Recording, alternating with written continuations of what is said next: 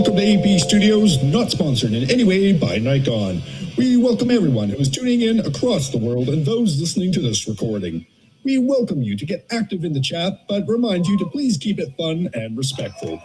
Also remember that here at AP Studios, you do have a voice and we want to hear from you. Yes, shoot us an email or comment in the chat if you would like to jump in the sandbox with our incredible panel. Now, without further ado, join me in welcoming your host, the man of the people, the oracle of Nikon and the M&M slayer of the Midwest, George. I don't know. Hey, Chuck, is slaying M&Ms a crime? Joey, I appreciate it, buddy. Thank you. I want to know if slaying M&Ms is a crime, Chuck. I have no idea. No idea. And I am not the oracle of Nikon, that's for certain. Although, a lot of people are going to be aggravated with me because I'm not going to defend the Z8. I'm going to defend their ignorance of it. Or not defend their ignorance of it. I'm going to answer their ignorance of it. But anyway, all right. Man, we got all kinds of people in here, but first we've got Roy, who is the oracle of Nikon. I hope that's a nice word. It is. It is. I hope you just didn't spell it wrong. Mr. Jeffrey Neville from Selective Imagery. Hello, Jeffrey. And David Stewart of Calgary. How you doing, David? Oh, I'm doing pretty good. It seems to be on these things were fairly well represented in Calgary here, so much more than some of the places in the States. Yeah, I never knew there were so many photographers in Canada till I started this channel, and man, of course there were. I just didn't know, but man, now it's amazing. David rode in on his horse. He just doesn't want to tell everybody. All right. So, and D Moots has already started it out. Who all pre-ordered the Z8? Yeah, David, we're going to get into that in a minute. No doubt about it. I have so many people. Well, I have the majority. I'll tell you right now, the majority of the people love the gear talk. I'll just tell you that right now. I get a lot of kudos and emails and things like that, but I never talk about those. I always talk about the ones that send me the I'm tired of the gear talk. You are in a minority. I am sorry. And it's not that I want to talk about the gear talk, although I don't mind that. I do enjoy it as well. It's what the chat wants to talk about. And I did not put anything Z8 related in the thumbnail.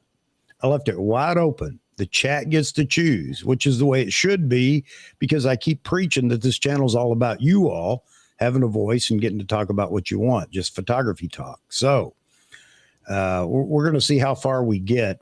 I mean, we opened with a bang. Paul Connors, how you doing, Paul? Good to see you in the chat again, man.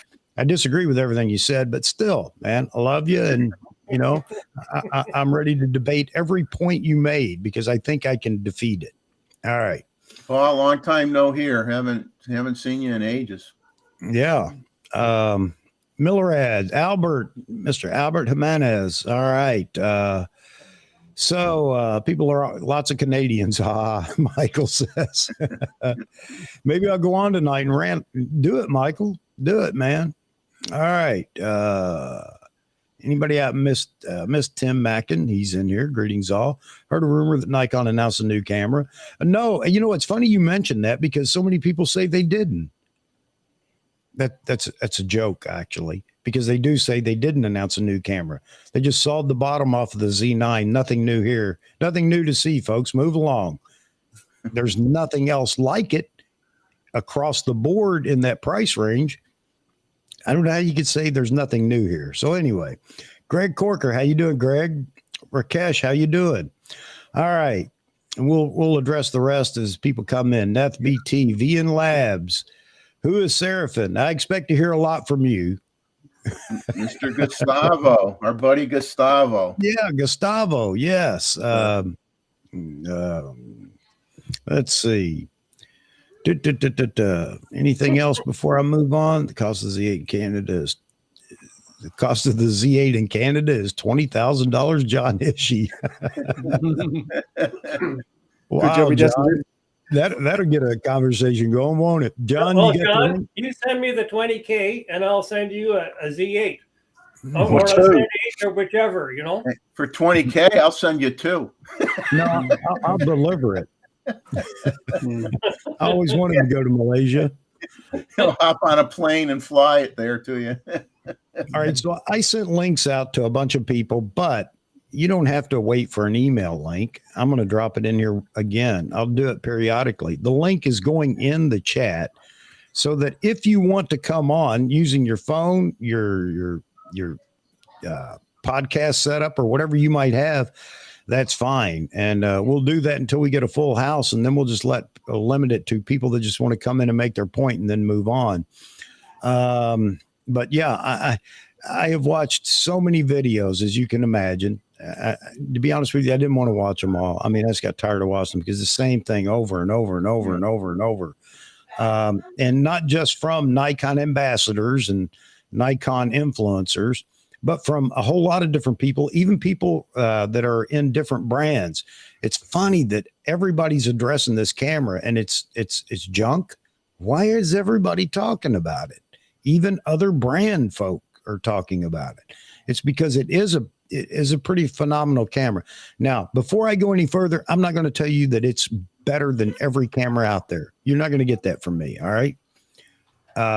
That's up to somebody that owns all the brands and has shot with them extensively to determine, because I don't want to hear somebody just picked it up for 15 minutes and says, it's not as good as my camera. You held it for 15 minutes and all of a sudden you can make a determination about that. But I will listen to people that have multi-brands that shoot regularly, whatever their concerns are about it. But so many people are actually talking about this camera, and some of the things that they are talking about just boggle my mind. First of all, Nikon people wanted this camera. So everybody that says nobody wanted it, you're absolutely wrong. You're absolutely wrong. So many Nikon people voiced their opinion when the Z9 was announced, saying they wanted that camera in a smaller body. Anybody here want to deny that? Anybody remember all those forums that were going on? And everybody saying, I want it more affordable and I want it in a smaller body. Guess what? Nikon just did that. And now all of a sudden, nobody wanted it. That's crazy talk, people. Get your facts straight, because I'm ready to shoot tonight. I'm ready. All right. I just want to say to Mr. David Moots, I want to know if he filmed his house construction so he could put on an episode of This Old House. Yeah, that'd be cool. Yeah. And Gustavo saying that talking about the grip being a bit ugly. The thing I don't get with the grip is when you look at the specs, the dimensions of the grip don't match the dimensions, width and length of the Z8 body itself. I mean, I'm not so sure about I know the length for sure is a little bit shorter. I can't remember about the depth off the top of my head, but it does make it look a little bit weird. All right. So looks like a Z6 grip. Let's call it ugly. It's worthless. It's a piece of crap. I don't care. I'll admit to that. But why do you want a grip for the Z8? That's the question I want to ask. Why do you want the grip for the Z8? I want to answer those. No, well, yeah, I mean, it ends up being heavier and taller than a Z9. No, and I don't want to hear the negatives. I want to address those, Jeffrey. I want to address those. I don't want to give them answers. I want people to tell me why they want the grip for the Z8. Man, this is a night of rants. I see it coming. I didn't plan to go this way, but baby, am I loaded for bear to do it. I'll tell you right now, after the 100 videos I've seen since Wednesday, I'm loaded, man. Locked and loaded. All right. Well, you know what bothered me when Nikon had that 8 o'clock Eastern time, the same day they announced the camera at 8 o'clock at night, they had the open chat, where you could talk to to Jerry Guionis and Dixie Dixon and somebody else or whatever. And I got kind of mad at that because more than half of that time slot was them just showing the same presentation that they showed at 8 o'clock in the morning. Yeah. And then they really it's didn't been very answer. repetitive. Yeah. They didn't answer a lot of questions. I mean, I probably put in at least 4 or 5 questions, and I kind of got a half an answer from Because Jerry it wasn't Dillon AP Studios. If you'd put on in a one, question, you'd get an answer here. you know? Yeah. Well, you get a strong opinion. I don't know whether we're right or not, but I mean, Doesn't matter. You get an answer. And if that's get what an you're answer. seeking, I have an answer. I have an answer. I'm not saying it's right. Drunken Wedding Photographer, he says, I've seen channels I've never heard of with a Z8 in their hands. It upsets me that Nikon didn't send one to anyone on the panel. Yeah, well, I think it's obvious they're not going to send me one. Michael Mallow joins us. All right, sir. Good evening, gentlemen. Can you hear me okay? Yeah. Yes, sir. Sounds Yeah. good. I'm on the iPhone and I don't have my earbuds in, so I'll try my best. If it's not good, kick me out. We're it's just going to fine, call man. you the straight man because you're in vertical. Yeah, I'm a vertical shooter, man. That's see, you see. I mean, if I do horizontal, I'll be showing you my belly. Yeah. I tried. It doesn't work. A drunk wedding photographer, I agree with you. I've seen people. Now, I this is where I got to give Nikon credit. It seems like they did a fantastic job this time getting this camera out into multiple hands, because there's a plethora, big word there, a lot of videos out already. I mean, from people like you said that you never heard of. I think it's fantastic, and Nikon needed to do that and get it. I wish they'd take it out of a few people's hands. I think you all know who I'm talking about. Yeah, but I'm not going to Somebody bash that has more hair than me, maybe. I'm not going to bash them. I mean, but I don't see how that does them any good, does Nikon any good. But hey, whatever, I guess they're trying to play fair. But yeah, a lot of people have had this camera, and you know what? The one thing I haven't seen is any super negative reviews. Has anybody seen one that was just absolutely absurdly negative? It's hard to pick a fault. No, Not really. Not absurdly. I mean, you could point out a few things, and obviously there's going to be differences between the Z9 and Z8, and that certainly doesn't make the Z8 a bad camera. It just means it's a different camera at a different price point for a different audience, and simple as that. It doesn't make it bad. It's just different.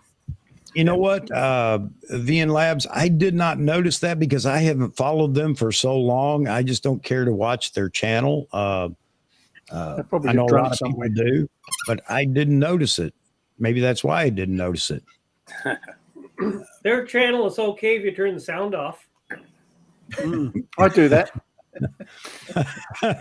And get rid of Tony. Yeah. if I can weigh in on a few, Chuck, I watched quite a few of them. Yep.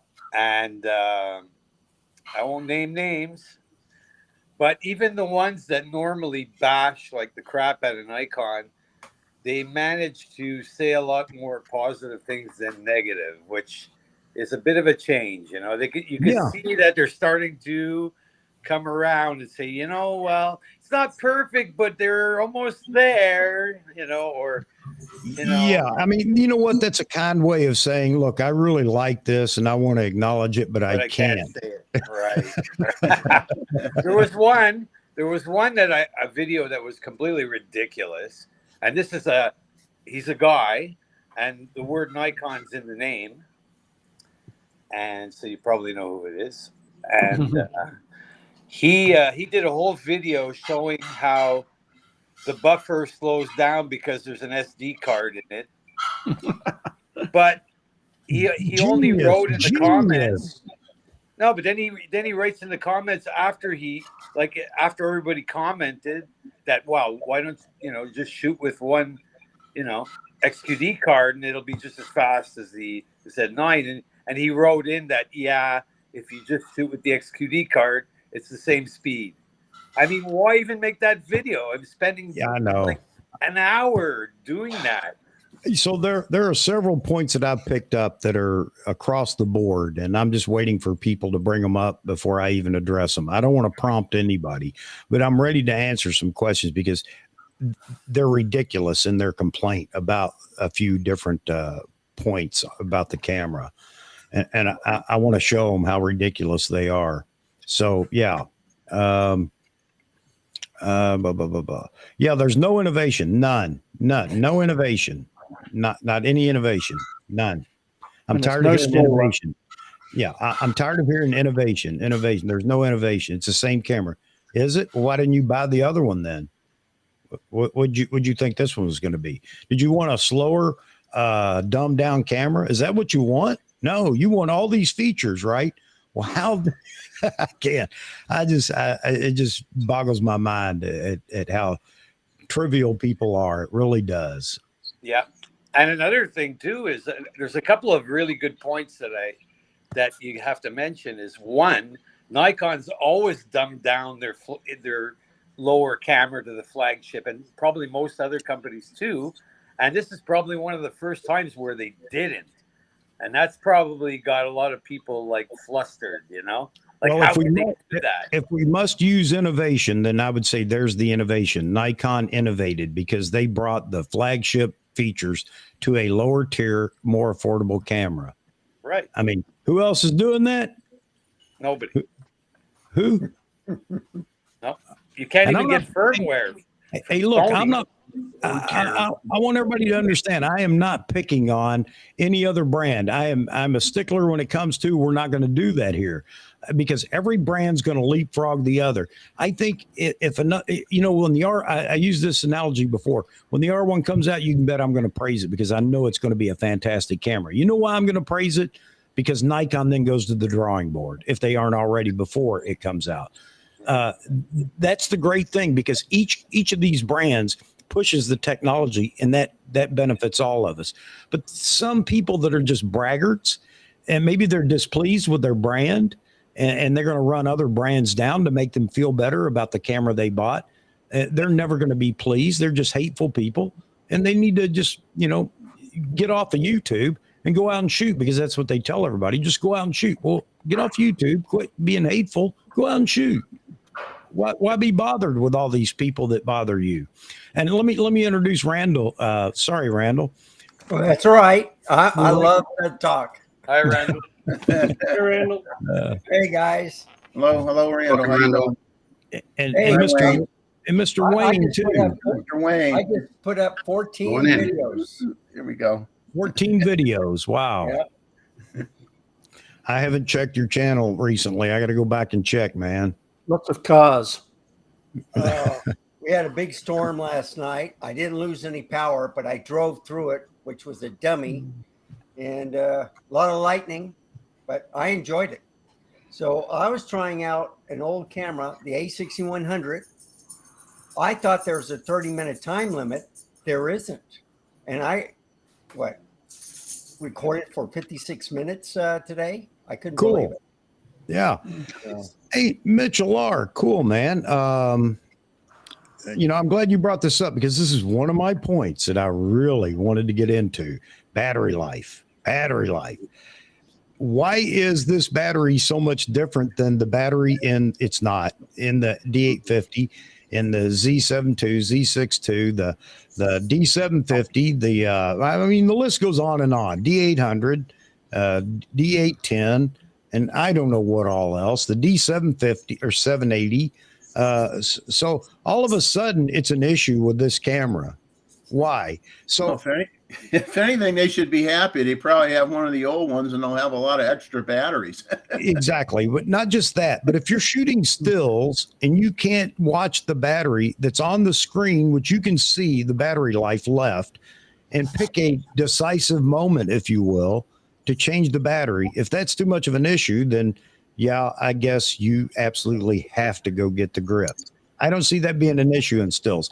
In video, and that's what you bring up here, Mitchell, is video. I said Michael, I think before. Mitchell, the grip is for battery power when shooting video. I disagree.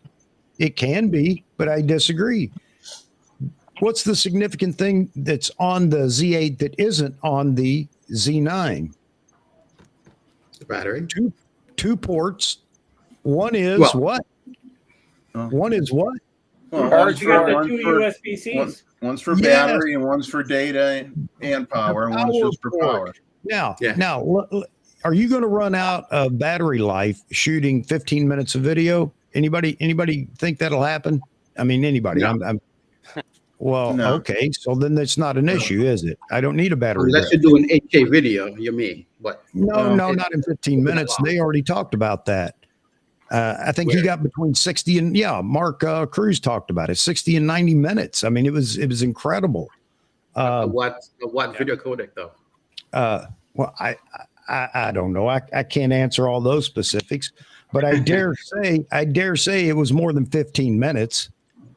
Well, I would say this: if you are at the higher codecs, the 8K and so on, it will drain the battery faster because it's more intense. Sure. But Sure that's it the reason why that power delivery port is there. The grip, you know I feel, what? is more And you know for what? photo. When I get my Z8, I'm going to melt it down testing this. Okay, I'm going to tell you right now because I'm going to put all naysayers to bed on that. I'm it's just aggravating me. So anyway, if I'm going to shoot continuous 8K for 90 minutes, which is what they're saying that we can do, how many people are holding that camera for 90 minutes You're not. in their hands? You're Come not. on. There must be some people. There must be people that are doing that. I mean, that's what everybody's complaining about.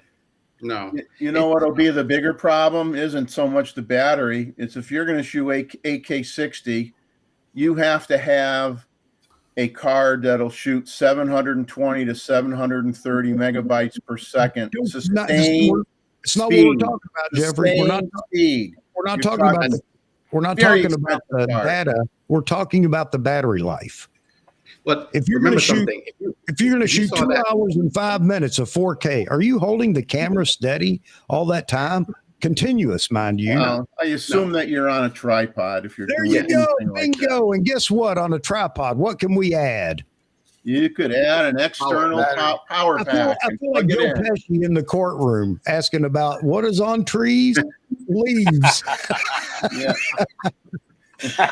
If it's on a tripod, you can have a power bank, that extra port, remember? Yes. Why isn't anybody thinking about this?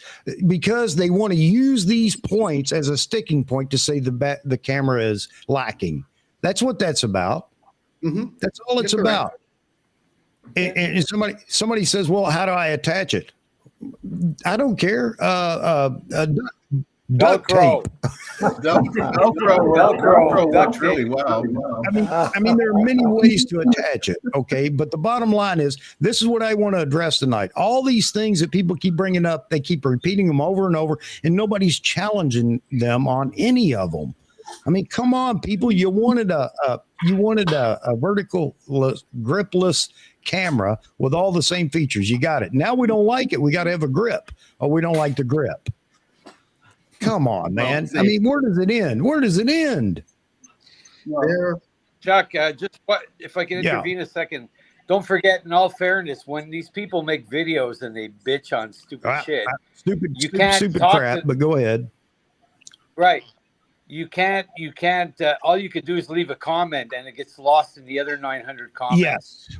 Yes. So, I mean, I'm screaming at them all the time saying, oh, come on, somebody had to mention the flippy screen. There's no flippy screen. Shoot, Michael, I'll give them that. I'll give them that because it's true. That's a fact. Yeah. I can't argue for or against. That's a fact.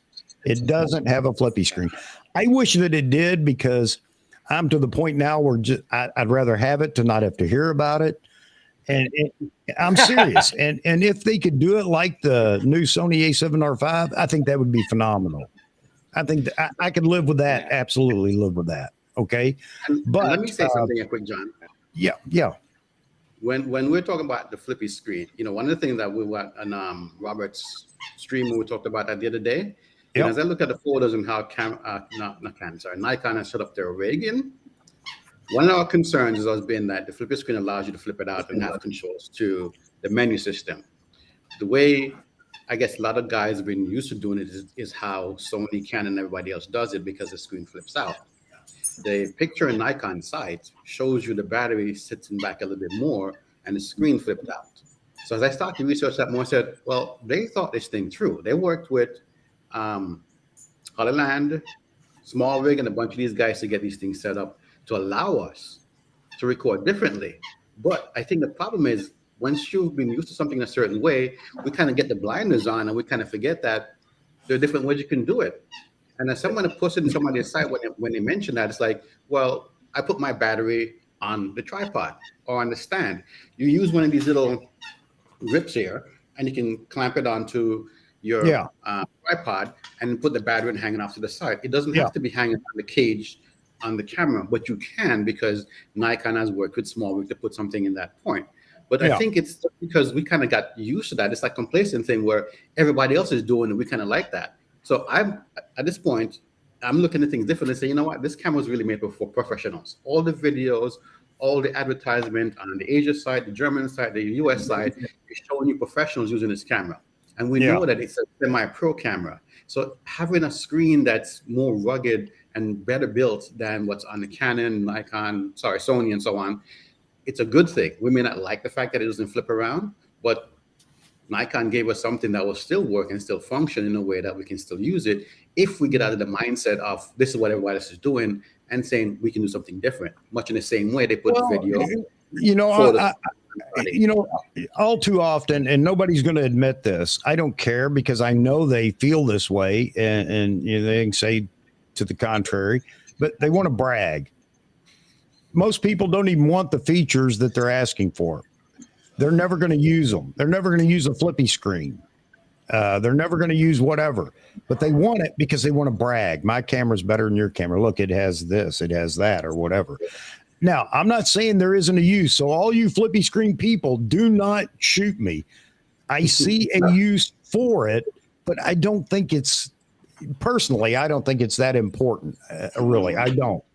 But if you want it, I'm all about Nikon should try their best to give it to the customer.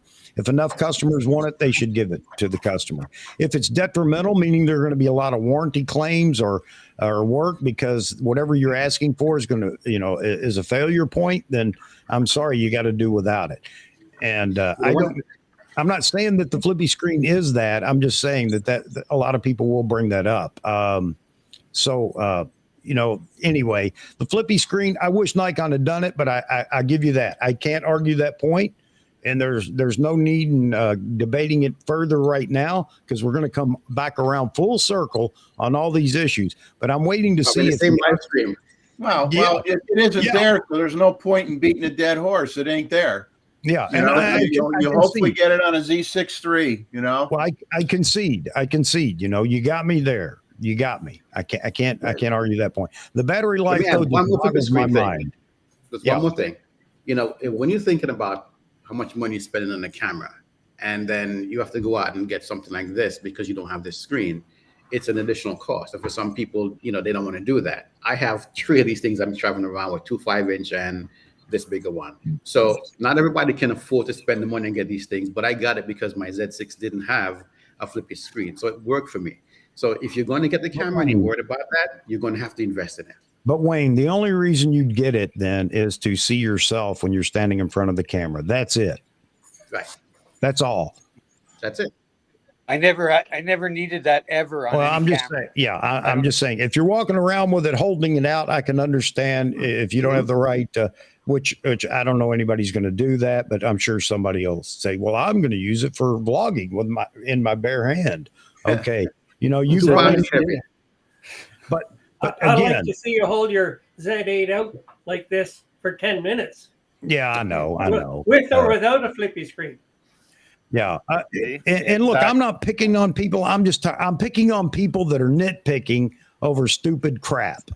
And you know what? And I'm going to do the same thing when Canon. I'm going to start following Canon and Sony more closely. And when they put out a new camera, you bet I'm going over there and defend the camera. I'm going to defend it from all these nitpicking idiots. I really am. I am, because it's not a brand anymore.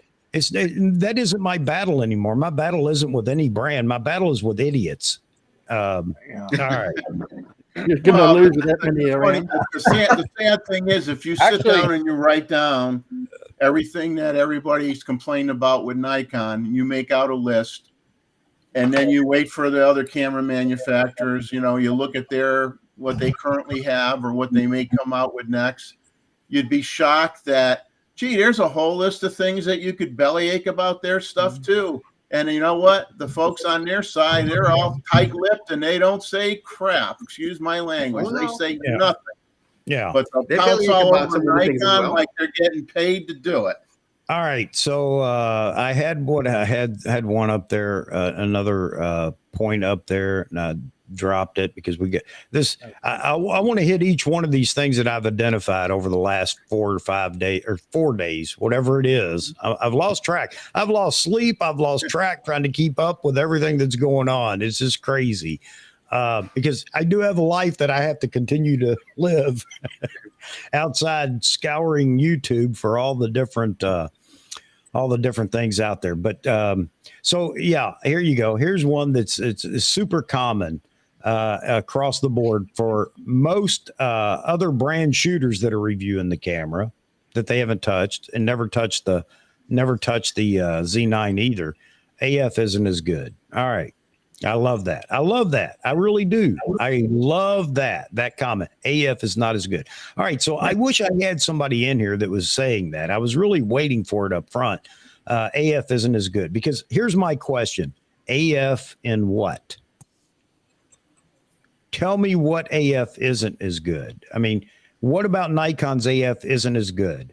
Don't just say, well, it just isn't as good. No, you don't get a pass. No. You have to tell me what isn't good. What is it about Nikon's AF that is bad or not as good? Tell me. And so here you go. I'll give everybody the answer. Everybody already knows it. Birds in flight. Bam. All right. If you're shooting birds in flight, and I will give you this partially, I don't think it's as bad as you say it is. You're just using it as a point because everybody else is saying it. So, hey, man, I can use that point too to knock this camera down a little bit. Even Steve Perry said he thinks that there is a slight edge when it comes to the AF, and he's talking about birds in flight, such and such. Okay, I don't know. I will give you that maybe it is. I'll say that because you know why? I never shot with a Canon R5. I never shot with a Canon R3. I never shot with a Sony A7R4, A7R5, or a A1. So you know what? You could be right. But I want you to tell me how much time you've spent shooting the Nikon Z9, or you don't get a vote. I'm sorry. You can't just parrot what other people are saying. And if you do, you're being disingenuous with the photography community. Have you spent time shooting with a Z9 where you can specifically say and show or tell about examples where it was less than stellar for what you were shooting? Because I'll tell you right now, people in video, it's phenomenal. I'll tell you that right now. The AF is phenomenal. And I dare anybody to challenge me on that, but don't come challenge me if you haven't spent some time shooting with those cameras. All right. It doesn't work. You don't have an opinion until you've actually used it. I won't do it about your camera because I haven't used it. You don't hear me up here telling everybody, no, Nikon's the greatest. It's the best. I can't prove that because I haven't tried everything else.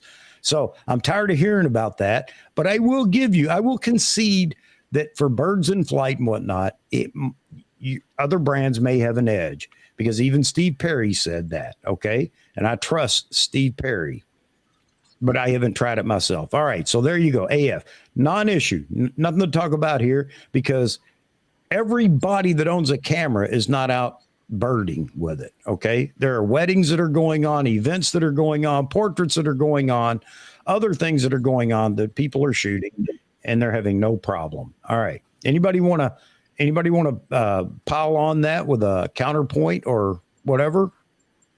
Well, I just want to say that he made it clear that if there's a difference, it's so minuscule that it isn't anything that would make you get brand A versus brand B. So I need a chalkboard up here. Can we put that in the category of the card door? Yeah. And then like there's a question here. Mookie MC says, something about I lost where he had it. Oh yeah, I heard from others that AF's not as sticky with a subject, focuses on someone and an object quickly passes between it and the camera, causes an issue. There's a setting in there for that. And if you don't know what that setting is or where it is, you may have that problem. But when you find where that setting is, that problem is not a problem. I'll give you a pass. I'll give you a pass on that if you at least up front say, look, I haven't read the manual, but I'm having a problem with this. It's not as good. Okay, And well, go ahead. Let me add something here. So most people pick up the camera and want it to work. They what they see online. And you're right, they don't read the manual. I'll show you something real quick. Okay. This switch is very fast. Before I had it in the video mode where if I'm shooting something and somebody walks by and I'm on the street, it doesn't automatically shift. When I started to do more, what I want to show something, product or whatever, I switch it to everything is fast. I throw it up here, it focuses here, it backs to my face. It doesn't take like a slow time. For video, shooting people, movies or whatever, you wanted to do a kind of slow transition. And I think when people pick up Nikon or a different brand, they expect it to operate the same way as the other cameras, as we're talking about. Yeah. But it doesn't. Well, I was just talking with John in the chat here about what Fro did. When you look at the video, you see the boxes on the all area autofocus. It wasn't set up to say, let me jam it down to say, I want to focus on this person and follow them. So sure, you show us something. If somebody doesn't know Nikon products and how it works, you're going to, that kind of stuff. It's not, you could have changed the setting. Sorry. It's not just Nikon in general. I mean, specifically, because this is where all the battle begins. I mean, everybody agrees that Nikon had some work to do on their AF with the Z6 and Z7 series, and they did. Okay, I'm not going to deny that, but I think it works great for what I'm doing right now with those cameras. However, it's on no level. It's not even close to being on par with the Z9, the Z6 and Z7. Sorry, I got hiccups going on all of a sudden. But people still, I mean, I can tell a fanboy right away when I'm talking to one, and I make a comment by saying, a Nikon fanboy that is, and I say, well, you know what? The Nikon AF system is complicated. It's very complex. I'm ready to take some hate mail even right now. It is complex because you can do that, exactly what you're talking about, Wayne. You can select a small area. If you have a bunch of runners coming to the finish line and you only want one guy, you can select an area that will only pick up that guy. Mm-hmm. But if you don't, then it's going to find somebody and it's going to lock onto them. So that is a user error, but it's a forced error because we don't read the manual or whatever. If you want a camera that's going to pick up the person that want out of the crowd that you want, I dare say that there has to be something in Canon and Sony that allow you to do that. And if it doesn't, are you forcing it to try to get it on the person you want to stay on the person you want? I don't know. I'm not picking on them two, but Nikon has a complex system. Why they went that route? There's how many modes in autofocus? Lord knows. You got custom 1, custom 2, yada, yada, yada. You go on forever. Yeah. Sony has the same thing because as most people talk about the autofocus, when you go in there, there's zones and there's different areas and there's a single point and the multi.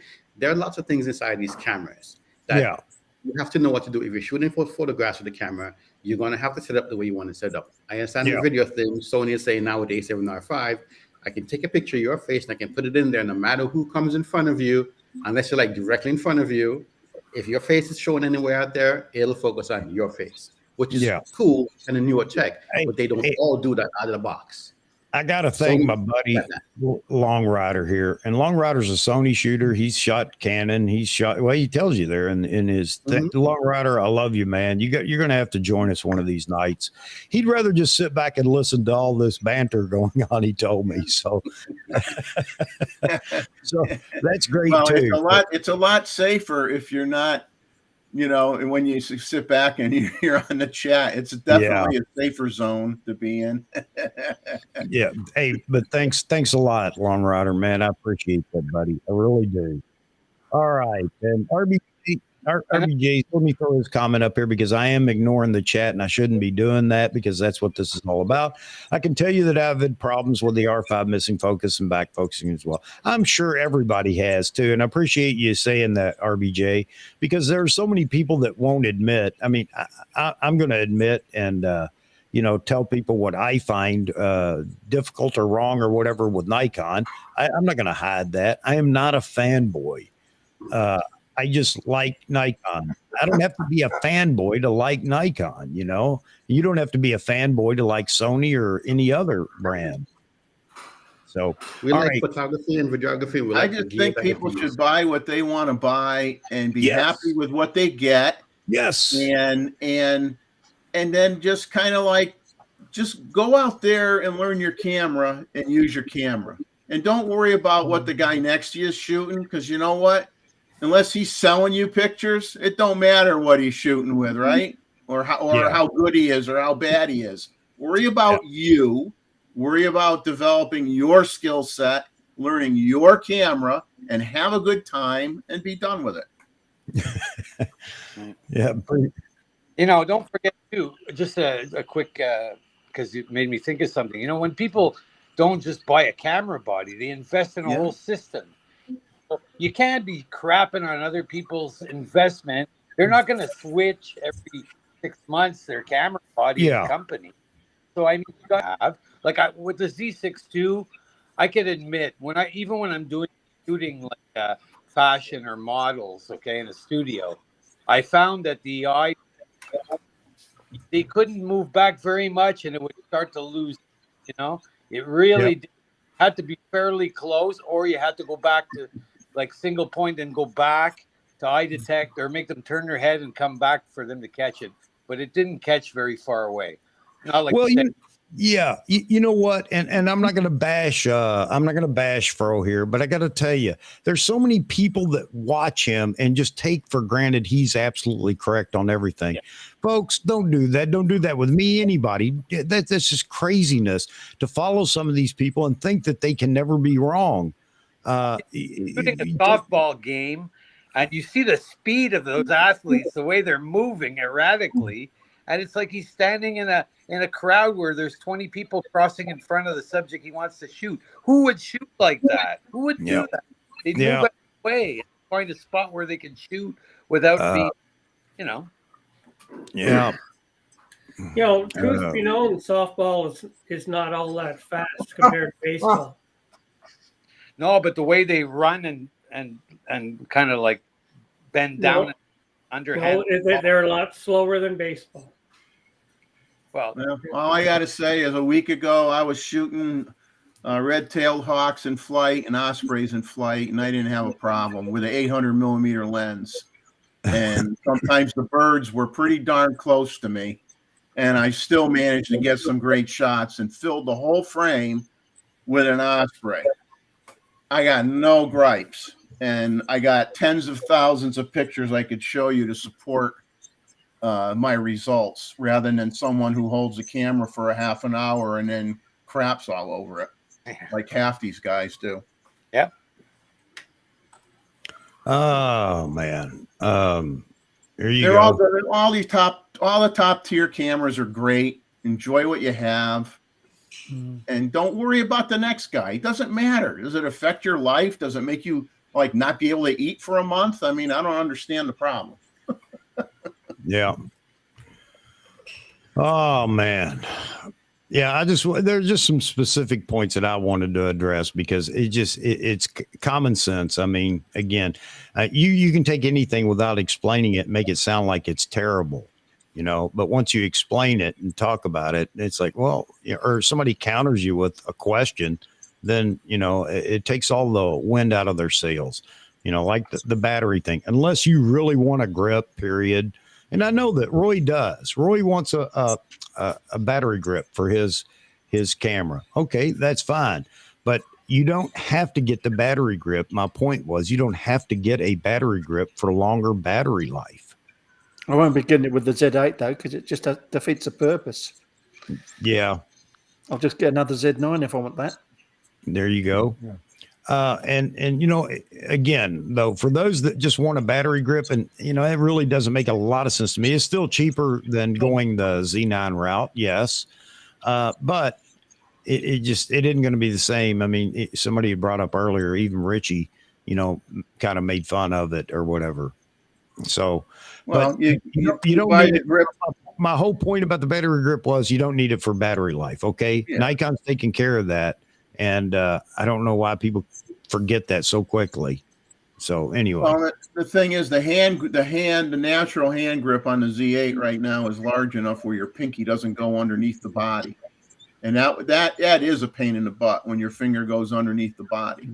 So that problem's gone now. Okay. That's what people would complain about, and they'd buy something to add on to their Z6 or their Z7 or whatever. So that problem goes away. So now it's just a matter of the battery capacity, or if you do a lot of vertical shots and you want to have a button, you know, where you're holding, you know, where you're not rotating the camera like the old days to do your vertical shooting, you know. That's So the way hey, I got news for everybody. That's the way I shoot with the full body camera. That's the way I've always shot with the D4, D5, and even the Z9. I'm one of these guys. I'm sorry, I can't break the habit. So I don't even use the vertical grip. Send me your Z9 and they get a Z8. Oh man. Hey, I agree with you, Mookie. I agree with that. You know, there is a lot of room for improvement in there. Obviously, camera companies have to bake all the hardware in. I mean, for obvious reasons, but there seems to be a lot of room to maneuver as far as firmware goes. And I look forward. Mark Cruz has already said there are 2 firmware updates coming for the Z8, and it isn't even in our hands yet, but he's already stated there are 2 firmware updates coming. One is on ISO when shooting, you know, video, specifically, what was it? RAW. I can't remember how he put it. One he wouldn't talk about yet. He said, no, I can't mention it or what it is. So there you go. And you know what I'm hoping, because a lot of people, I watched David Osler last night. I watched him for a few minutes, and you know, a lot of people in the Sony camp are complaining about the firmware updates, and rightly so. I mean, you know, you should be, and I don't know why anybody would try to quell that. I mean, that's why they have so many different model cameras. They want you to buy another camera. They don't want to give you anything free. You know, I don't know. You could be right, but I can't even kid about that because it's very sensitive to them. I mean, that's up to them to fight that battle. But rightly so, they're fighting that battle. And I think they should. And I hope they get their firmware updates. I think Sony is working on releasing something soon. So they're not going to put that out there and then stop the people who want to buy the new thing from buying a new thing. They want to save that for, hey, get rid of that. Come, you know, we'll trade your camera in and get you something better.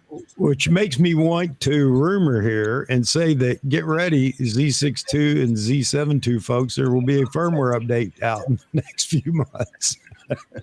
As soon as the Z8 starts shipping. Yeah, after I sold it. Yeah. I barely had it. I bought it last year. Like I had it for like a year and 2 months. Yeah. And, but you know, I mean, when the Z7 came out, I would have jumped on it, but I couldn't get one. I was too late to get in the queue, and there wasn't any around. I looked, and they never had one. So I had to go for something, and I went for the Z6 II. But 2 points also. I'm wondering if having no mechanical shutter would save a bit on battery life too. You know, because it's not moving. You know, maybe a little. Well, you know, go ahead. It's just like in EVs, electric vehicles. Okay, the first electric vehicles, they got nothing out of the batteries. You remember? I mean, all the way back to the very beginning. You know, as time has gone on, they found ways to limit draw on the batteries and get the same performance and things like that. And couldn't that be the same? I mean, that technology should spread across all electronic manufacturers. Is it possible that they have found a way, maybe a processor that runs, I don't know what I'm talking about here, guys, but you following me on the technology thing? Long life batteries are usually just lighter wound. They're not new technology. Yeah. So now it's up to the, all the other components that use the battery to be more efficient in how they use the battery. And is that possible? We talked about this in a stream a while ago. Battery technology, when it makes a leap, that's going to be huge in the photography community. Huge. Because then we won't have anything to cry about. My battery, I got to have a battery. You'll have the flippy screen.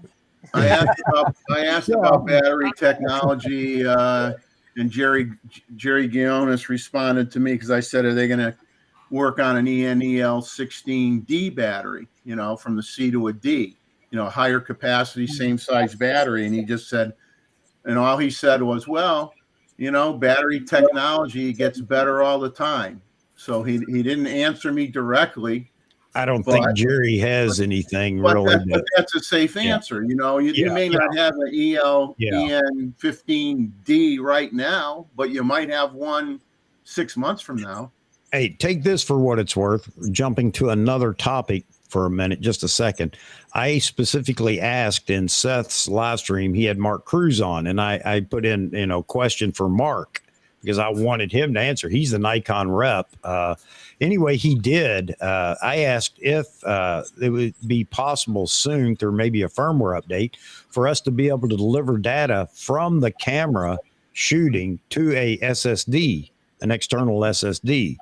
And he said, I don't think so. I don't think that's, I said firmware. I wasn't very specific, meaning for the Z8.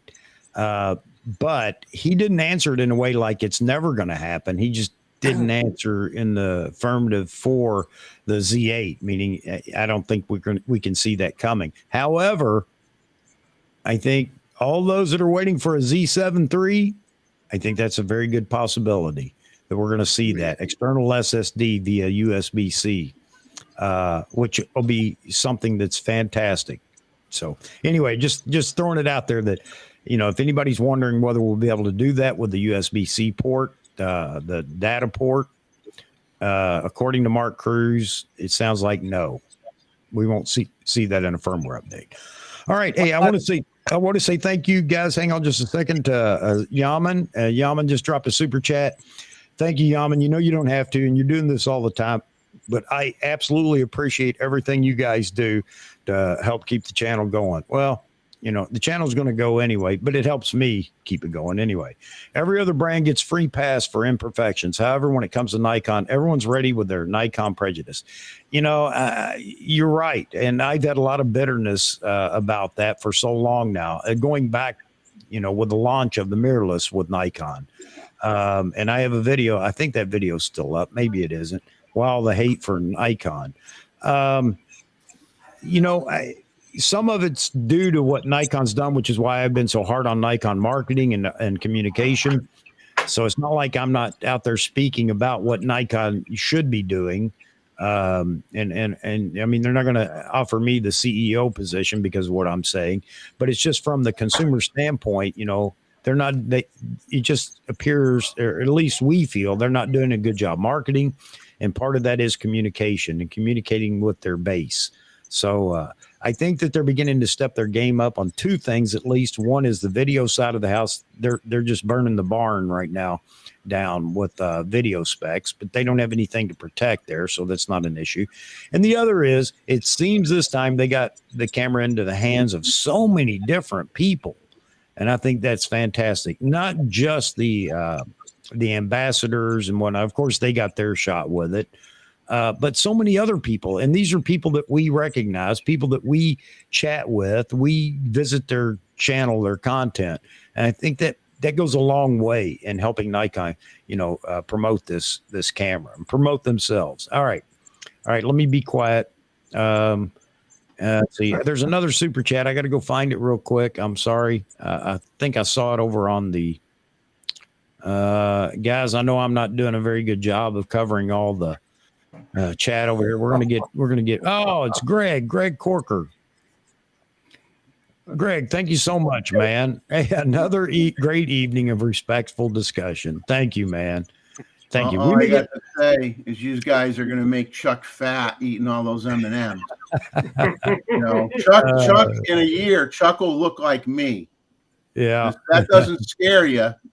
It seems like the more M&Ms I eat, the skinnier I get, actually. Yeah, you got reverse. The more you eat, the skinnier you get. I knew a friend like that. I don't know what it is. It's just my metabolism. I've always been that way, though. I shouldn't complain about it, should I? Except for when I was in the military, trying to keep weight on was difficult. I would like to make 2 comments. Please. If I may.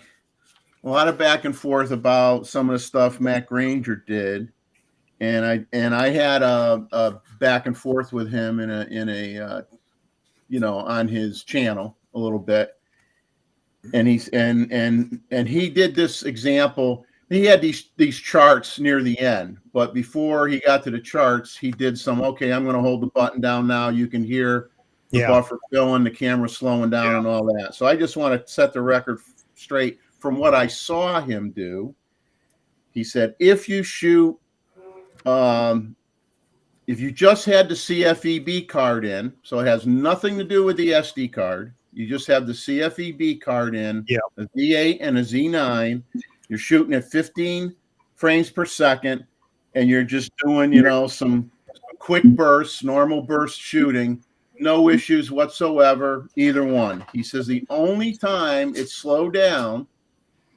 with the CFEB card only is at 20 frames per second. He said the Z9 never slowed down whether you were in high efficiency star, or lossless. He said if you had the Z8, you could be in high efficiency and it would slow down. And he was proving that on his channel. Okay. So, and it's obvious, and the thing is, and even Tom Hogan, when he was on Paul's photo the other night, he said that the thing is, if you have an SD card in slot 2, the buffer is always going to be at whatever the slowest card is. Yeah, it's going to default to the slowest card. Yep.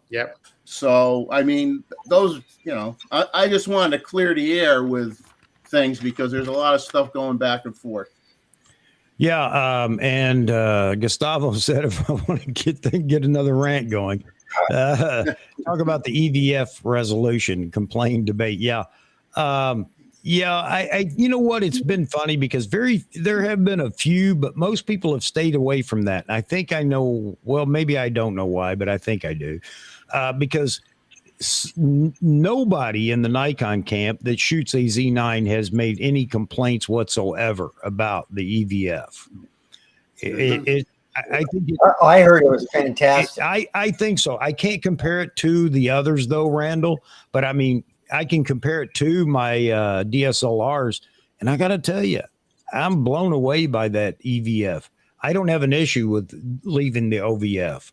And the EVF does one thing the OVF can't do. It sees in the dark if you want it to. Sounds ridiculous, doesn't it? I mean, it's grainy, it's miserable, but you can see through it at night, which I could never do with an OVF. I mean, you get what you get without a flashlight. So there you go. All right. So I was car vlogging it last night through the storm. I could not see the clouds. Yeah. But the cameras picked it up. There you go. Yep. It's unreal. Yeah. Oh, let me add something here to Jeff's point. Well, wait a minute. Now I'm gonna let you all talk for a minute because I got to go to the bathroom already. I've had way too much coffee, and I got to let the cat in or try to get him in. I will be right back. You all carry on. Can you put a lens in front of your mic, Chuck, and we'll auction it off for you? Or just put your shirt over it. So Jeff, well, to everybody, one of the things that I thought about when Matt Granger was doing a test is if you put a power delivery battery pack on that thing, not a grip, will that increase the buffer with the CF Express at 20 frames per second? Because I think that's probably one of the things that the Z9 has over it because of the bigger, high capacity battery. You can allow it to run a bit longer because some of the interviews I've been seeing from Nikon is saying the buffer is actually the same. It can do all these things, but then one of the things I did see in the video specs is when they talk about how long the camera can run, they did asterisk it and say that with an external battery pack. So I'm wondering if on the photo side, if you stuck the battery pack in there, should the power delivery, if we will keep up with the Z9. I don't think it will. I hate to use the Canon term that's used a lot. I think they crippled it a little bit. Yeah. I think they crippled it a little bit. Wayne, I want to comment on that.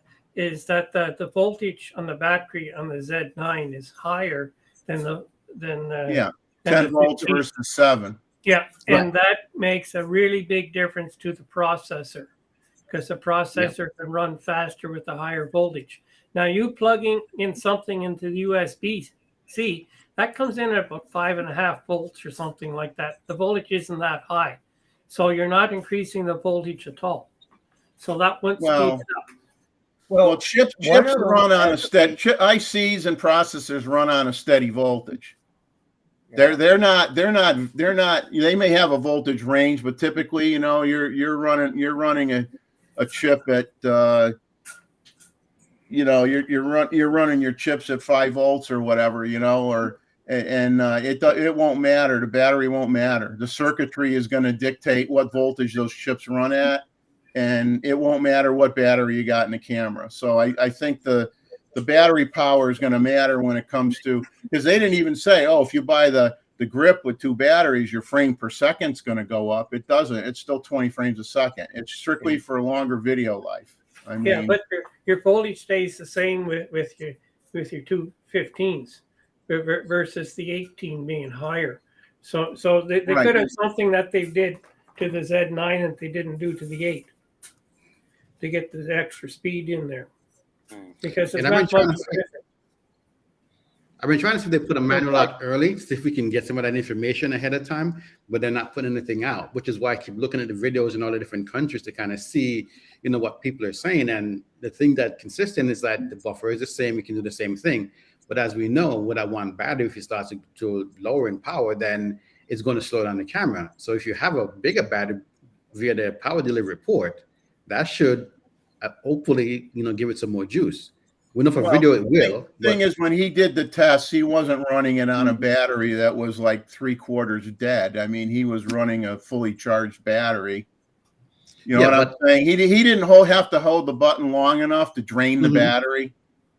So, I mean, it is what it is. I mean, and the thing is, for most people, the only people that are gonna go, oh my God, is if they're holding the thing down 20 frames per second and they're just holding your finger on it for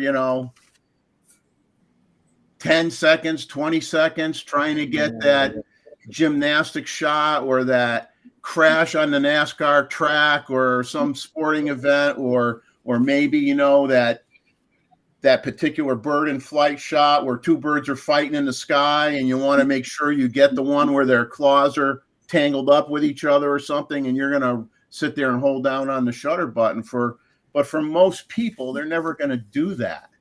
They're going to do, they're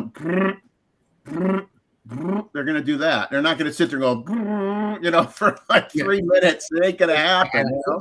I fully agree with that. And one thing I've made on a comment in somebody's site where I said, well, maybe you want to go to video, record an 8K 60 and pull out an image out of that one. If you want to really get that shooting that fast, because it'll be kind of crazy to shoot that much, how much picture you have to go through to find that one we want. If you shot video, you can just say, hey, let me scrub through it. Oh, that one looks kind of good. 31 megapixel output. I mean, I stumbled across a comment on Tom Hogan's website. I wasn't even looking for Tom Hogan's website. I just kind of, I don't know. I was going through stuff and it just popped up on my screen, and he got on a rant of his own, and I agree with it. And I'm getting really tired of it too, is people are getting taken are lied to a lot by these card manufacturers. They're not listing the minimum sustained write speed, which is critical for not only 20 frames per second raw stills, it's critical for AK60. You have to have a much higher megabyte rating. per second speed rating. Very much different than AK30. AK60 changes the game completely. And they're not good about that. They'll put the maximum they can get, and sometimes they only put down the maximum read speed. They don't even tell you what the write speed is at all. And he says, they gotta create a standard label that all these manufacturers have to put on their card. Some of them will put on their sustained speed, and that's what you really need to know is the sustained speed. Yeah. But when you see a card that looks like too good of a deal to be true, go to their website and make sure you look at the full specs so you get all the information, and don't just go by, oh, this one's a third of the price of the Delkin Black. I'm going to get that one. Yeah. Before you hit buy, go and pull up their spec sheet and read it and compare it line by line. I think it's true with SSD cards. They never read at the speed that they claim to, Well, no, none of them actually achieve a sustained speed. You're absolutely right. None of them. They show you the maximum capable speed, but not sustained speed. Yeah, the sustained speed on an SD card is usually only about 90 megabytes a second. Yeah. I mean, their speed in general is at least only a third of what a CFEB card can do. In some cases, worse than a third. So people got to keep that in mind too. Well, I have had problems with the CF Express card, overheating. Sometimes it stopped my video recording. Yeah. And I switched that to an SD card. Well, that's something that people were jumping up and down about when the Z8 recognized was overheating, but they didn't hear the small part where it was the card. The camera warns you the card is overheating. That's not a Nikon issue. That's not a Canon issue. That's not a Sony issue. That's a card issue. So if people want to complain about it, what we need to do across the board in all brands is start asking these card makers to figure out a way to prevent that. I don't know if there is, but my point is you can't point a finger at any manufacturer, camera manufacturer.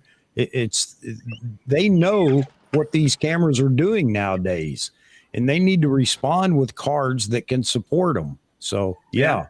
Well, there's a new card. I can't remember who came out with it. There is a different design card out there that has a throttle adjustment built into it or whatever. It turns off certain parts of the card, leaves other parts active, and then switches so that it doesn't get too hot. And that's a CF Express Type B? Yes. Well, I heard there was a Type C coming out. So one of the reasons why I did my video was to show people that, technology like these things run hot. And when people see these things in videos on YouTube, that's going to become a thing where, oh, this camera is good. Here's another reason not to get it because it does this, it does that. And not look at the fact that these guys were recorded in a higher level for their video that they were putting out. So yes, for a period of time, the car's going to get hot, but the camera didn't shut down. Right. Camera didn't shut down. Right. Camera has a thermal switch, or it has a warning, or it'll shut itself off to protect itself if the card gets hot.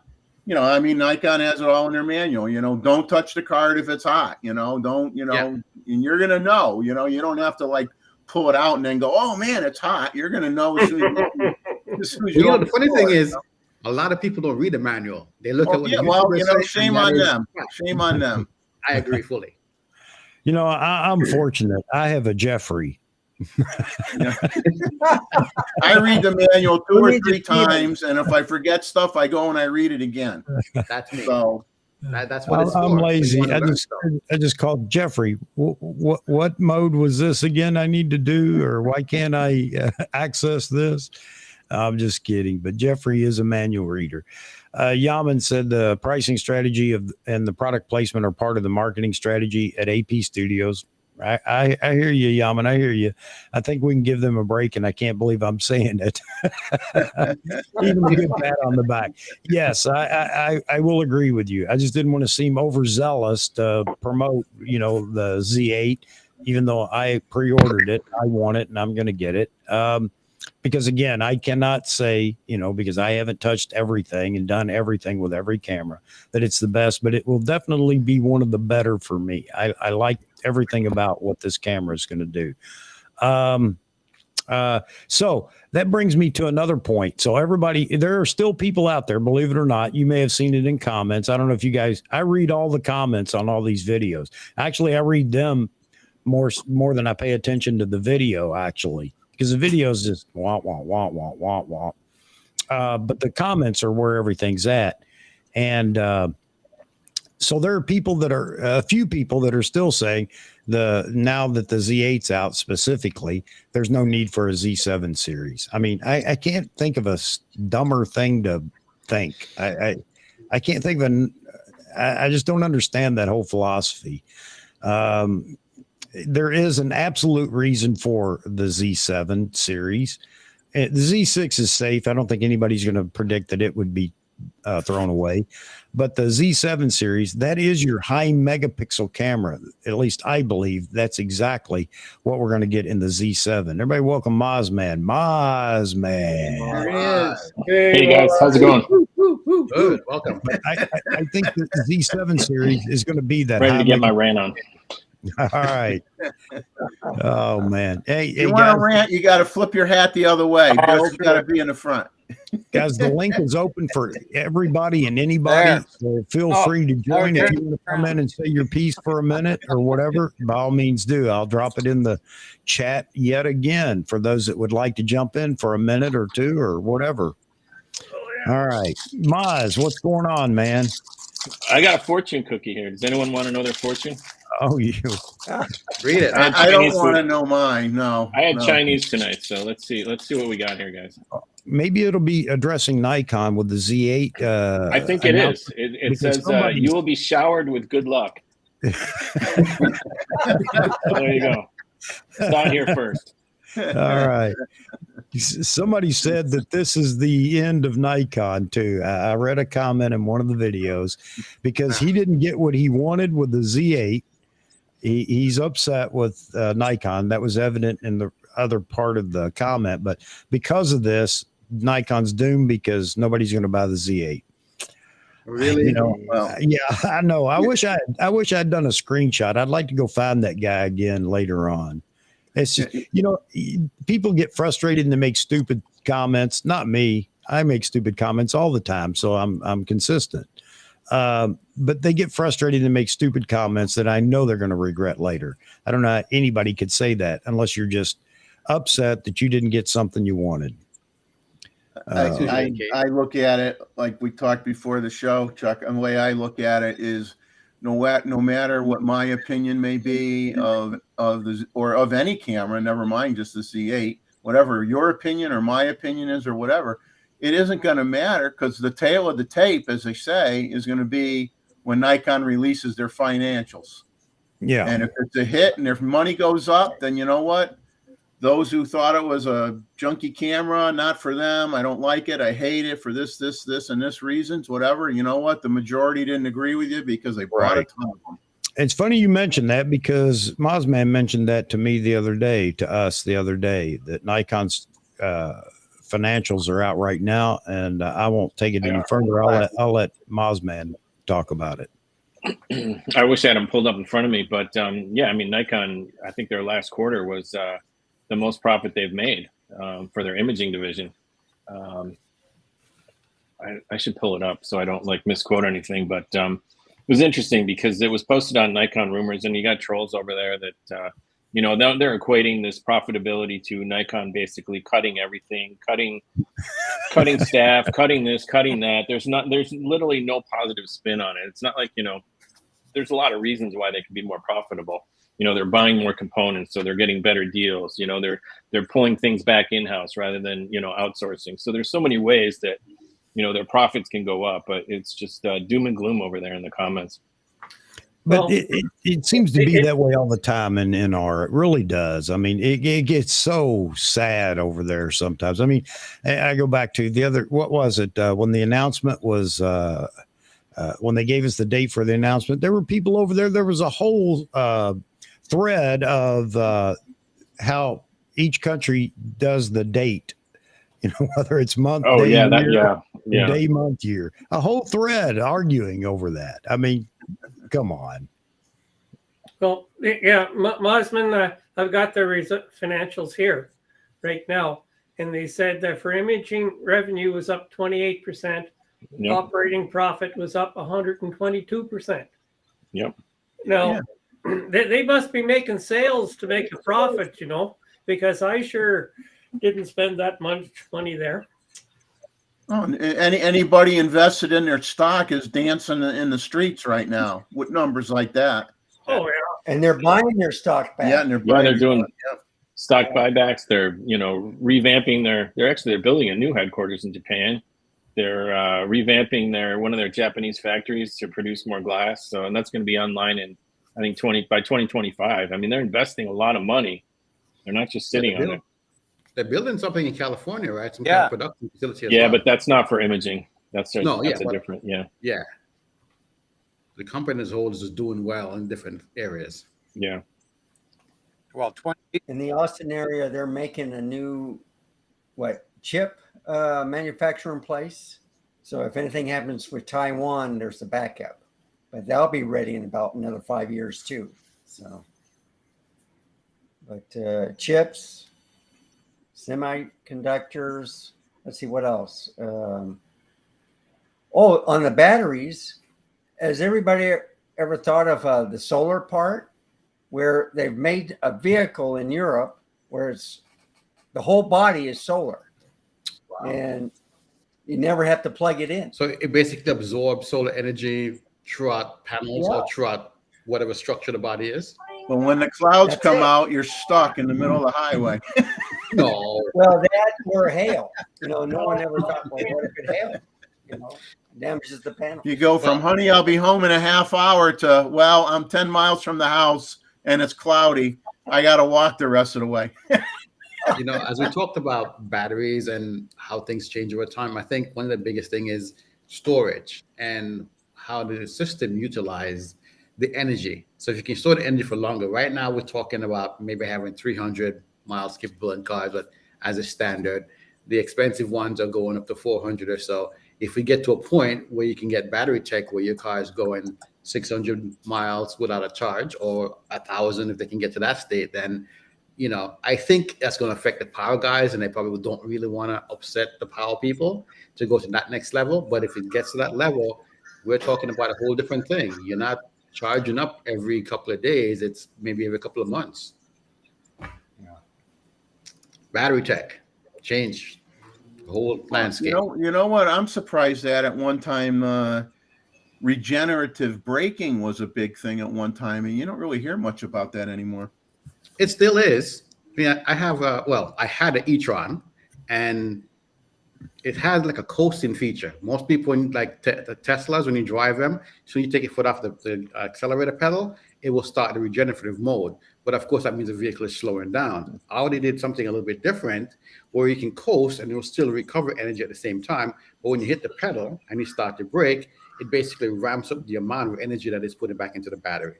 So it's still there. It's just a matter of how they talk about it, because they didn't want to design a car that every time you take your foot off the accelerator, you're slowing down, because that just makes the driving experience crappy. And if you've been on the highway being a Tesla, you see every time you look at the person's braking all the time. It's not that they're braking, because as soon as they take the foot off the accelerator, if they're in the full regen mode, as soon as they lift off, it's going to go into that braking mode. So the light's going to come on, the car's going to slow down.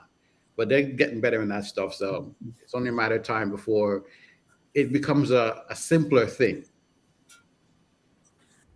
Hey, this is where I got to pause for the likes. I don't care about the subscriptions. You guys will subscribe if you want to. I'm not begging you for that. But the likes I appreciate, because it motivates me to get up in the morning and say, hey, you know, so many people like this. That's fun. Let's do it some more. So, you know, a lot of people have been in and out already. Quite a few people in here right now viewing. And if you would just go over and drop a like, if you would, I appreciate that. I appreciate it. Keeps me motivated. If you want to see this continue, keep me motivated, man. All right. I got a poll up over on YouTube. There's a poll up, and it's who's buying the Z8. And you got three options there. I pre-ordered, I'm waiting, or I'm not buying it. So jump over there if you would, and cast your vote. I was just going to ask you to find this guy's comment. VN Labs pre-orders beating all her expectations. Becky at Gray's. Yeah. Yeah, that's right. I'm sure Well, it is. I can say the same thing for where I pre-ordered. They already have more up front anyway, more pre-orders for the Z8 than they did for the Z9. Now the Z9 picked up speed 2 weeks later, to my chagrin, because NPS got forever to make their decision anyway. All right, I'll leave that at that. Here's a question. Who uses SnapBridge or leaves their Wi-Fi on their camera? I always turn mine off to save battery life. I use SnapBridge once in a while, but I don't leave Wi-Fi on. Right. So I have that off. I have the Bluetooth off until I need to use it. Yep. Yeah. So, we're talking about battery life and stuff. There's things you can shut off, like you can turn off the EVF after a certain time until you use it. There's many things you can do with the camera to make work. Right now, you're looking at me at the Z7 II. This is the 45.7 megapixel camera. I love it. I like the size of it. I'm interested in the Z8 because of the pinky. It's bigger. It's just a little bit smaller, I believe, than the D850. It's not as deep. Right. I think it weighs the same though.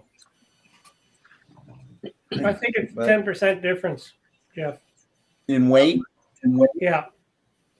But it's not much. If 10% makes a difference, you've got a problem. Well, yeah, you're not eating your Wheaties in the morning. Yeah.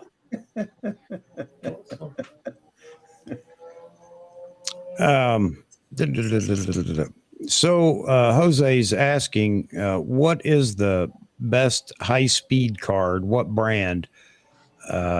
And Jose, I'll add to that. You have to know not just the brand, but the model, because every brand has several model cards out there, and they are not all the same. This is the perfect question for Jeff. Yep, and SD card. Because we had a conversation about it yesterday or today. I can't remember. Yeah. Well, let's see.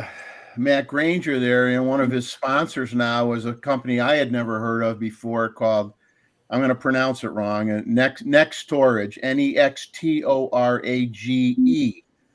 So they have an NXB1 Pro, 330 gigabytes for $359. And its minimum write speed is 1,800 megabytes per second. And the Delkin Black is 1,530 megabytes per second. So its minimum write speed and its maximum read and write speed is actually higher than the Delkin Black, but I don't know about reliability. So I don't own one. I can't say it's constructed better, built better, warranty better. I don't know, but it is. I didn't believe it when he said, "Oh, that's the fastest card out there," and I said, "Well, I'll compare it to a Delkin Black," and it actually is spec-wise faster than a Delkin Black. But I tend to try to use the ones that Nikon recommends. The Delkin Black and the the Pro grade. That's what I tend to do. But everybody's different. You got the OWC, Chuck? All right, I'm experimenting, gentlemen. Put it on the big screen, Chuck. Your fingers are in focus. The card. Put it on the big screen. Yeah, hang on. Is that the OWC, I think? Yeah, that's the OWC. Yeah. Back up a little bit. Yeah, there you go. 512 gigabytes. Yeah, there you go. Yeah, there you go. 512. Yep. So I got this specifically for the Z8, and it's really aimed at, I think it will do fine for as fast as I want to shoot the camera in stills, but more the 512 gigabyte for the cost for big video files. And I'm going to see how far 512 gig goes.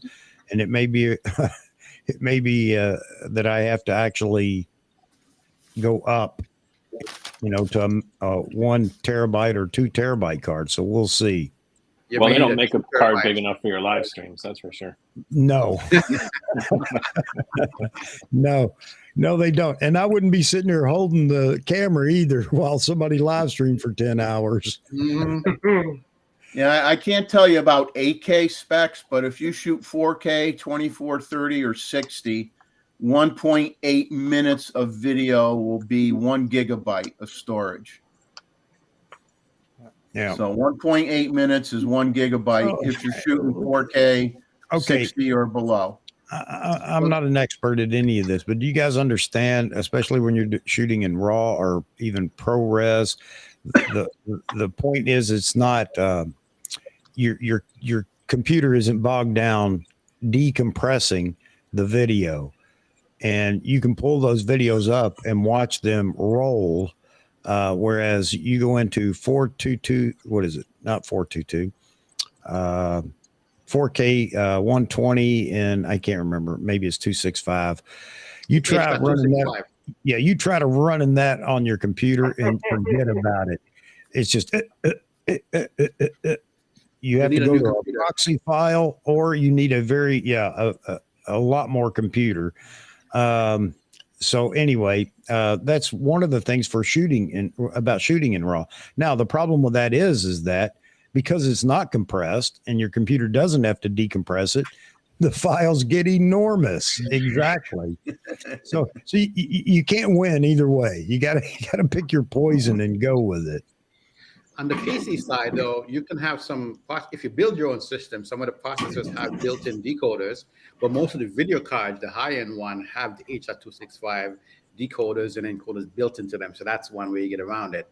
Yeah. The latest Apple M1 chips have multiple decoders and encoders in that. I remember when they showed, I think it was the M1 Max or Pro, where you can have 8K videos compressed and you can do multiple streams of that. So most of these people have put out new processors. Those things are included in them. If your PC is a few years old and you want to shoot at that level, you're going to have to upgrade. Hey, Mookie asked this question. He said, Chuck, please ask how many people on the stream typically handhold or use a tripod. If you guys want to answer that real quick, it's an open question because you really, what are we shooting? What are we talking about shooting specifically? Whether it's video, handheld, photo.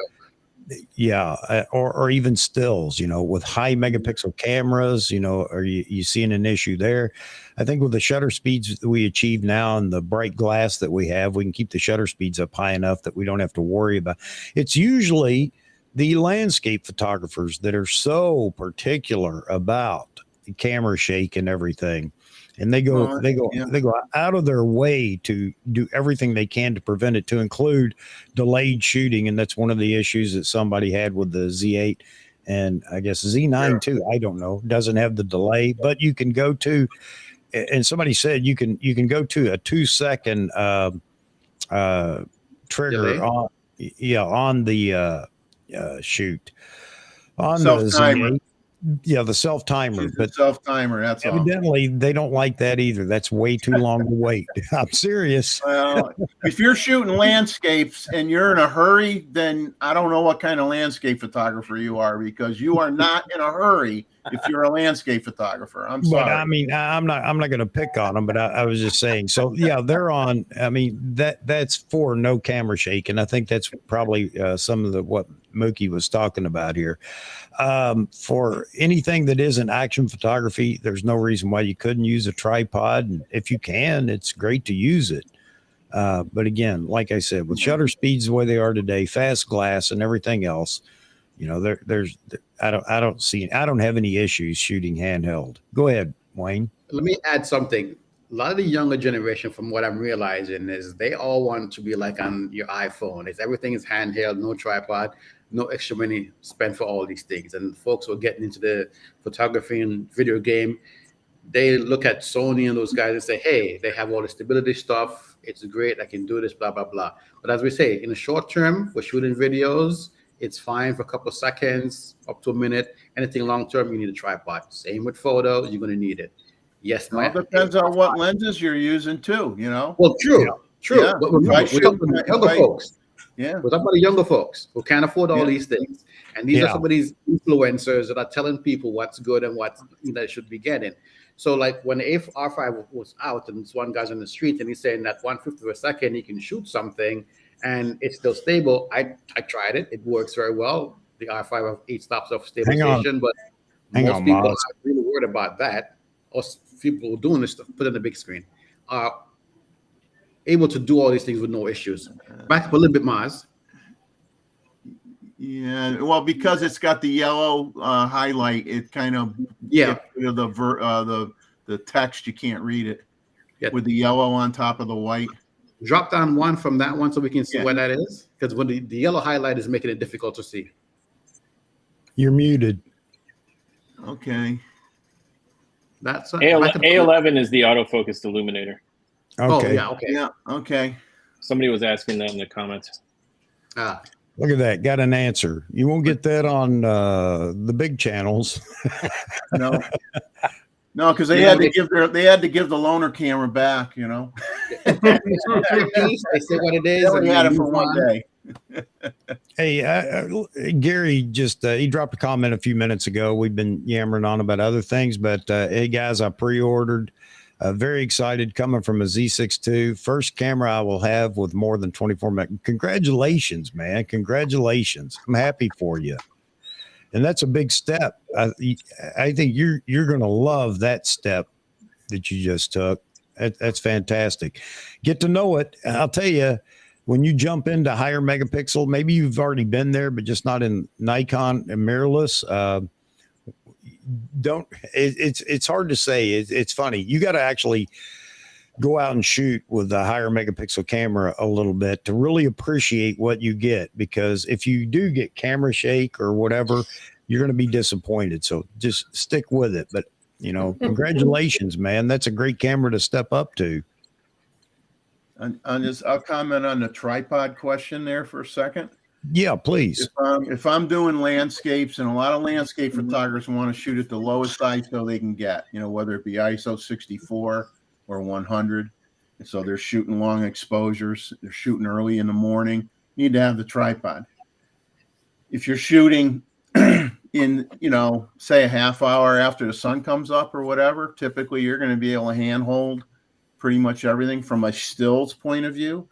Now, if I'm shooting video, if I'm shooting birds in flight or static birds or whatever, or birds swimming in the water, if I have my 500 PF or shorter length lenses, I can usually shoot 4K 120 handheld, and it's going to come out pretty darn good. If I have my 800 on my camera, that's a real crapshoot trying to handhold that, because it's just such a long focal length that you're better off on you used to, at a minimum, a monopod with a gimbal. And as I found out the other day, that didn't work for me because it was a windy day. The wind was blowing me around. So if I'm trying to hold a camera, obviously if I'm getting blown around, the camera's moving. So I'll start bringing a travel tripod with me, and I'm going to try that next with the 800. And that should, you know, if I set that up and put the 800 on a travel tripod and lock everything down and maybe put my weight on the legs a little bit while I'm filming, I think it's going to come out really, really good. But all depends on, you know, everything from wind gusts to focal length to shooting slow shutter speeds, you know. A lot of variables. I'll get into this too, Chuck. Is if I'm shooting after dark, it's definitely with the tripod. Hey, David. The other David. The other David. Oh, The other David here. Look at How's it David, going? man. I like guys with the same hairline, Wayne and Dave. Yeah. We're in a club. But anyway, if I shoot an awful lot of sequences, so that I can put them together as a composite. So that's all done on a tripod, because I only have 5 or 6 tripods that I use, and And these people that want to use the 2-second delay, what I say for that is buy a better tripod. You can put your camera on the tripod, put your hand on it, then press the trigger, and the damn thing would move. You know, if you got a cheap tripod, like I've got some of them too, there's just a hope and a prayer. But anyway, I go both ways when it comes to tripods. It all depends, because I'm with Jeff. If I got my 500 or my 800, well, my 500 I'll hand hold, but my 800, that's always on a gimbal. You know, that's the only way I use it. And my long lenses after dark, like the picture behind me, that was with the tripod at 3 o'clock in the morning. And that's all. Yeah, I can see it at night, period. Absolutely, with a tripod. No doubt about that. Hey, let's welcome David Moots, D Moots Photography. It's been a while, brother. Hey, I want to see if your hand. I want to see if your hands look like working man hands now that you've been working on the house. They're tore up, dry. Look at that. Yeah, that's great. They look good. Hang on a second, Maz. I'll put it on the big screen here in a minute. Yeah. And Mr. Gustavo joined us. How you doing, Gustavo? Welcome. Hello. Hey, Gustavo. Did you order the Z8, Gustavo? I'm doing okay. I'm just checking here a couple of things. Oh, I was going to say, did you order the Z8? Yes. Yes. Of course. Gustavo, are you taking orders since you're wearing the headset? Can I place an order through you?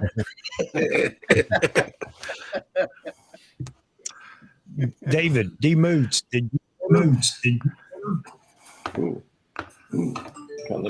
What's that? I'm sorry. Did you order the Z8?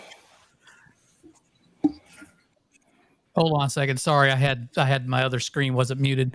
I did actually order. Yeah, I did. All right, good, cool. Yeah, I just wanted that smaller body for some of my other lenses. You know. Yep. That was the main reason. Really, I mean, if you have a Z9 and you need the buffer, you know, stick with your Z9. But yep. That's really the only reason why I ordered it, was just for the smaller lenses. Hey, Rakesh has a question here. We like to try to answer questions. I don't, because I'm not smart enough, but he's asking, is there any way to turn off the green focus light in the Nikon self-timer mode on the Z7 II? Yeah, that's actually what I was showing before. Okay. A11. Oh, A11. All right. Yep. All right. So you were way ahead of me, Maz. I want B24, please. Bingo. All right. How you doing, John? Good to see you in here, man. Hey, everybody go over and drop a like if you would, please. I'm not asking for subscriptions. Again, you'll do that if you want, but likes, I love getting likes. I'm a weirdo, I guess. All right, Maz, here you go. Full screen. All right, so one of these cards is a Delkin Black, and the other one's broken, and it's an Angel Bird. Yeah. So I know a lot of people have success with these cards, but I'm done with Angel Bird. Hey, Moz, man, my Angel Bird cards did the same thing. Have that back piece break off. Yeah. Where you push it in. Oh, you know what? It's because of my background. Hold on a second, guys. No, it's because of your eyes. I have my background set. Yeah, go ahead. I have my background set to be blurry. You know what? We're going to sing that song. You can't hide those lion eyes, baby. I contacted. There you go. Yeah. I contacted Angel Bird about that, and they told me they were aware of it, and they knew they had a problem. Yeah, I know. That's what they told me too. And then I tried to get a new one, and I just jumped through hoops for like a week, and then I just gave up. And I just said, okay, I'm just never going to buy another card from you guys again. Yeah. Yeah. They finally shipped me a new one, but I haven't bought any new ones. But the other thing that really disturbed me about it is they knew that they had a problem with the plastic. They had a bad batch of plastic, and they continued to sell the cards.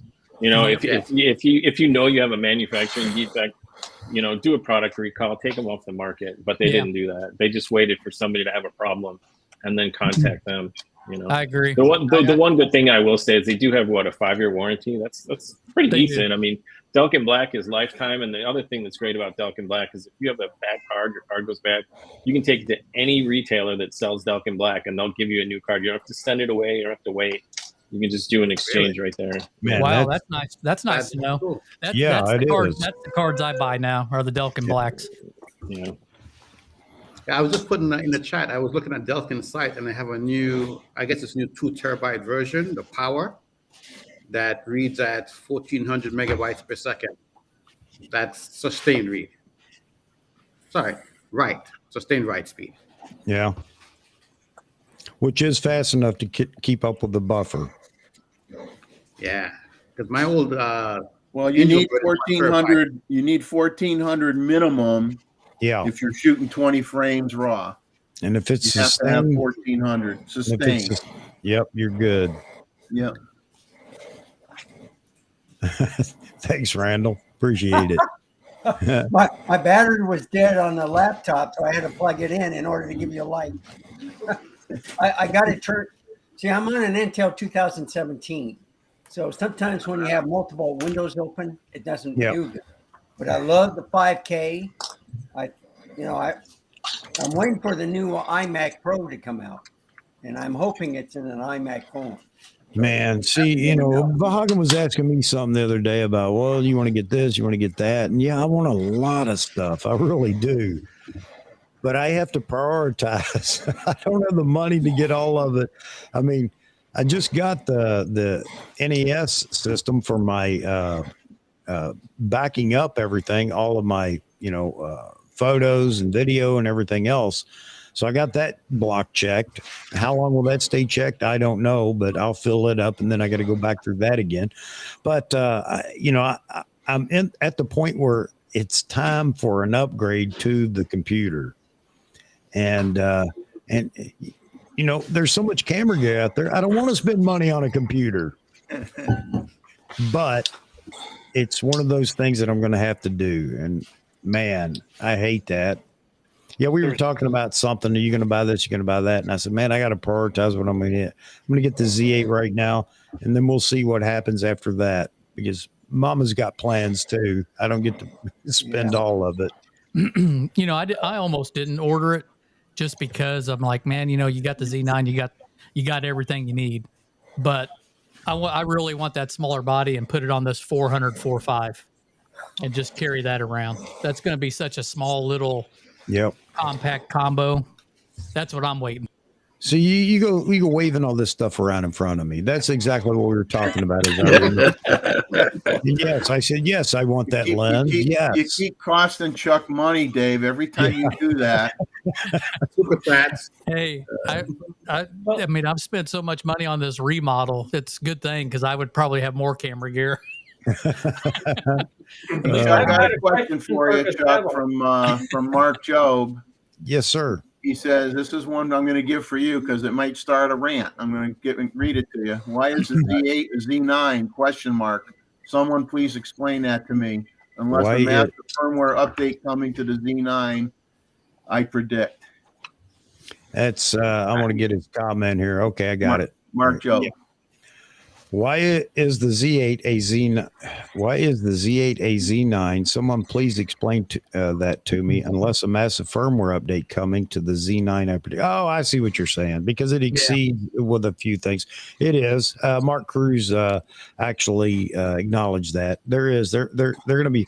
Well, yeah, it's weird to say this, but the Z9 is going to catch up to the Z8. That's not going to take much to do, really, because there are just a few features that they need to add. And there will be updates, and this was asked of Mark Cruz, and he acknowledged the question and answered it. There will be firmware updates continuing for the Z8 and the Z9, so that's going to happen. And we already know that. What was I going to say? We already know Mark Cruz let the cat out of the bag on 2 firmware updates coming right away for the Z8, and I'm sure soon to follow for the Z9. One is on ISO and shooting video, dropping it from 800 to 200 ISO. and I don't know what the other one is because he wouldn't talk to us about it. But yeah, that's you know, the Z9 is going to follow now the Z8 progression and firmware updates. It's weird to say that, isn't it? One point, Chuck. Yeah. I heard Mark Cruz on a Q&A. I forget who he was with. There were like 2-3 people. And he said that where the Z9 left off, the Z8 will start as far as firmware. So Right. whatever that means. Yeah, they had to because it's going to be, well, yeah, I don't know if it's going to be different numbers. I guess that's what he was talking about, that the numbering system would be in the same in the Z8. The firmware numbering system would be the same in the Z8, I suppose. I don't know. Maybe that's just for ease of them putting out the firmware updates, because typically you would expect that the Z8 would come out at firmware 3.0 or maybe 3.01 or something like that. But it's going to be, yeah, I don't know what he meant by that. Well, I kind of understood it more like what you saw the Z9 do as far as firmware. Yeah. Where that finished off, the Z8 will continue further.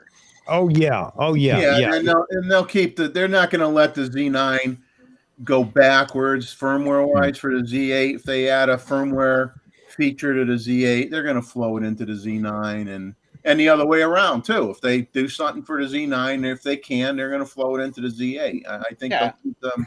I think firmware wise, they're going to keep them pretty much, even with each other at this point.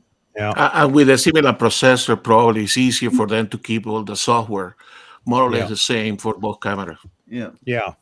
Yeah, because the hardware is identical in both cameras. I mean, minus the button layout buttons and that type of hardware and stuff like that. But as far as processor, sensor, and everything else, even EVF, it's all the same.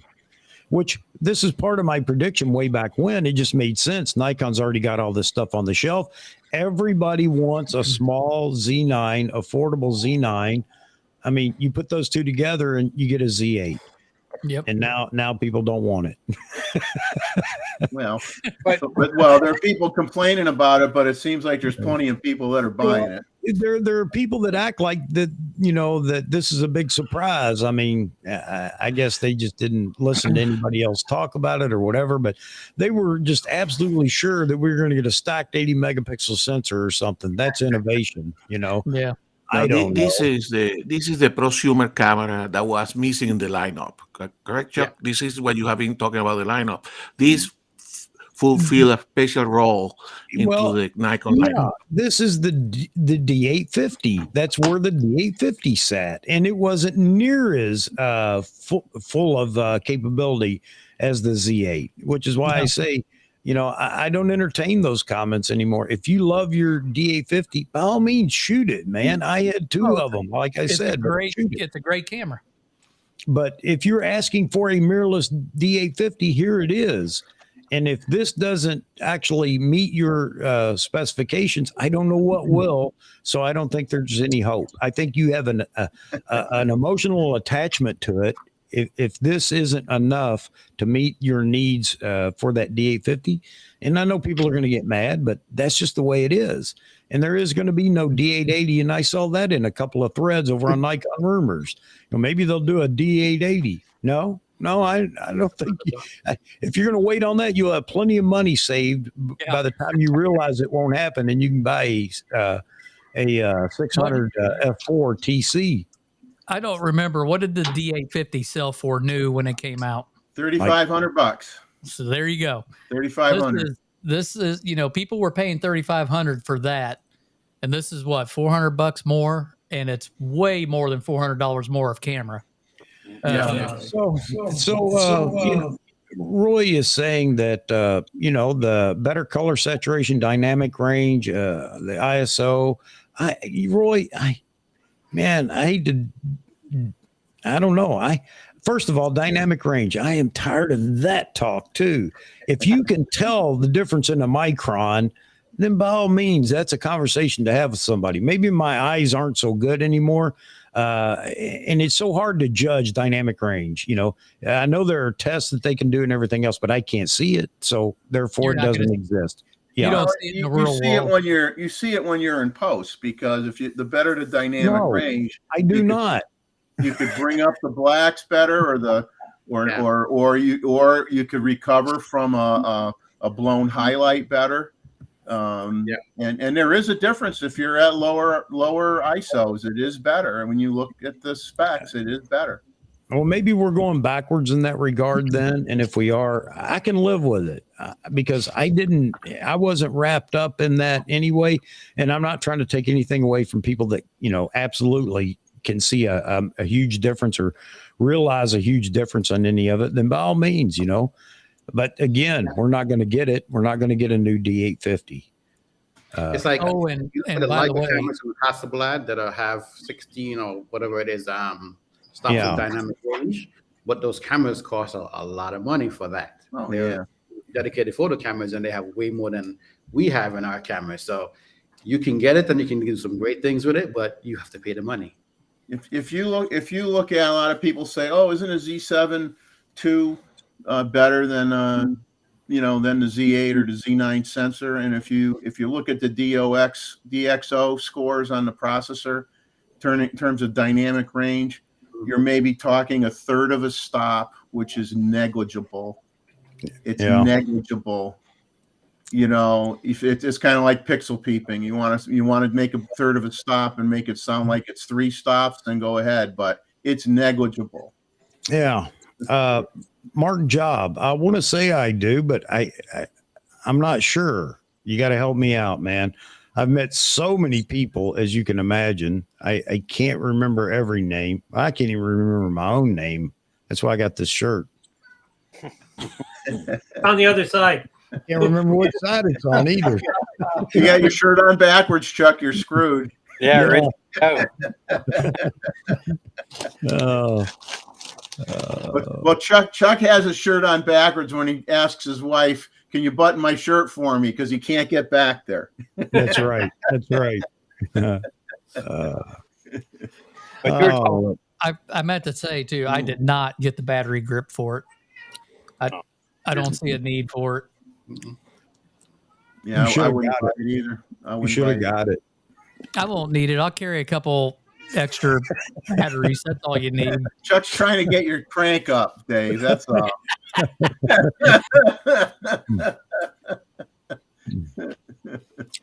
So thanks, Mookie. He's keeping a tab on the poll over there for us.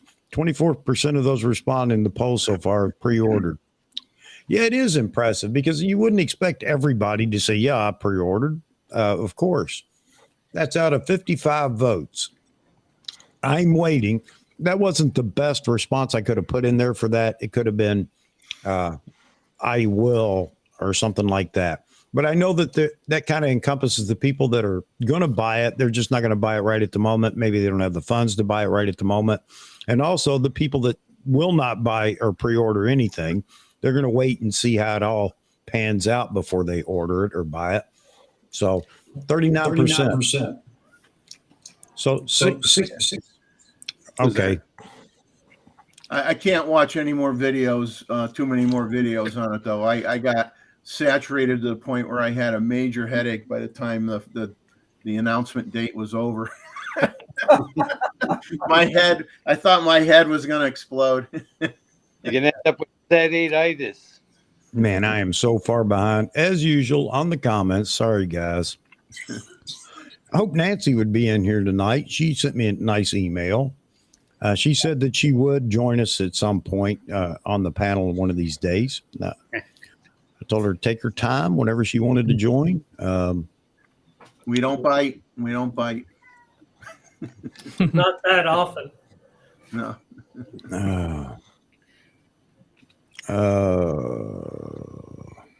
I'm looking, Mark, I thought maybe you'd left another comment in there to tell me who you are. I'm sorry, I can't remember. Man. Did I meet Mark you? said he's from Simon's show in Toronto. Oh, okay. Sorry, I didn't remember that. Yeah, sorry. Well, good to see you over here. Oh man, he says filmmakers. I saw that comment, Mark. Filmmakers shoot stills too. That's I don't great. think Wayne does. I do. Yeah.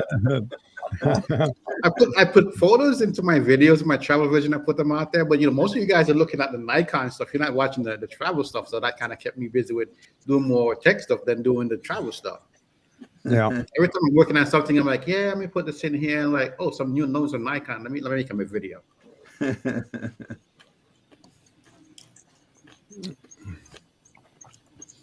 Yeah, I thought it was around $3,300 too. I wasn't going to argue.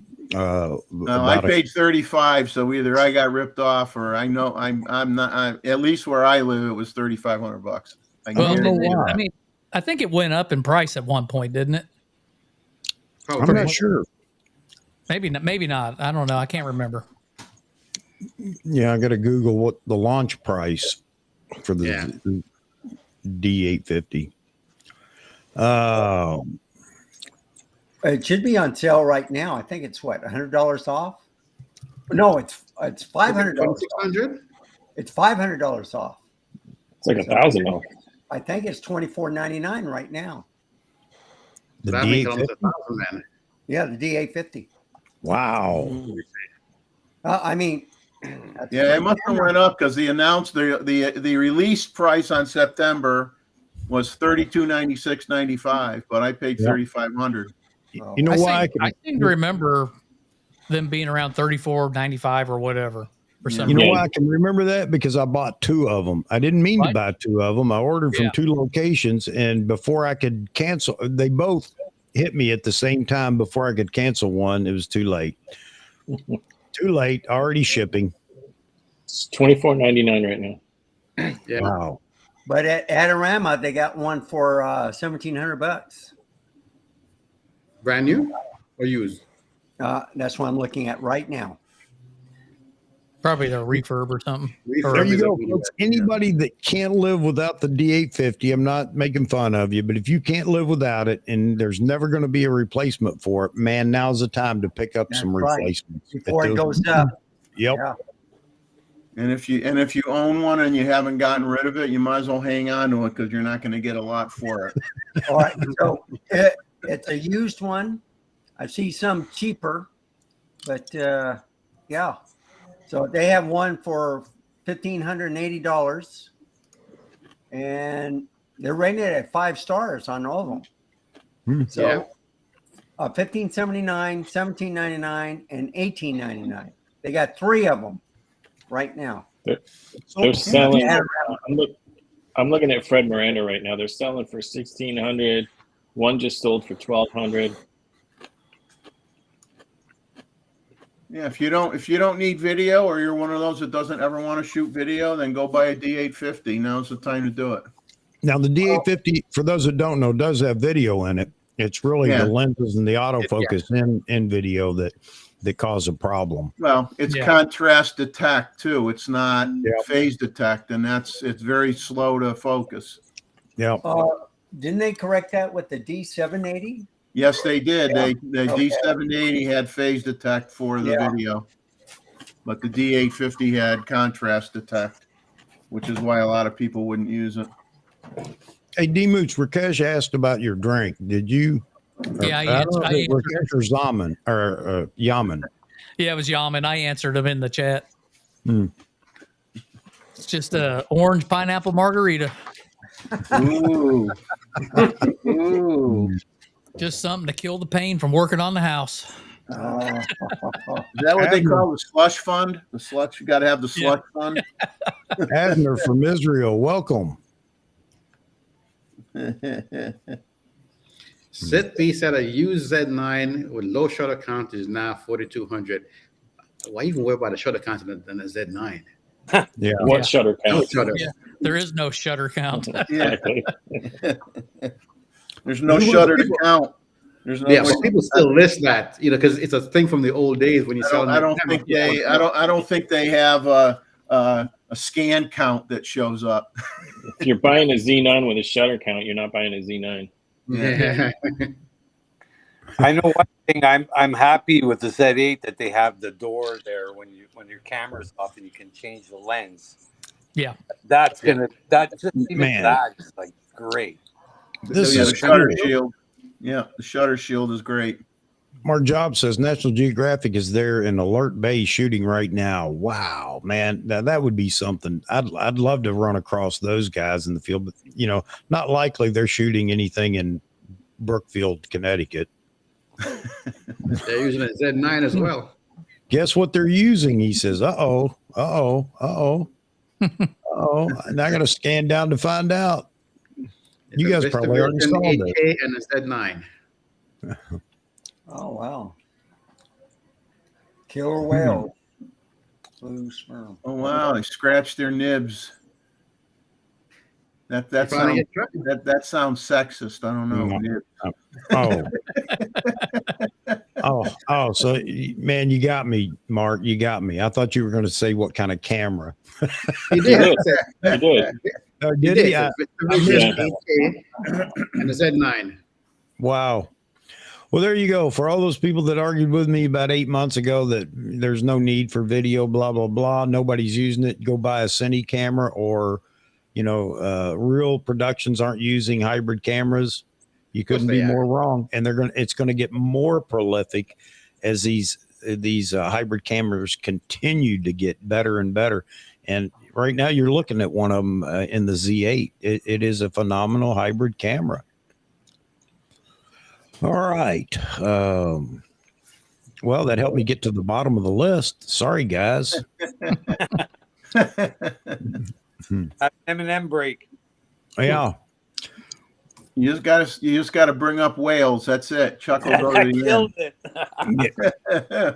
Man, I love National Geographic. How many people watch National Geographic, Planet Earth, and Blue Planet? Oh yeah, I'm addicted. I can binge on those when they're on one after, especially Blue Planet. I like Blue Planet and Frozen Planet especially.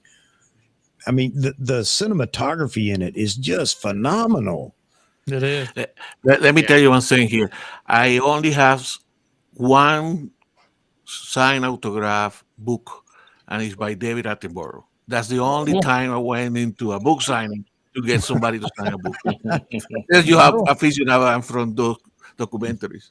I don't know if anyone's seen Tiny World, but Apple TV has Tiny World series, which is really good too. It is. Yeah, that is cool. No, I haven't seen it.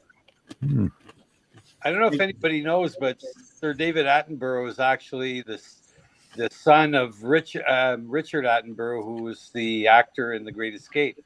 Brother. Mm-hmm. He's the brother. Oh, there she is. Hey, NASA Jane. Or NASA Jane.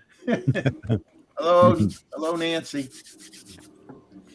No, I know what you mean, Nancy. And when you hit that point, you're really trying to figure out what's life going to be afterwards, and you can't afford to splurge until then, based on your lifestyle and everything else. So I understand that all too much. Just don't retire. I got a tip for you, Nancy. Just work another year, one more year. More taxes. Mark says he's his older brother, actually. Yeah. Richard. Yeah. No, it can't be. Richard is. Maybe he's the older brother. Maybe it's not his son. Okay. Yeah, he's the brother. Brother. Yeah. Okay, that makes sense. Yeah, because David's not a young man. Richard played in Jurassic Park. That's right. Yeah. So He's also deceased. So. The same one that was The Great Escape? Was he in Wild Geese also? Great Escape. Gandhi. Yeah. That was an old movie, The Great Escape. Yeah, The Great Escape. Yeah, he was. Yeah. Hey, Randall, your comment on Abe's of Maine having a sale on the D780 for $14.19. You got to beware of Abe's of Maine because a lot of that stuff is imported cameras. It's not U.S. gray market. It's gray market. That's why it's cheaper. They want to upsell you too on everything. Yeah. Yeah. Had this, had that. Yeah. Don't buy don't deal with Abe's of Maine. No. they've been around for when I was a kid. They were around and they were known for the, selling all the imports back then. Yep. Well, the level of the camera is no different. It's just if you have an issue, you have to send it back to them to Correct. have repaired. So yeah, Right. You can't bring it. You can't bring it to any United States Nikon warranty you have to go place back and to get it them. fixed.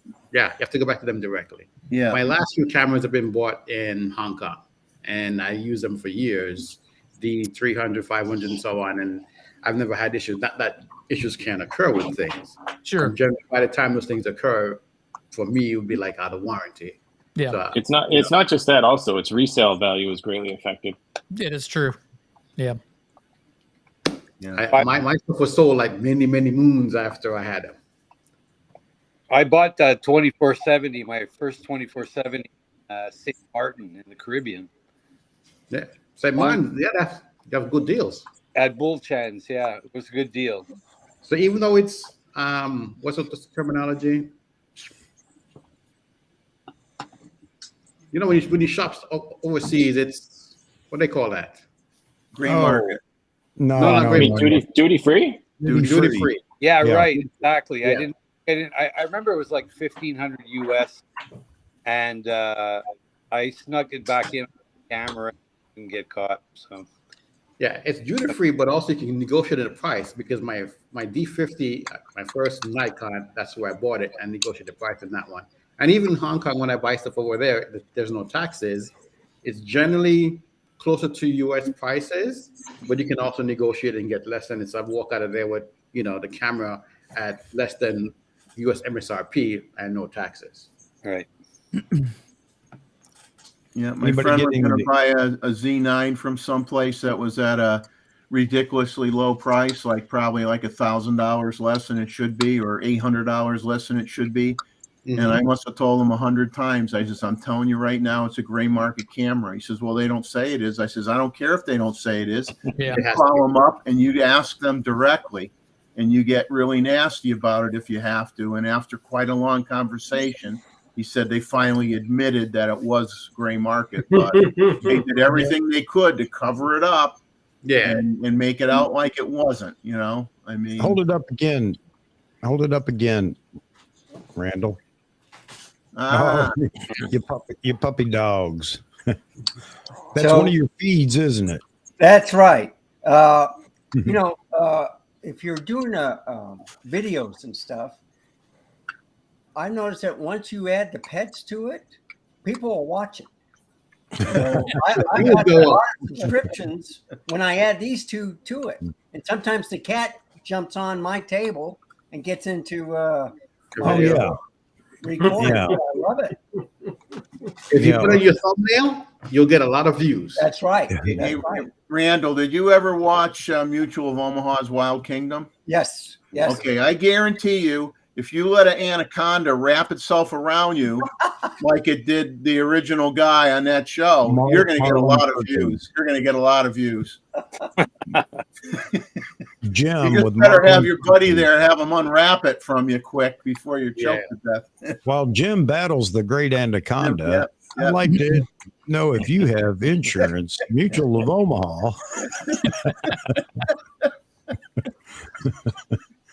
Yeah. Was that before or after the Disney movie? Wasn't that like right before the Disney movie on think it Sunday was. nights? Or? Yeah, I think it was Yeah, it was. before. Yeah. Yeah. Well, here's That was everyone's a great ages. show. That was Yeah. such a good show. Anyway, Yeah. guys, I have to say goodnight because I got up at 4:30 in the morning. I did overtime today and Oh wow. got a. Hey. Michael, thank you for being another that has shown up on the panel. And what was it hard? I mean, was it frustrating, or were you was it fearful or anything at all? No, There you go, folks. I think the only thing is when you're a new like person that not everybody knows. It's kind of hard to know when you can slide in a word, but No, I didn't. You just interrupt.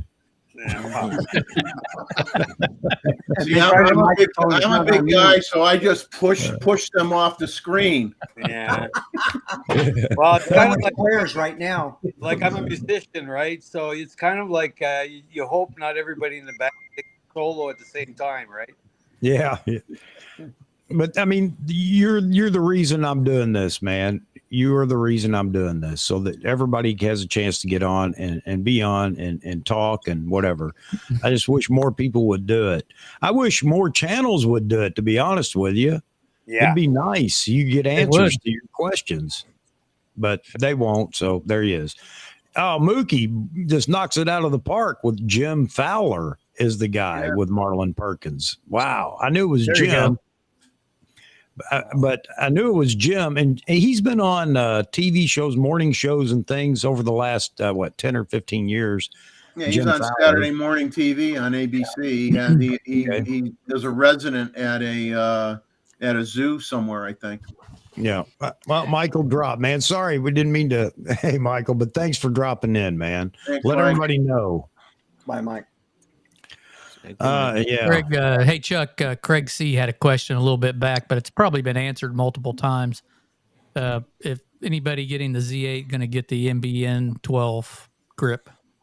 All right, good question. Yeah, we talked about it early, but I'll throw it back up here. Yeah, I'm not. I mean, no, thank you for me. If I get it, no, thank you. I have the Z9, and even if I didn't have the Z9 and I was getting the Z8, I still wouldn't get it because I just don't like battery grips. But there are people that do for one reason or another. So I just want to, I Googled Jim Fowler, and I was kind of encouraged he was still alive because that was forever ago. But I just found out he died in 2019. Yeah. So. Oh, man. Heart problems. Yeah. Well, he was getting up there in years. How old was he, Maz? I just closed it and it didn't say right there, but 1930 to 2019. Oh, wow. You do the math. Yeah. Hey, Abner, I've seen you in here. Abner, I've seen you in here before. We'd love to see more of you. You'll have to join the panel with us one day as well. He started taking photos after he retired. Well, it's a great hobby to have after you retire. It really is, because then you can actually enjoy it after you retire. Yeah, your kids are grown up. You can go out and shoot for half a day, and nobody's going to say anything. Your kids aren't going to miss you. It's nice when you're retired. Yeah. Nancy's saying she's got a lot of hobbies, including metal detecting. Well, Nancy, you got to just start getting more coins with the metal detector, and then you could get the Z8. That's the key. Get that metal detector out more. Man, there are some good old shows. Fowler was 89 when he died. Wow. Well, he lived a good life. That's good. Yeah. Considering all the entanglements he had with critters. Joe Stroud, and he recognizes Mr. D. Moots Photography. Yeah, we've missed you, David. Yeah, becoming a stranger. Yeah, man. You kind of look the same. You look the same as the last time, other than the cracked fingers and stuff. Oh man, I'm telling you, I've cracked and cut and you name it, I've done it. Yeah, Sith says same thing. No grip for me. I already have the Z9. Yeah, that was the whole point of that camera. I want a smaller Z9. Bam, got it. Now I want a grip for it. Yeah. Hey, Jeffrey asked me if I've been been winning, no if I've been documenting my job. I have, but not to the extent of doing a video. So there you go. That's where I took the wall out between the living room and the kitchen. And then now it's got sheetrock, but now actually I've got it all painted. Hold on. I want to see your version of This Old House, man. There you go. Man, okay. Yeah. That's actually, it looks totally different now. Now I've actually got all that painted.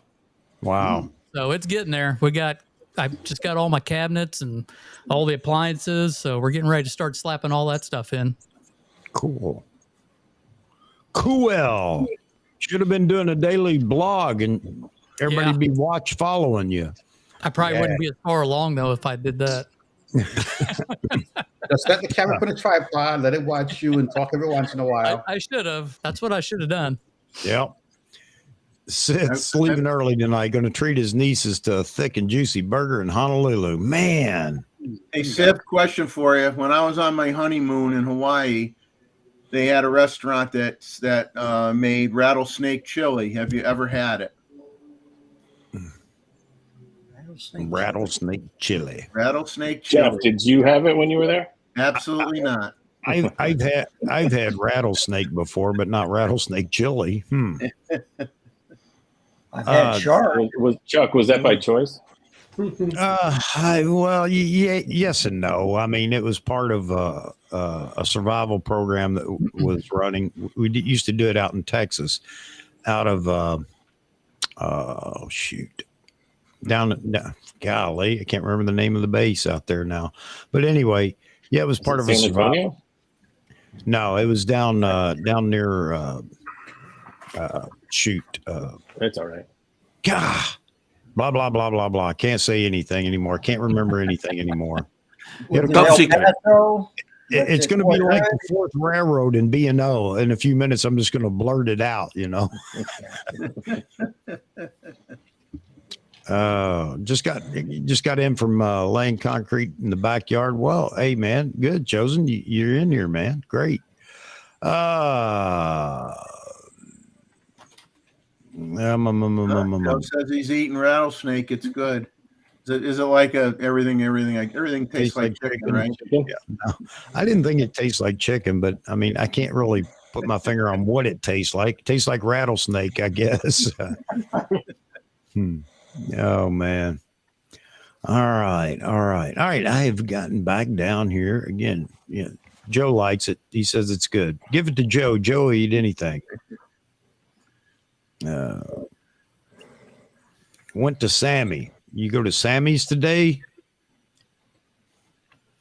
Sammy's camera? Sammy's I don't camera. know. Yes. Oh yeah, alligator or crocodile. Yeah, man. Now you're talking. That is good eating, man. Alligator fritters. Those are good. Yep. First time I ate crocodile over in Kenya when I was over there, and man, oh man, I got to tell you, I was like, we're gonna eat a crocodile? Are you kidding me? But man, which Sammy's was that? Curious by Chosen. Yeah. Said 50 people on the wait, 50 plus people on the waiting list for the Z8. Wow. Yeah, he just said yes. The Sammy's closest to me in Santa Ana, California, is going to have a Z8 event next Saturday that I'm going to go to. So a lot of those are coming up. I don't know. Paul's having one next week, middle of next week. Paul's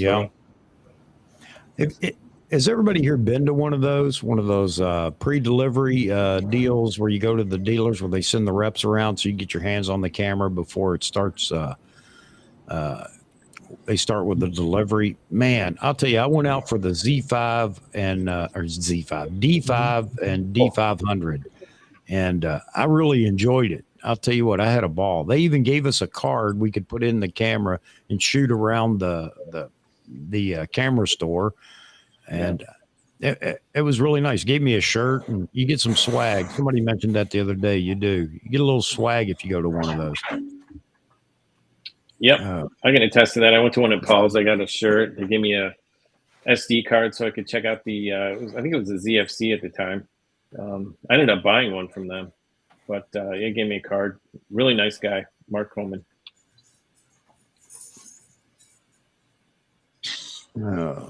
No swag for Canadians, David says. I know John's going to event. Because I was talking to my dealer yesterday about it because I was putting the pressure on and he said we're not getting it in Canada anymore. So no swag at all. Oh yeah, I wanted to be like Tim and have a Nikon hat, but there's nothing. You know. You're gonna have to join MPS and get that blanket for those cold nights when you're out shooting the Aurora. You can do it easily up in Canada. Don't try it. Don't try it in the U.S. That's funny you mentioned the blanket. I just got mine yesterday. It's a crack. I don't make any money from photography, so, but maybe what I'll have to do is tell them I'm the staff photographer for the company that I work for, and maybe that'll work. There you go. Yeah, I won't tell them that I own the company that I work for. I got an invite to the one in Malaysia, but I'd have to go fly over there, and they don't have a date as far as when the delivery is. They don't have any price here in Asia just yet. So I'm like, I'm going to hold off. You can live it vicariously through John. Exactly. I tell them to take videos and photos so, we can see that. Wait a minute. Let me fix that. Oh, so I'll flip your screen. Yeah, well, they had a DA50 for sale. I got to put the mirror on, but they had for about $3,700. I thought that was $3,700. Yeah. Well, it's almost 38. Let me put it 38, and it was For what? 3 days ago. What was it for? 3,800 For what? a For Z9. what? Oh, Z9. Yeah. Wow. Well, he said D850. Yeah, that's what I thought he said too. Yeah. No, yeah, it's a Z9. Yeah. That's a Oh, steal. okay. Yeah, it is. It is. It has the box. He said he hardly used it at all. Oh, now you do it. Yeah. I had to take the mirror off so he can read it. Oh, yeah. Wow. Mhm. And he Great wants deal. cash. He doesn't want a credit card. He wants cash. So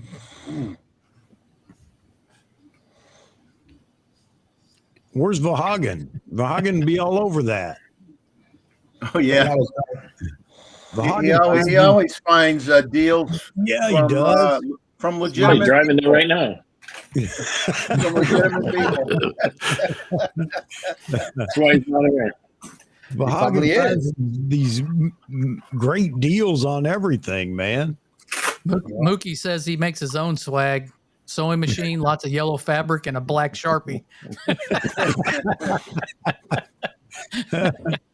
There's my lens case for my 16 to 35. All right. Nice. 1630 anyway. But anyway, I did it for all my lens cases. I got the embroidered onto them so that I know what is what, because when you get them all in a bag, it's a bit hard to tell which is which. So I did it for my 500.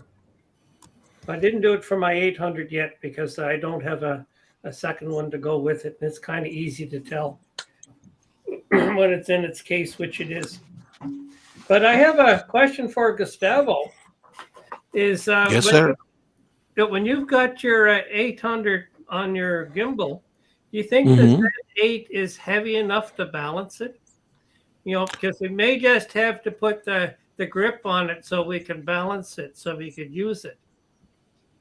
Or I tell you when I get it, but I think if I put a replacement foot that is long enough, that I if you get a long suspect enough, that it will be. Yeah, you just Well, get if a you get a long enough plate, long enough plate. You just slide it one way or the other further, and it'll be fine. But I think I'll just $100? keep using my Yeah. Z9 for now. But anyway, that's on Facebook Marketplace. $100. Wow. Yeah, Sorry, for what? guys. Yeah. A Z6 for $100. No, it's Come a Z- on. Z5. That's not- Z5. that's not- Oh, real. I thought you said Z5. Z6. No. I couldn't read it. All right. All righty. Ooh.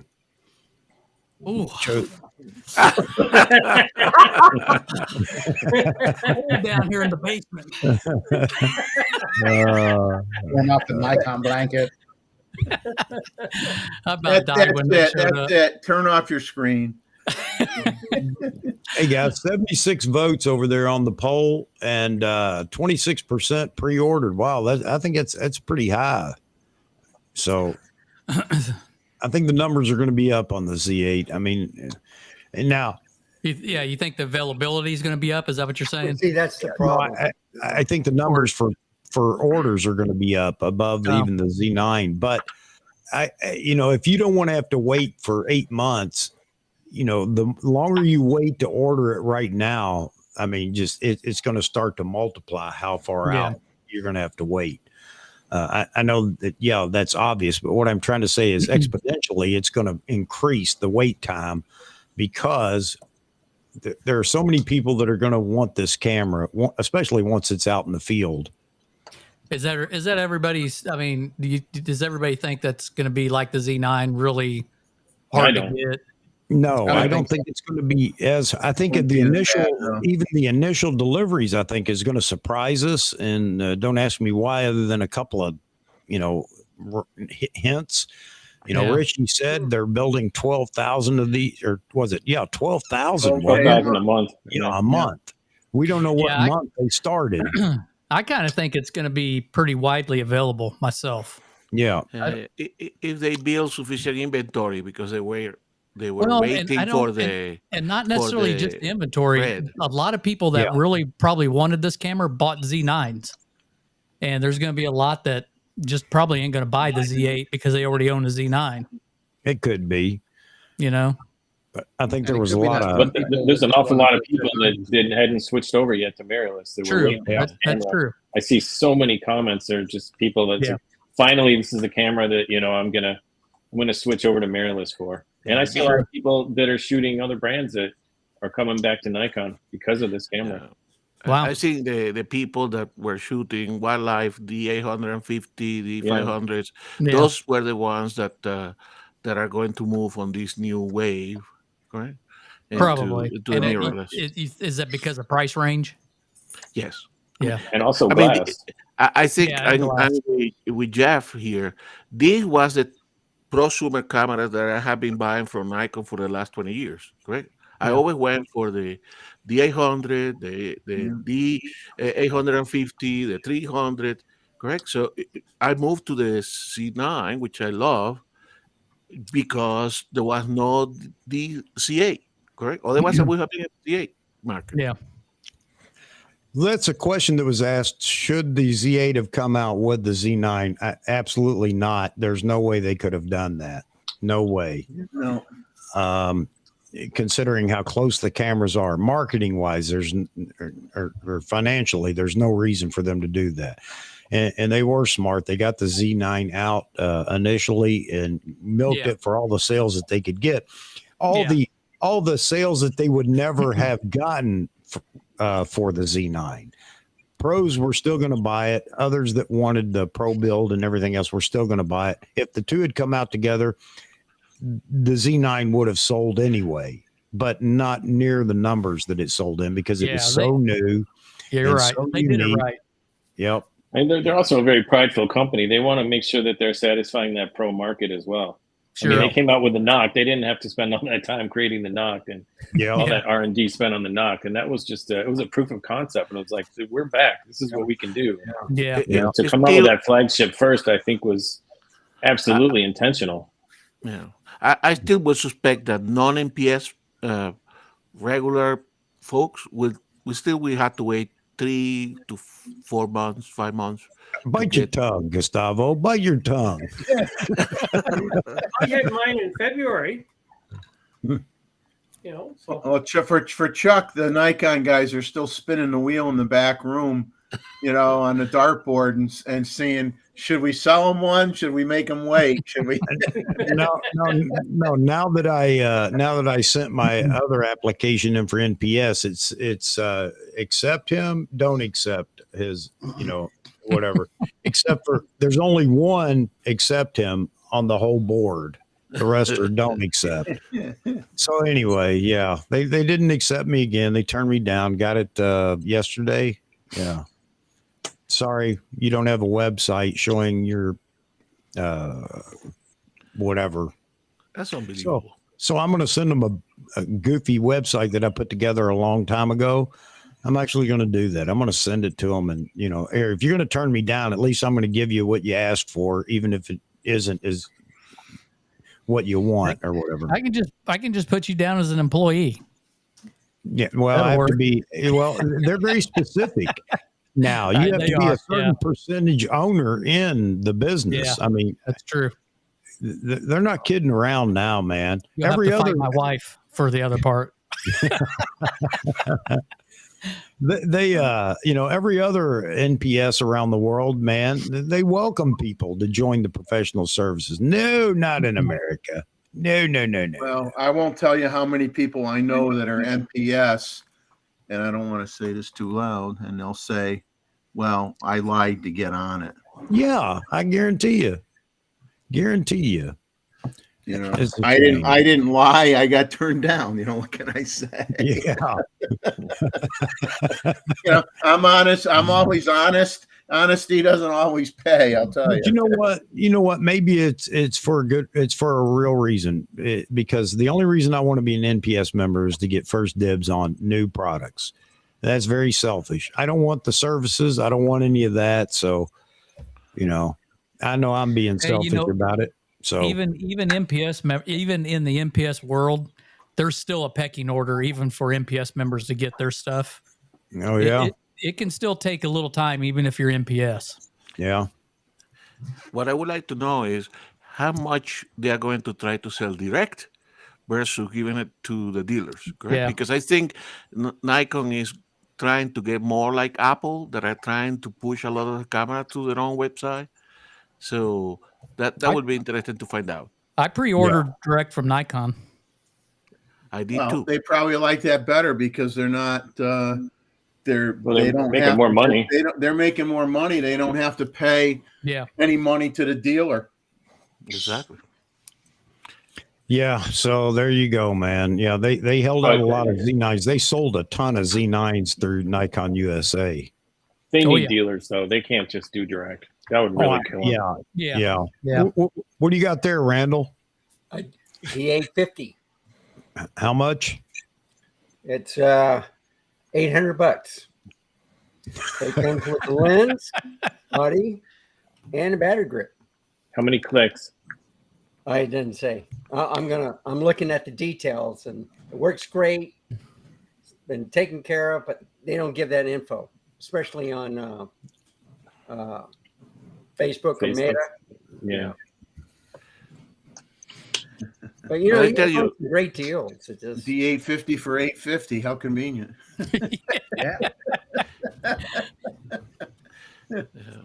I tell you, but they should give, if they were clever, they should give some preference to the people that are still trying to move from the D850s and D500.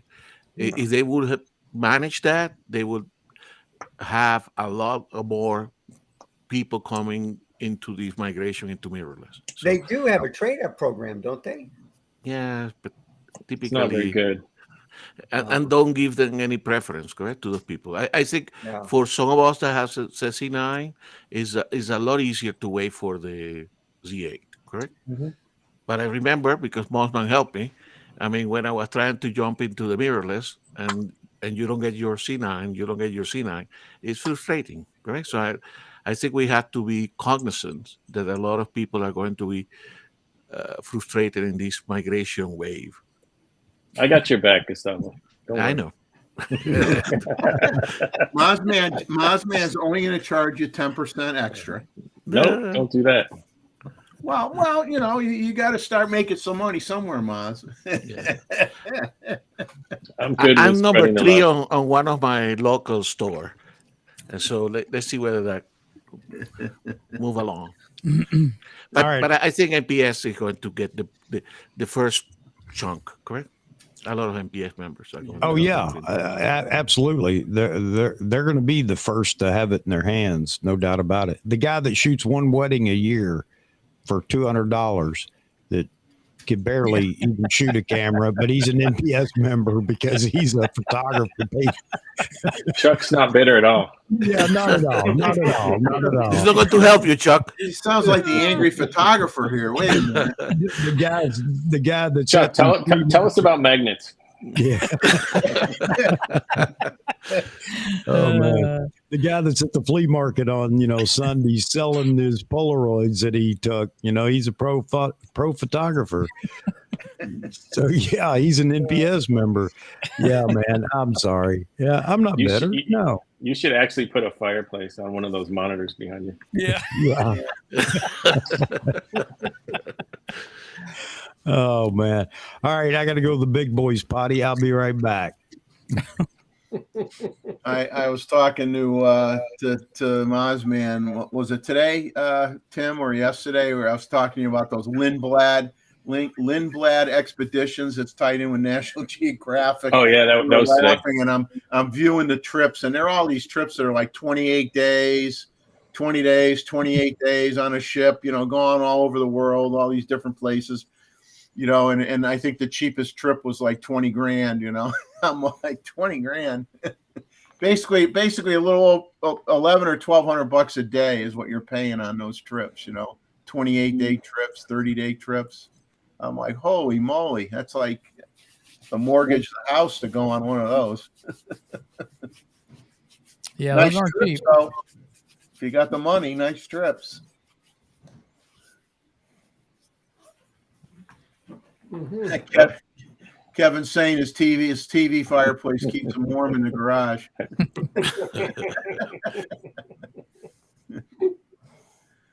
Well, that's only if you have a plasma TV. You know, the plasma gets very hot. And Nancy says she couldn't get into NPS either. No, I tried. I got denied. I still have my letter of denials that I emailed. Did you frame it? You should have it up on the wall behind you. I should probably display that Nikon shunned me. You know, Walt Disney did the same thing, you know, with the Army. So he had his, where they kicked him out upside down. And if you ever watch an old show with him talking about the movie that was coming on or whatever, you could see it upside down right behind him. So I thought that was pretty neat too. I didn't know that. I'll have to watch for that. Oh yeah. Yeah. There's a lot of things here. But this being a prosumer camera, they should have much better inventory, and they should allow for more of those cameras to go to the people that are in that prosumer. Yeah, I group, agree. Correct? They should. Well, I think they're in much better shape because when you had the lawsuit going on, you know, they probably had all this inventory building up. Exactly. And they couldn't release. Everybody's saying, well, where is it? Where is it? Where is it? Well, obviously they waited to see how this lawsuit was going to go.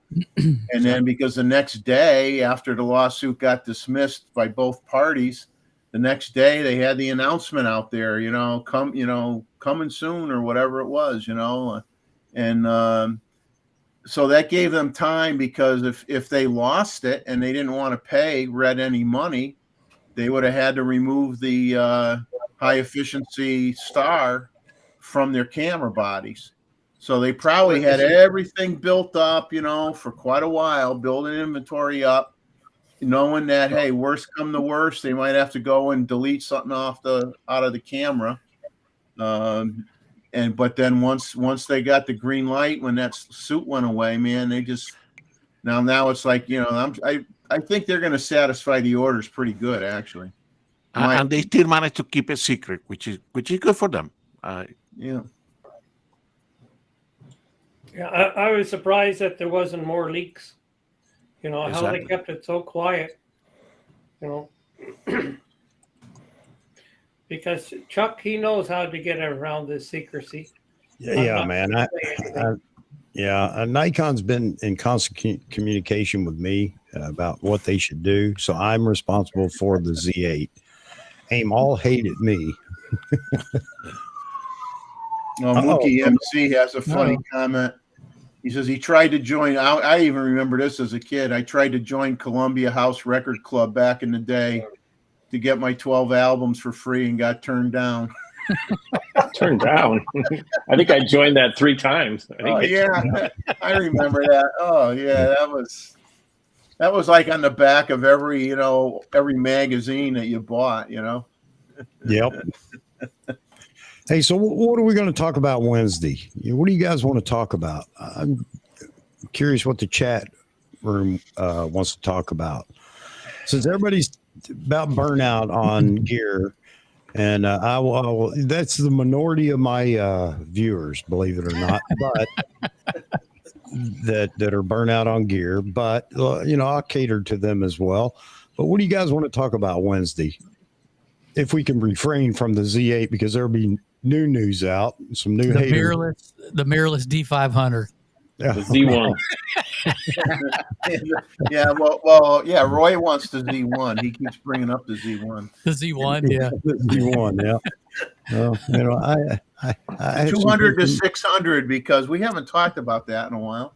That's right. Well, yeah, 180 to 600, whichever it is. Yeah. I don't know what's going on in the lighting world. I mean, all right, we got all these video features. How many people are buying anything for video, constant lighting, aperture or whatever? Maybe, I don't know. Wayne's screen just came on when you said as soon as you said video,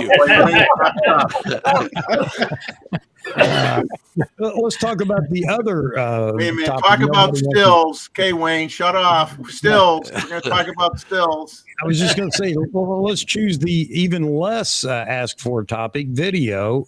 Then I think people hate that more than they do stills, but not stills, but gear talk. But I need to get a hold of John at Frame Voyager and see what he has to say about the Z8, because I'm sure this is something that he's looking at as well. He's a Blackmagic shooter, does all video production, commercially and otherwise. So, man, I ought to get him on here, talk about it and see what he thinks. But yeah, I mean, everybody says that. What are we going to talk about? And, where do we go? And I don't even have to start the conversation on gear. We're going to go there. And that is a big part of the photography community. I mean, without gear, there is no lighting, there is no still, there is no whatever. So yeah, I'm interested. Somebody bring it. Let me ask a question. How many of you guys have a Leica? Not me.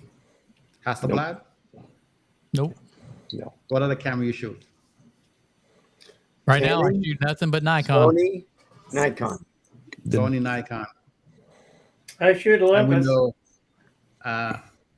Olympus? Yep. I got an OM1 behind me, film camera.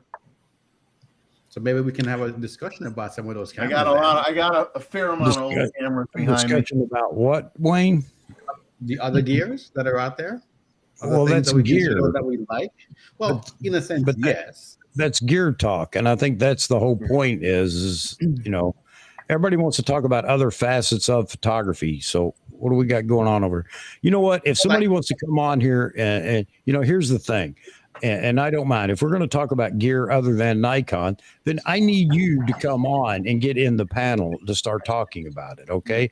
I know nothing about what you're shooting, which is why I say all the time, I can't give you an answer if Nikon XYZ is better than, Sony or Canon BGF. I don't know. I don't shoot it. But if somebody wants to come on and talk about it, that's fine.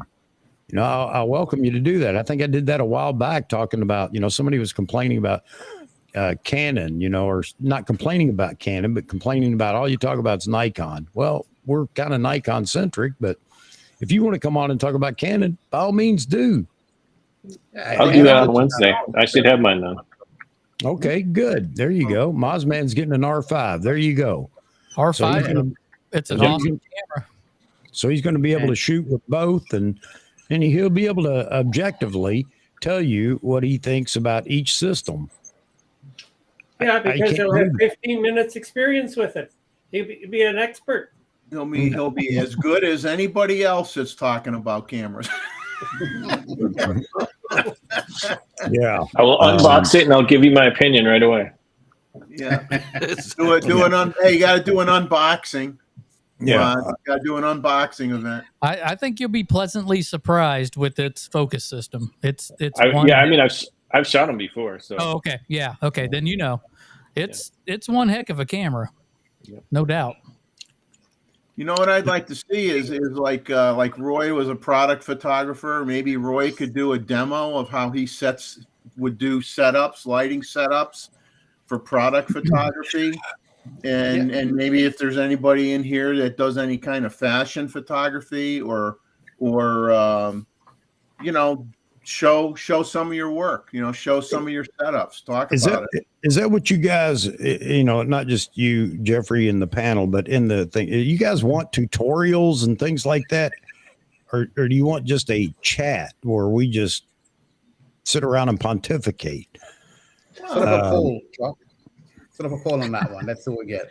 I'm always up for learning. No, because I don't want to hear people say, "Yeah, we love tutorials," because I'm not doing tutorials. Or yeah, I don't think this is the venue for. There's so many tutorials out there. Yeah, that you don't need to add another one.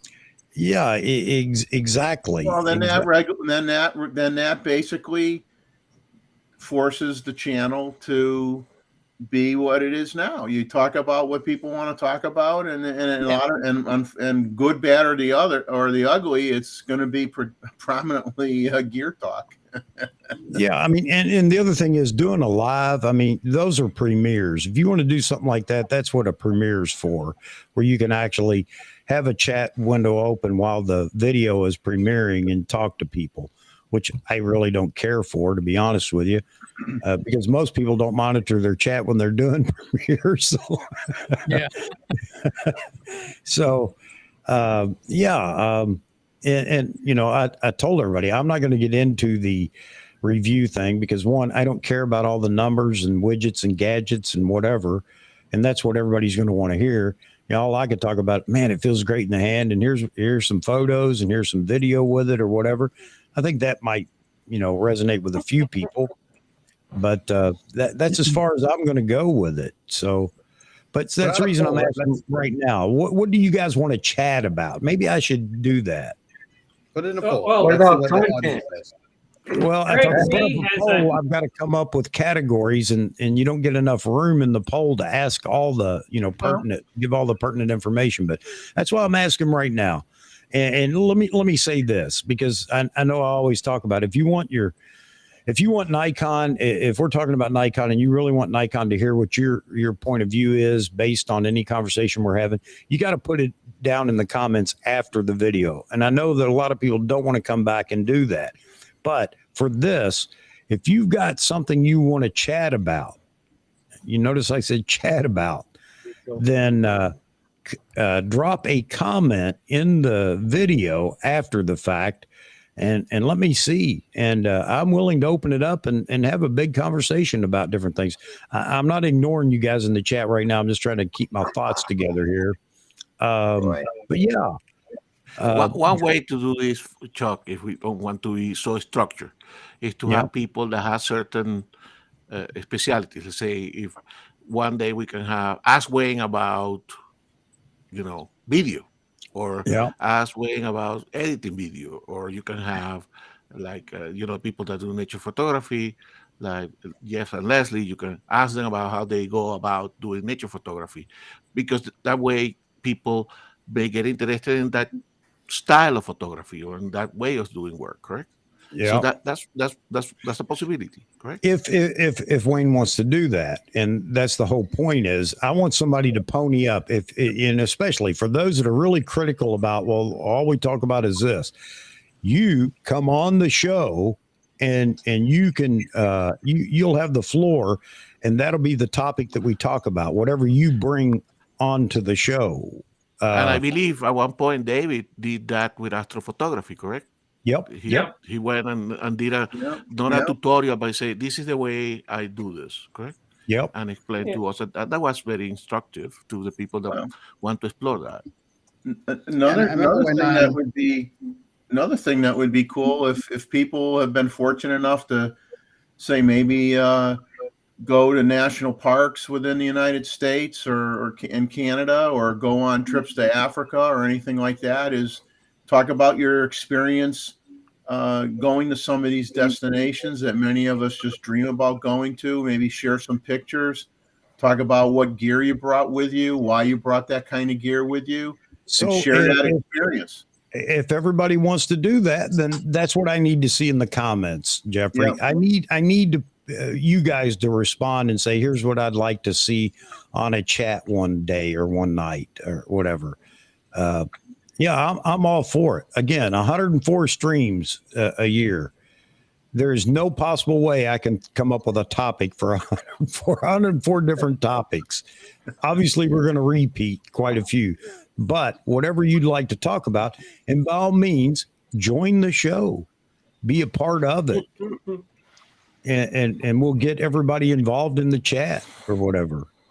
But if you recommend it, then I expect that means, if I get 3 or 4 people that are basically talking about the same thing, I expect that would be a hot topic that everybody'd like to chat about. I don't want to go into all the having to share the vacation slides and, we do a photo review every month. And I had one person that wanted to come on and spend 2 hours with a PowerPoint presentation. I'm sorry, that's not what this channel is about. And didn't want to entertain questions until the end. I want it to be interactive, so everybody gets to participate as we go along. And I say that about guests that come on. I don't want big name guests that they're coming on for their own exposure. It's not the fact that they want exposure. Of course, that's fine, but that it's catered to them and they're protected from the audience. I want them from Jump Street, if they come on, to be part of the panel and talking to the audience. I mean, I think that goes a long way. How many people get to talk to these big name photographers out there, big influencers or whatever? And I want them to interact with the chat. To me, that's important for this channel. There are plenty of places they can go and get interviewed or whatever, and that's fine. But, I want you guys to have access to them, and I want them to know that. I tried to put together a stream about wedding photography, getting into wedding photography, and tried to break that down into a few categories. One is right up front, the business aspect of doing it before we even get into all the sexiness of going to shoot weddings or whatever, because that's the easy part. It's everything beforehand that people need to know if they're serious about wanting to get into wedding photography. And I can still do that if there are people that are interested. I can get the folks that I just couldn't get everybody together at the same time to make that happen, by the way. Everybody had a different date that they could make it and whatever. But I'll try to put it together and find a date. It may not be real soon when everybody can make it, if you guys want to do that. I am not going to go chase down big names. I'm tired of the cold call. I'm not going to go do that. There are people that if they want to be here, they'll contact me and say, "Hey, I'd love to join you for a chat," but I'm not going to go beg them to join. Sorry, I'm not doing that either. Take care, Nancy. Nancy's taking off. I'm sorry, Nancy. I'm over beating my gums. We can talk about kitty cats. Yeah. You're gonna get my dog riled up, and she's under my feet, David. Yeah. Well, I remember the time when we had Simon on for a bit, and then he started talking about YouTube algorithms and so on. It wasn't a planned thing, but that kind of came out that way. And I remember you would ask me earlier on if I could come and talk about videos and so on. I think the gear talk kind of went down a different path as with the excitement for the Z8 was coming out. So I think that could be something that some people may be interested in. It may not have to do a whole session, but you can have some, quick questions and answer kind of thing. Well, we end up going for the time, so I can't really call it quick. Wayne, I think we owe it to the people. There are people in here that want to talk about video. It may not be something that everybody's going to want to hear every night, but I agree with you. I'm going to talk to you about that. And I'm going to get a hold of John over at Frame Voyager and see if he'll come in too. See if I can set that up. I don't know when, but are you willing to join that party, if you will? Sure, I am, as long as I'm available. I'm about to leave here in a couple of days and go to Mongolia. So Okay. I have to figure out where to stay in and what the lighting situation, all that's going to be. But yes, as long as I can get back on and get set up, Okay. certainly. And that's as much of a commitment as I could ask for, man. So that's fine. And I'll bounce it back and forth between the two of you. That's simple. on- Simple. It had to be Yeah. simple because if, No, and that's right. And John was very good about that the last time. I told him, I said, let's start at the beginning, John. We don't even know what a codec is, you know. Exactly. So help us out here and let's talk about it. But yeah, I can do that. And I'm gonna do that, Wayne. So expect me to, be in contact with you to find a date that works. When are you leaving to go to Mongolia? Wednesday morning early, we're gonna stop over in Hong Kong for the day, and then on Thursday we're gonna head to Mongolia. Oh, wow. Okay. How long are you going to be there? Probably maybe till September, October. Wow. We didn't buy a return tickets. We'll figure that out once we get there. Oh, Which other country we want to go after that, and then we'll decide. So it could be Malaysia to hang out with John for, because I think we can get it for 3 months. Well, I know we can do it for 3 months. We've been in Okay. Thailand back and forth, but I think we're kind of coming up against that. How many days you can stay? I think it's like 6 months within 1 year. So we're trying to stretch that out. Maybe we'll do Bali and then back to Chiang Mai, because we like here for the winter time. It's kind of cooler. the question is whether you're going to get your ZA before going to Mongolia from John. Yeah. No, Ah, because it won't be out yet. There's not even prices over here in Asia for it yet. There is no price. There is no availability date. In the US, we know it's on the Oh. 25th. There's nothing here yet. So while John is telling me, hey, we have an event going on for the touch and feel on the 23rd in Malaysia, I said, I wouldn't want to fly over there and then hang out for a few days and the camera's not out yet. And then we have to figure out flying back a second time. I say, if we know exactly when it's coming, then I can put together something. John and I can make some videos, chat, go on the street, shoot with it and so on. And then we can put together some videos and put out. But I won't have to fly there, then have to fly back and fly again. It's expensive when you start to do all that. Roy, we love your personality, man. You don't lack personality. You just have your personality. Now, Wayne, are you right now trying to figure out what you want to call home base per se, where you want to live? That is correct. We could do a whole stream on that, on where Wayne's got to live. Well, Wayne's World, Yeah. Part 3 or whatever. There you go. Yeah. Yeah. So, hey, Mookie, I see you over here, man. You're volunteering yourself. Codec stands for coder decoder. Yeah. All right. That's it. You're in. So, are you set up to be part of the panel? Come on, Yeah, Mookie. be careful what you say, Mookie. You're in, man. I'm signing you up too, man.